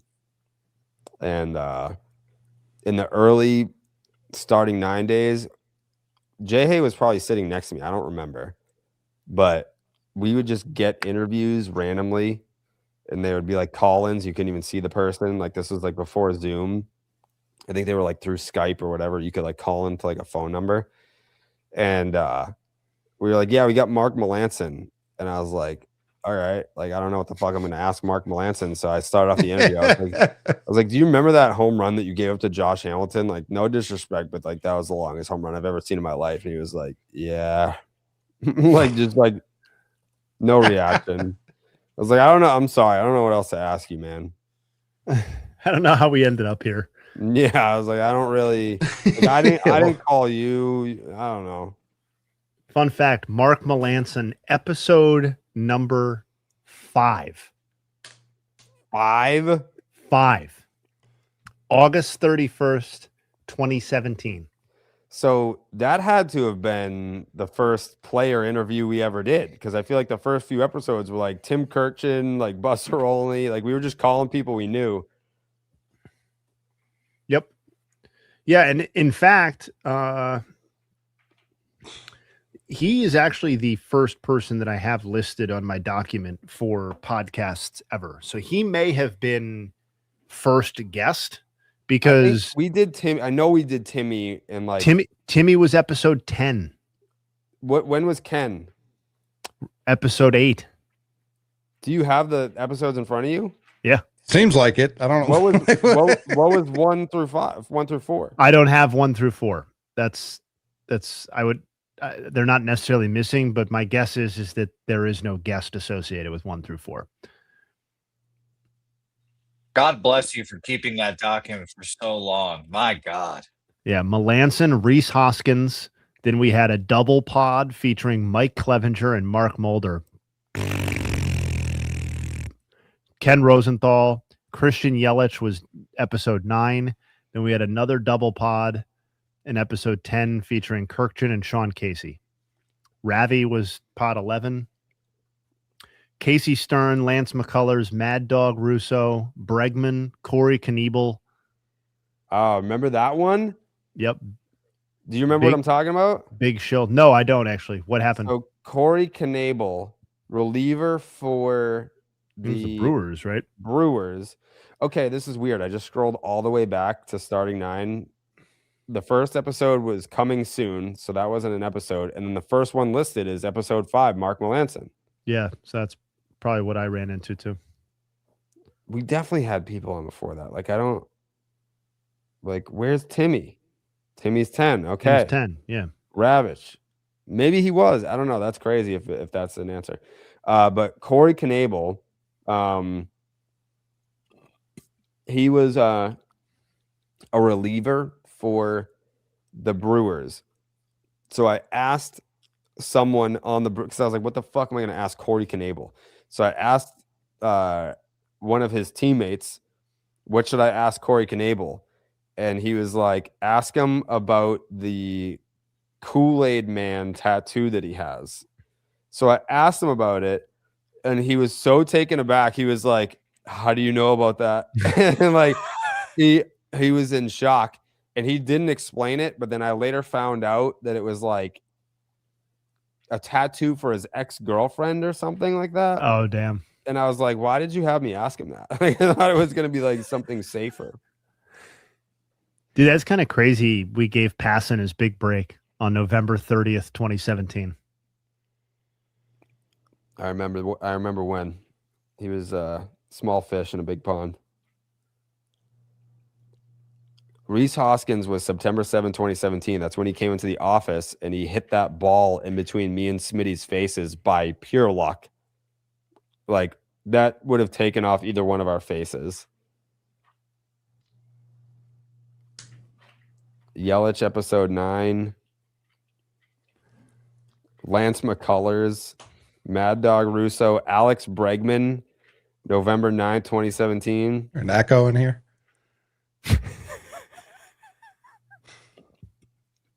Shut up.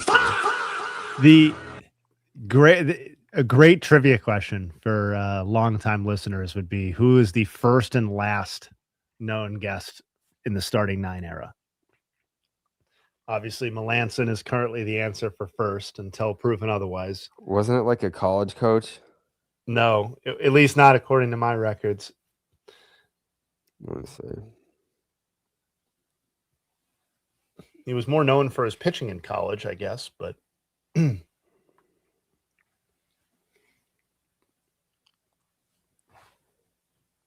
Tony Vitello was our 4th to last episode. We did a triple feature with AJ Minter, Tim Corbin, and Tony Vitello. That's Classic. We're closing up shop here. Let's get these. Mark Appel. Yep, Mark Appel. Mark Appel. We did Bobby Witt Jr. right before that. Yep. The fuck? We had a guest on every fucking episode. Yeah, we were very consistent for a while with that. Wow. Jonathan India. Yeah, there's some names in here, man. Yeah. We did a Danny Trejo interview. I remember that. Yep, so do I. I fucked that one up actually. How? We had to reschedule it because I just had the wrong time and I was grocery shopping when we were supposed to record it. So we had to bang it and do it. He was so fucking cool, both about that and in general. I remember that interview being very cool. We really vibed with Dallas. Yes. Yeah. No surprise. I could see that. Yeah. Do you remember when Bregman said the Astros do their research so good they know what's coming on your radio show? I do. He wasn't lying. They were locked the fuck in. Yeah. Shout out to Cody Bellinger and Flonase. Couldn't have done it without Flonase. Mm-hmm. Bob Tewksbury, obviously, famous episode, March 15th, 2018. Talk about the book. We had Schwarber on. David Wells was a favorite of mine. That was a good one.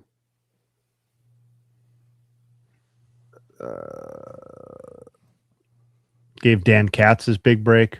Mm-hmm. June 7th, 2018. Yep. What was that even about? I think we just talked Cubs. I think that was just like let's do some like internal cross promotion or some, kind of inspired idea like that. And Jack help Leiter, help this pardon my take guy out. Yeah. No, I think if I remember correctly, we like legit didn't have a guest that week, and sure, we were like, "Hey, man, you haven't been hit on the yet." big cat button. Yeah, James Karinchak. That dude fell off the face of the earth. Jock Peterson. I don't remember a lot of these, dude. I remember Walker Buehler roasting me when we had him on. I remember Mike Fultonevich because he was supposed to join us at the All-Star game that year in 2018 in Washington. Yep. And blew us off or didn't come, had some lame excuse. And then I remember Peggy being like, "Oh, we're going to get Mike Fultonevich. He's going to come." And I remember being like, "Who cares?" And then he came on and he was super fucking lame. And then I think didn't he end up being a bad guy?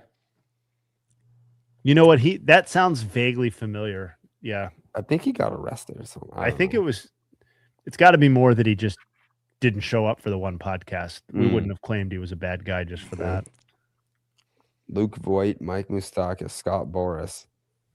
He was accused of domestic abuse and adultery in 2022. Kevin Biggio and Adam Ottavino. We had so many guests, we fucking doubled up. Patrick Corbin and Matt Barnes. Bryce Harper. What an episode.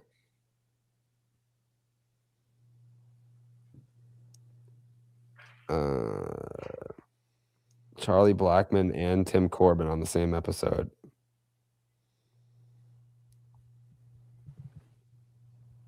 Rick Ankiel was an all-timer. Yep. I remember that one. Jenny Finch. I think he was on twice, actually.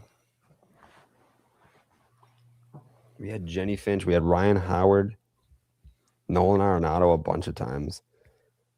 Carlos Pena. Dave Roberts. Mark DeRosa. Trey Mancini. Barry Zito. That was a cool one.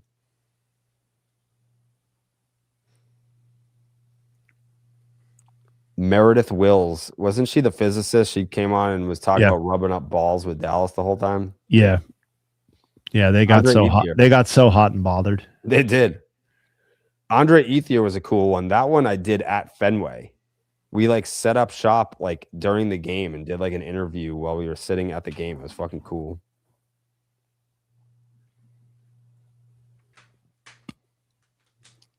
Marcus Stroman, that was at his house in Florida. Scooter Jeanette was on his couch with his dog.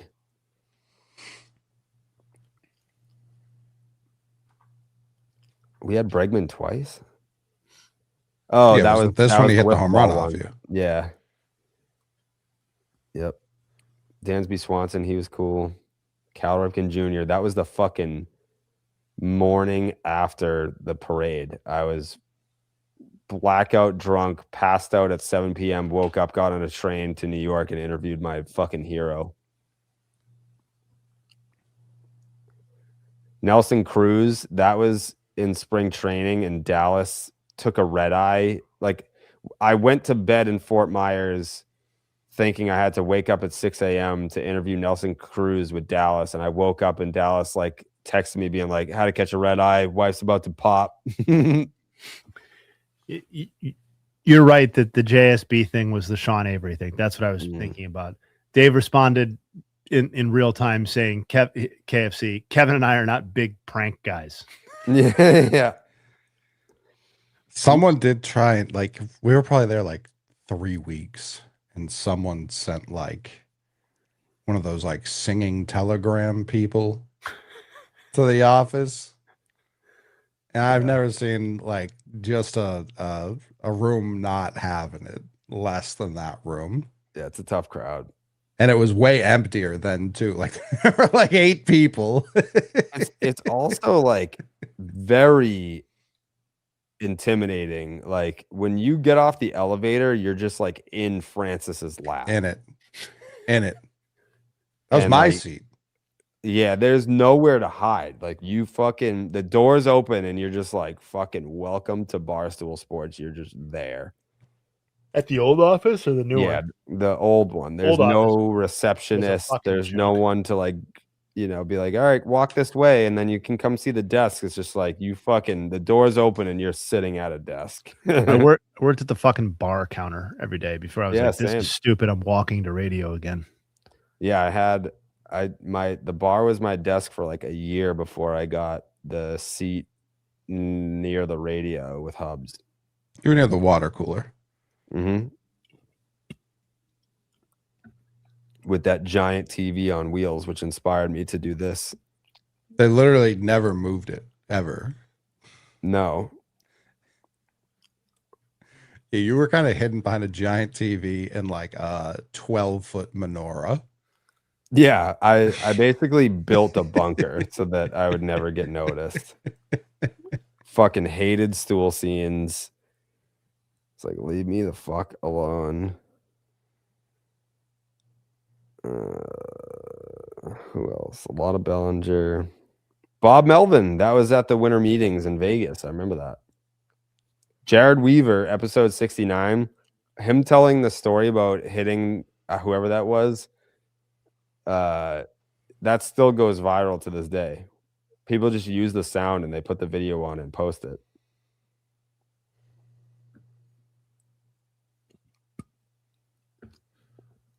David Ortiz, I remember that one.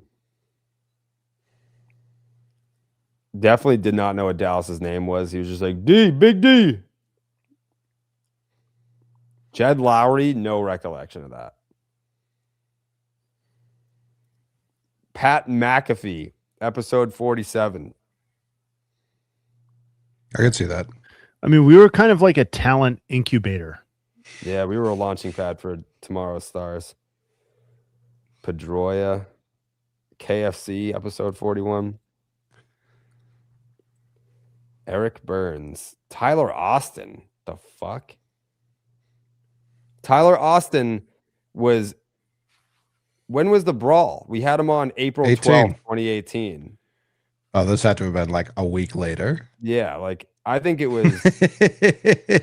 Probably I think the fight must have been like the next day.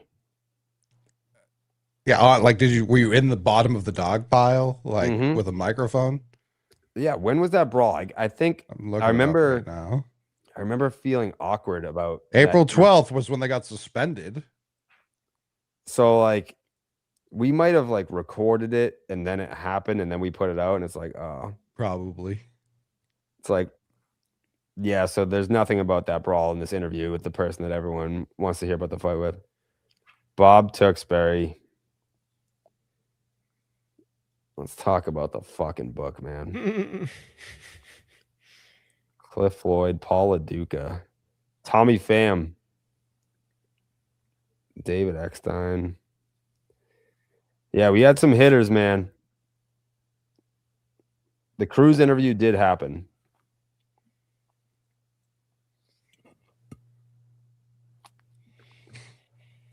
Love when Jerry snapped with Brian Wilson in Dallas because they were fucking with him on the daily recap. So I didn't snap on them. I snapped on like Coley.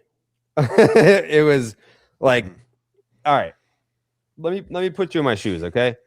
So I am an introvert who, when I was in high school, I was the class president. I couldn't go up on stage to like address my class. These are all people I knew, every single person. Couldn't do it because I had such a fear of like speaking in front of people. Then when I graduated, I worked at Sully's, which was a warehouse with 2 other people. And then from there, I worked at a fake chewing tobacco place with 2 of my friends. And then I got an office job where it was just my boss and a guy across the hall. And then I worked from home at my parents' house for a year. And then I moved to New York City to be in the Barstool office. So I was bubble boy for about a decade. And the whole premise was, hey, come here to do this show, like this live show with Dallas Braden, who I had never met, and Brian Wilson, who I watched him win the World Series. I was there in 2010. And I'm trying to do a great job because my career depends on this. And I have such a fear of speaking in front of people. And like, we did the show during the day while the office, like everyone was at their desk. You did it like 4, if I remember correctly. You were like elevated on a pedestal in the middle of the room for everybody to watch from the all dead angles. center of the room. Like, where they do the rundown is where we did the starting 9 show. Right. The entire office is still full. To my right, everyone is at their desk trying to work, and I'm yelling about baseball and have such a fear of speaking in front of people. And like, all these people, I know who they are, but like, I'm not friends with any of them yet, pretty much. And wanting to do well and working with 2 people that I'd never met before, but I know that they're like, and baseball players. Super important, the rest of the room can only hear Jared because he's wearing an earpiece. So when Jared's not talking, it is a just dead silent room, which is very weird for the other 30 or so people walking around. And also, not to be forgotten, is that they didn't have the technology for the producer or anyone in the control room to talk to Jared directly. So most communication was me stepping out of the control room and like going like this or handing Jared and writing cards. on a whiteboard that was floating around. Yeah. So I'm doing the show on a platform stage, sitting in a director's chair, which is propped up even higher, and trying to focus on what they're saying while also trying to block out the fact that I'm in the middle of the Barstool office screaming and everyone's being dead quiet.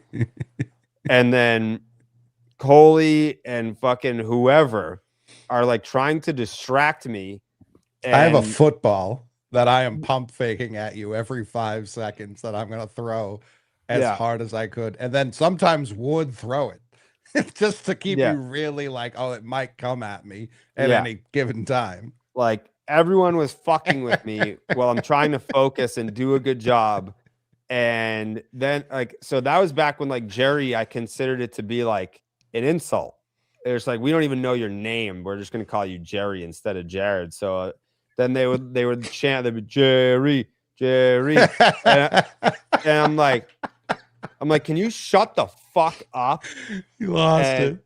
And by the way, in the middle of a live broadcast, like we just got like an official partnership with Major League Baseball. Like we just got the rights to MLB clips, and people from MLB are probably watching. And I'm like, all right, yeah, what a great video. Shut the fuck up.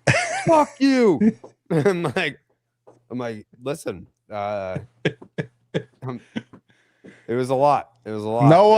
No one shut up either. We cheered. We were so pumped that you acknowledged us like children, like absolute school children. Yeah. Like, yeah, that was tumultuous.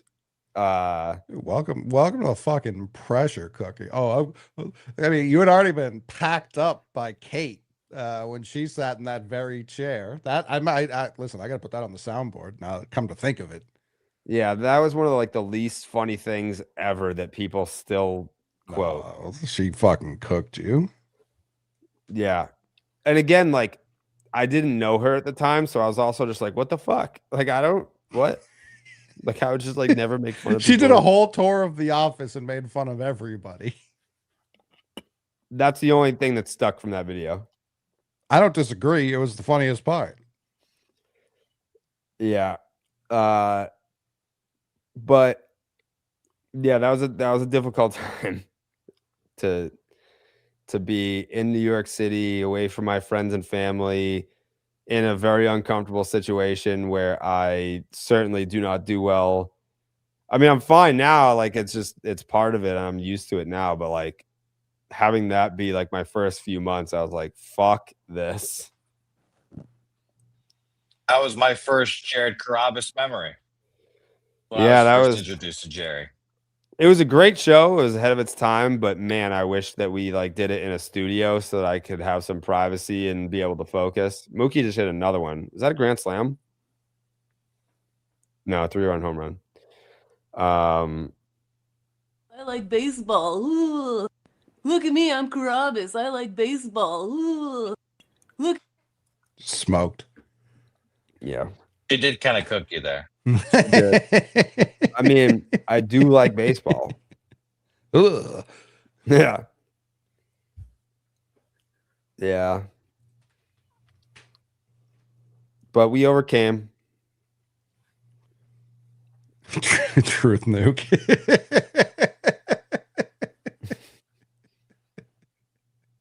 Yeah, she was there maybe 20 minutes when she had done that.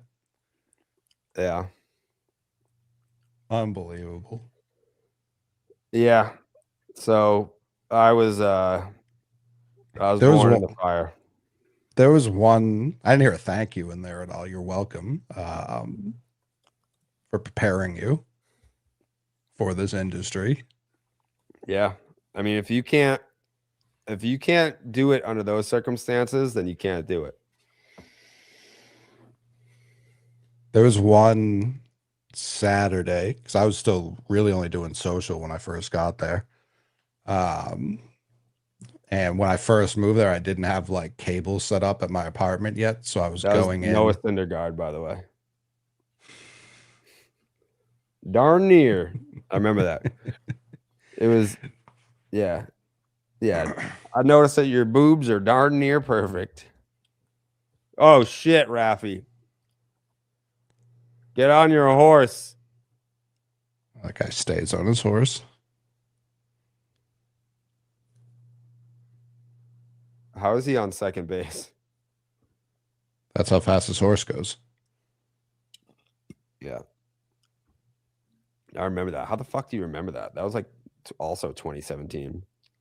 I probably still have the screenshot in my phone somewhere. I noticed that your boobs are darn near perfect. He said that to you. I honestly don't remember who he said that to. I just remember it came across my dashboard and me and Trent cited it all the time. We would just be like, darn near. I texted that asshole the other day. He hasn't responded. I know he's in Ireland, but I saw it got delivered. Is he? Yeah, they're golfing. I could see that.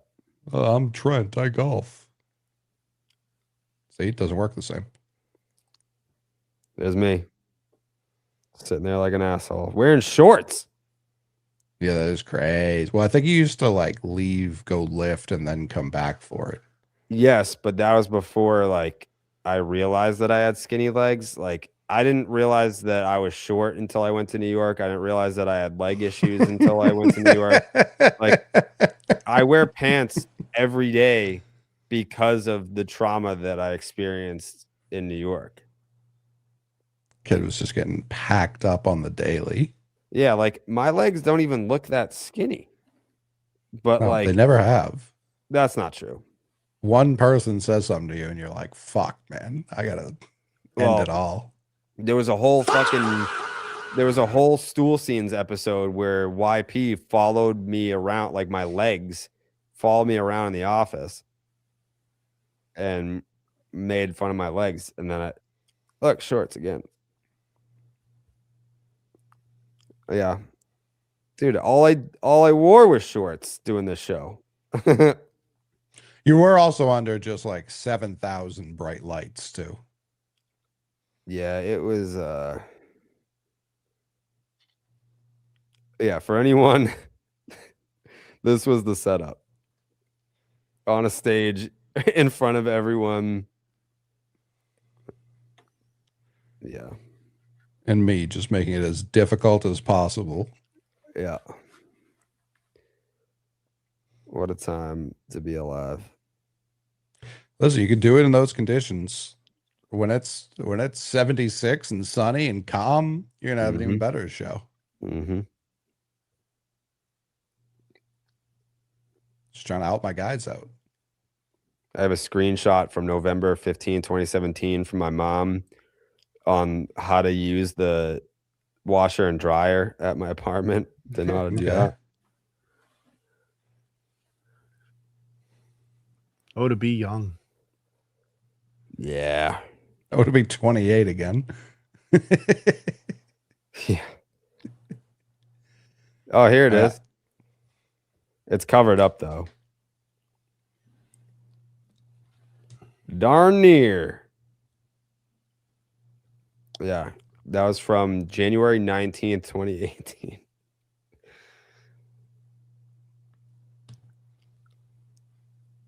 I found the picture of Steve passed out on the floor with puke next to his mouth and his pants to his ankles.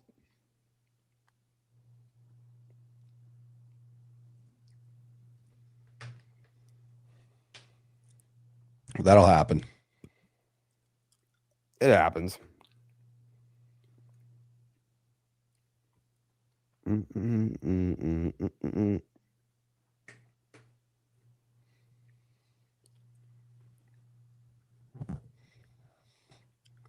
The CPK boys.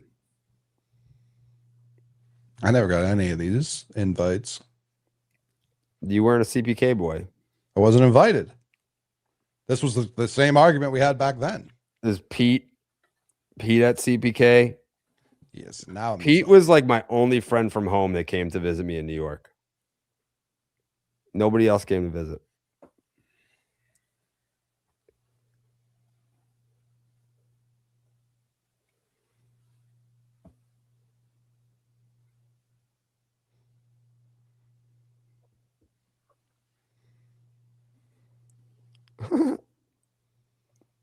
Mikey.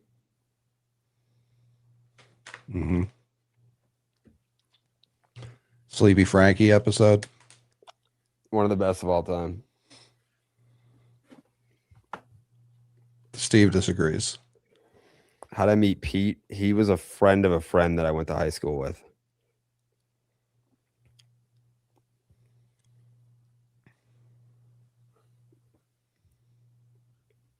Nephew. Wonder why I was doing that.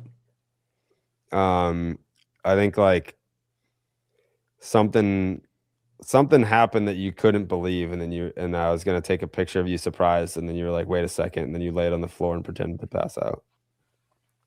Yeah, because I think that was the big sit era. Like he just wasn't sitting down when he got this news. No. Did we know each other before Barstool? Yes.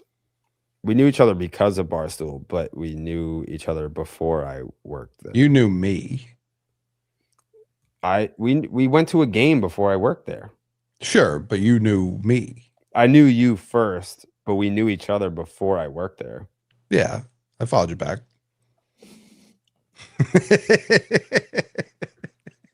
How'd I meet Jay? So, funny story. Well, long story short, I guess.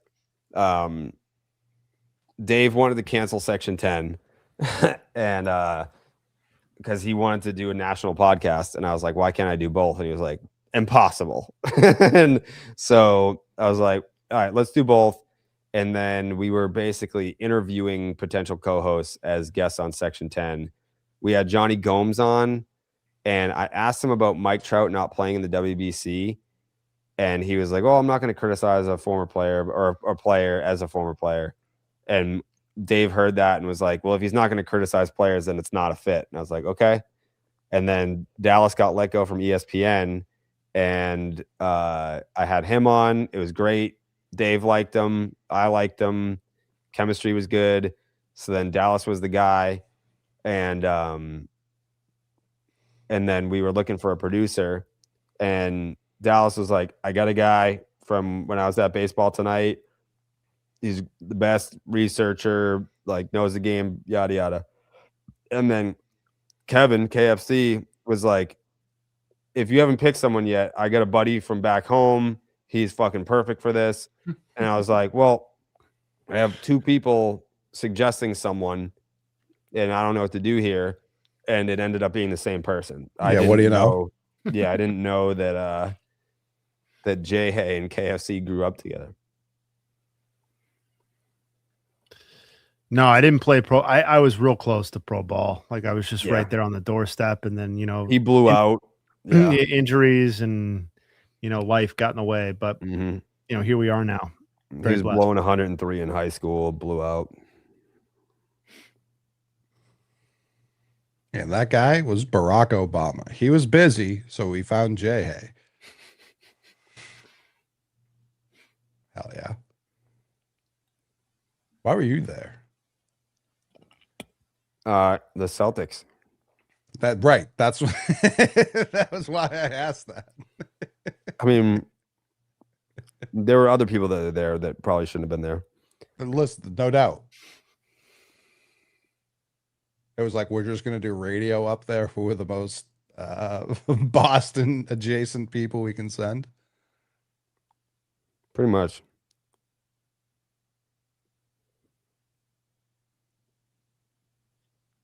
Shout out to Throwing Fits, fellas.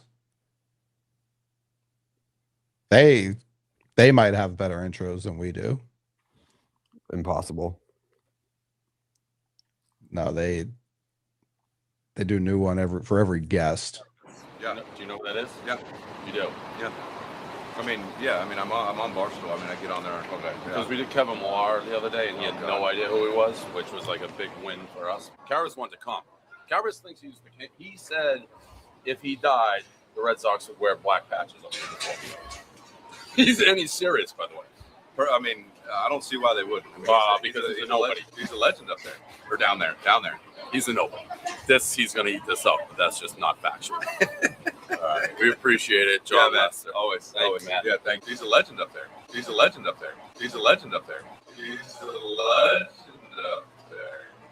He hated that answer. No, I don't hate the Bruins.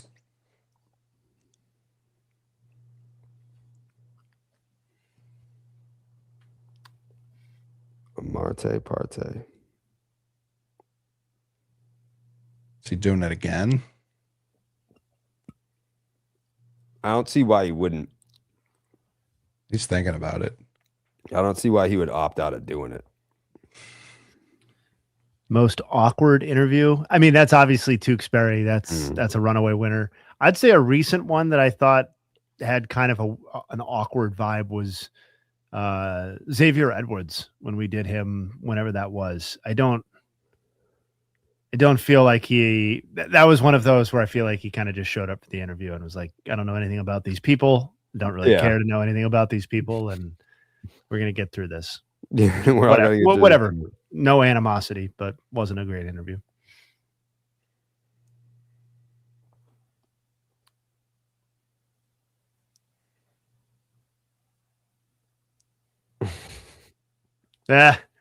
Dude, that trip was funny. That was DC.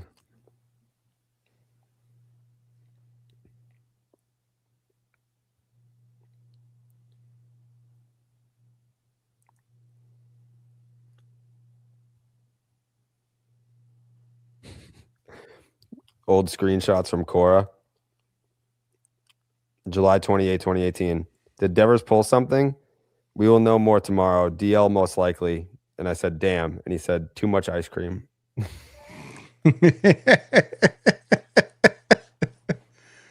What a simpler time. Yeah. Too much ice cream. When Steve booked the Airbnb 10 miles from the ballpark. What happened? Some comment. He booked an Airbnb you found too far away. Oh, yeah. It was like at least 50 miles from where we needed to be. Like at least. We weren't even in the same state for that. We went to the All-Star game in DC and Steve. Well, no. Was that? It was different. It was a different trip. We went there twice. We went there 3 times. We were there in 2019 for the World Series. We were there for the All-Star game in 18. And then we were there for the 4th of July series. Yeah, the Red Sox played there. The Red Sox played. And Steve booked a hotel in like Missouri.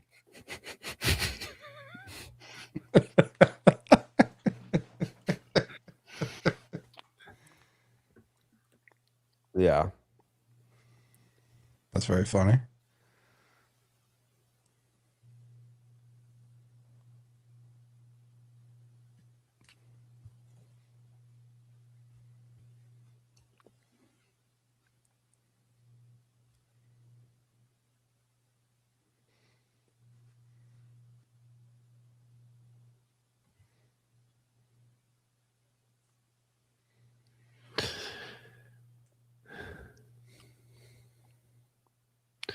This is almost, it's not a baseball's almost done, fellas.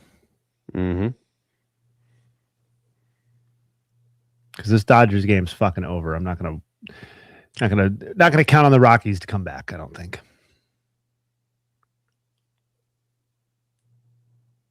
You're counting them out. Yes. Yeah, if we log off before the Dodgers Rockies game is over and the Rockies come back, I will get everybody a jersey. Oh wow. Just the two of you, not everybody on the stream. That'd be extremely What the fuck, Jay? expensive. Oh yeah, Jose too. Jose would get one. Yeah. Thanks. But not the listeners. No offense to you guys. It's just prohibitive. It's a logistical nightmare on top of the cost. Right. Yeah, I mean, egg will most certainly be all over your face. There's no denying that. Just imagine me like laying in bed, like after we log off, just watching the Rockies come back. What would your like? What's the score where you're actually nervous? So what is it? 15? Is 15-1 now? Yeah. I mean, I think I would start to. I think it would take a lot. Like I think it would have to be like 15-12, where like a loading of the bases could end the game in theory. I saved a text from Jay Hay. August 28th, 2018. You said, I have a tremendous amount of respect for you and how hard you work, and you have far exceeded my expectations personally for when I initially signed up to work on this. Do you still mean that? Absolutely. I mean, would I still be hanging around if I didn't? I suppose. Yeah, man. Of course. On August 22nd, I texted Core and I said, I want to go 50 over. And he said, my goal was 95 wins. And I said, you might get there. Yeah. And he said, we might before September 1st. This is an 18? 18, yeah. Wait, what a year, man. What a fucking year. I don't know why they just don't do that more often. Yeah. I would vote for it if they had an election.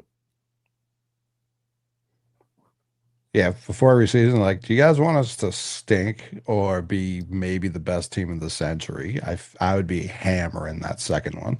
Mm-hmm.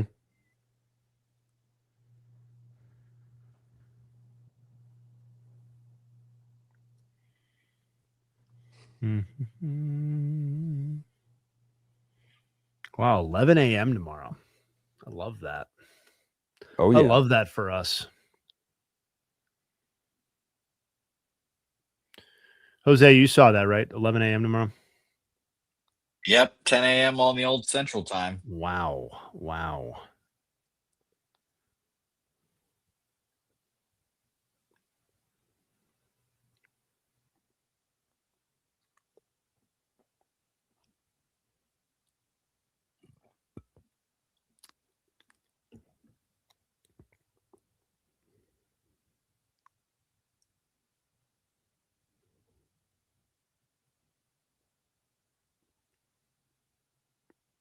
What a year.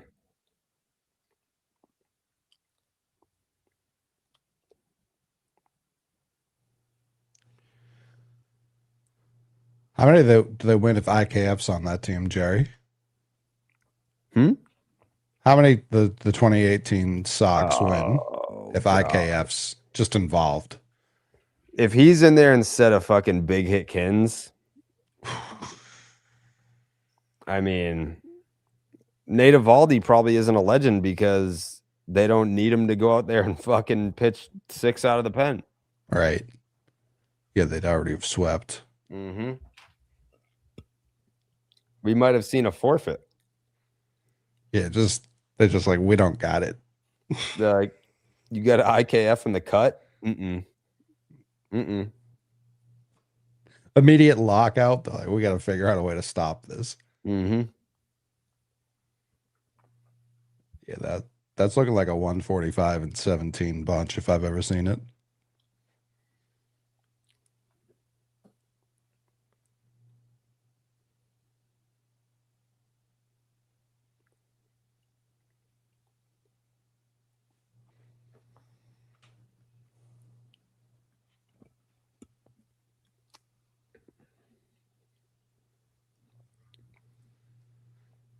And down go the Padres. Wow.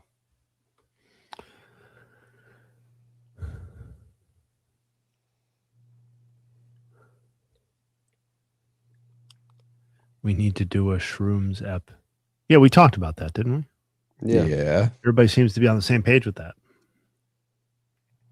I'm all the way in. I'd probably need to get my setup. I'd need to somehow figure out a nuts setup outside, though. I think I would need like direct access to the sun or fresh Now air. you're just talking like a squirrel. Everything you've said the past 3 sentences has been very squirrel-like. Yeah, but my experience Need my nuts, sun. eating the fungi is that I need to have access to the outdoors. Otherwise, we're going to get a little stir crazy up here watching TV. Yeah, I could see that.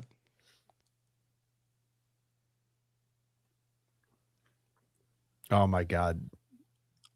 Nobody tells T. That would give me anxiety.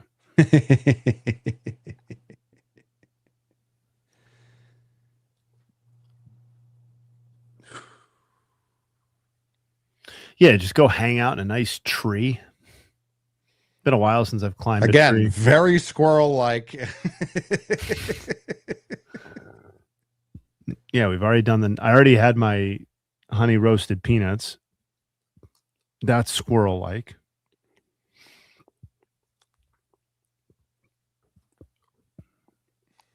What a pick. Wow, guy. look at the two of you. Just a big Great. guy.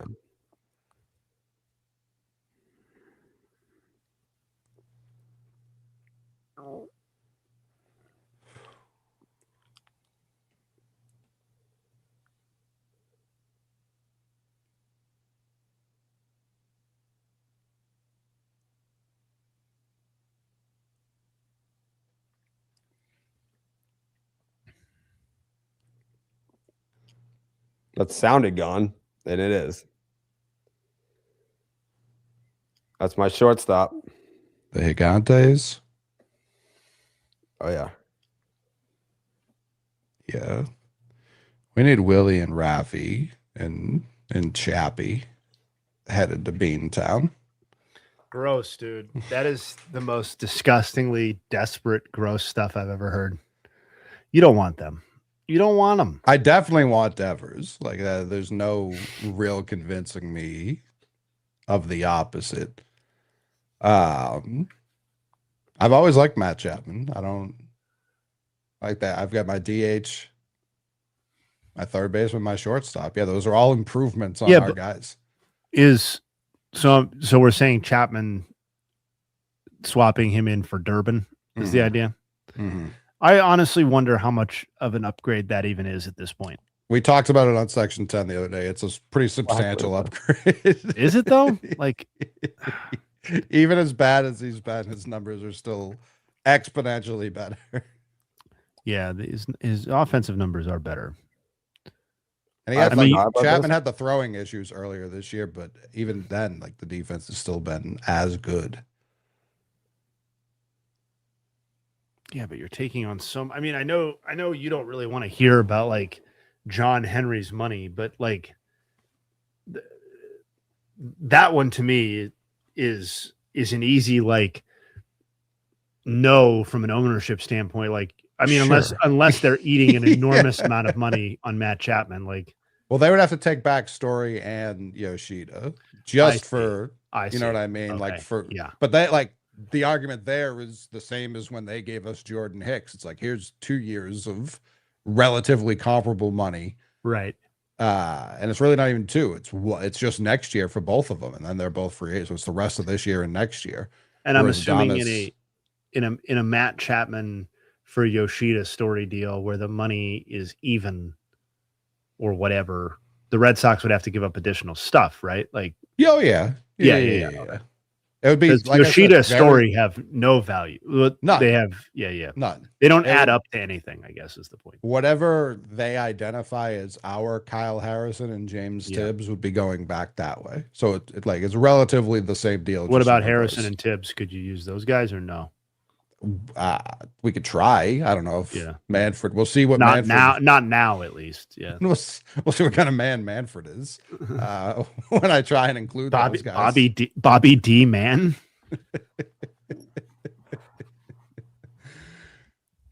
It's like the Brewers are sending Harrison back. Wow. That's fucking baseball, Susan. Still going through my old pictures. And after the Red Sox won the World Series, I was so disillusioned that it took me 2 weeks to realize that someone tried to break into my apartment. Like that door is crowbarred and the handle was popped off. They never, to my knowledge, didn't get in, and there was nothing really in there for them to take anyway. But they tried.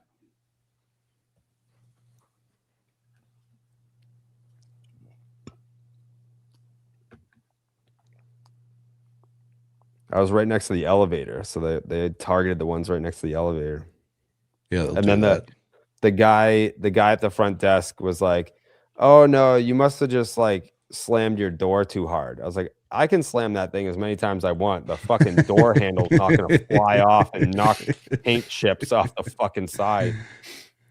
The other 3, maybe that answers mine. What about the other 3 apartments on this floor that have the same thing? Did I slam those ones? Yeah. Yeah, you're a menace.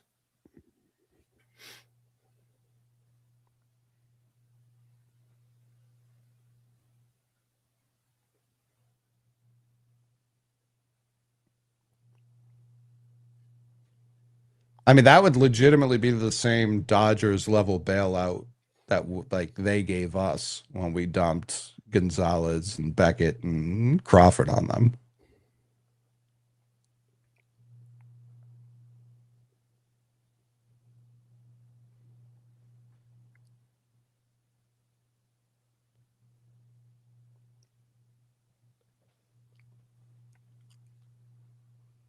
What a world. Oh yeah, Punto was going. I know. It just wasn't a contract.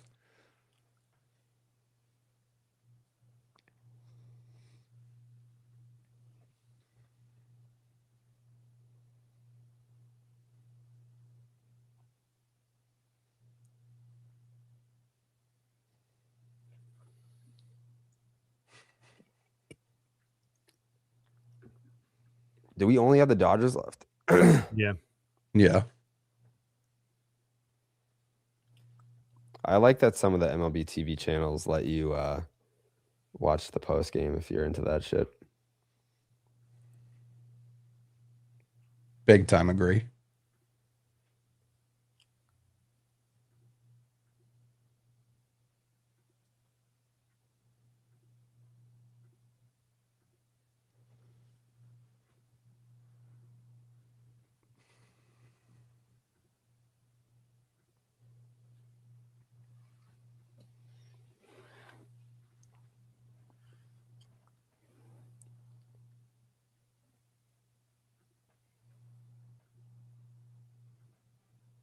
It's not always about the money, Spider-Man. It's about the Mets, baby. Love the Mets. All right, baby. Let's go. Get a home run, baby. Love the Mets. Let's go, Mets.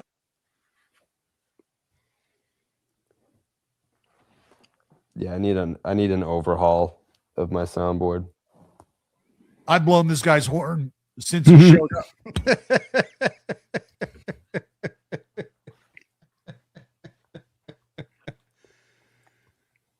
I banged this dude.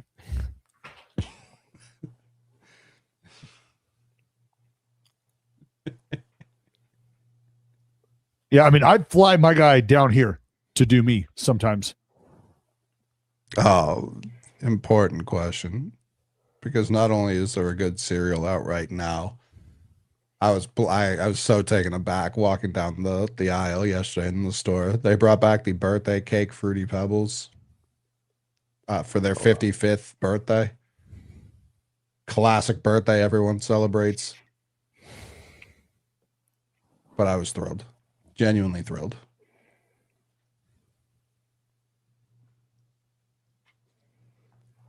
I like to yank on him.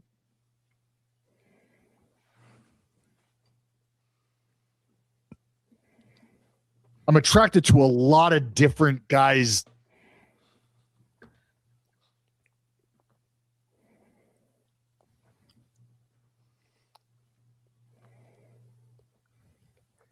You ever eat too much of something that you end up hating it? I've never had that experience, I don't think.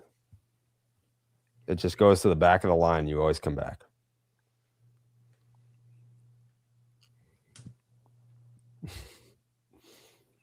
I have a whole soundboard filled with Dallas gay innuendo, and I have to switch it out.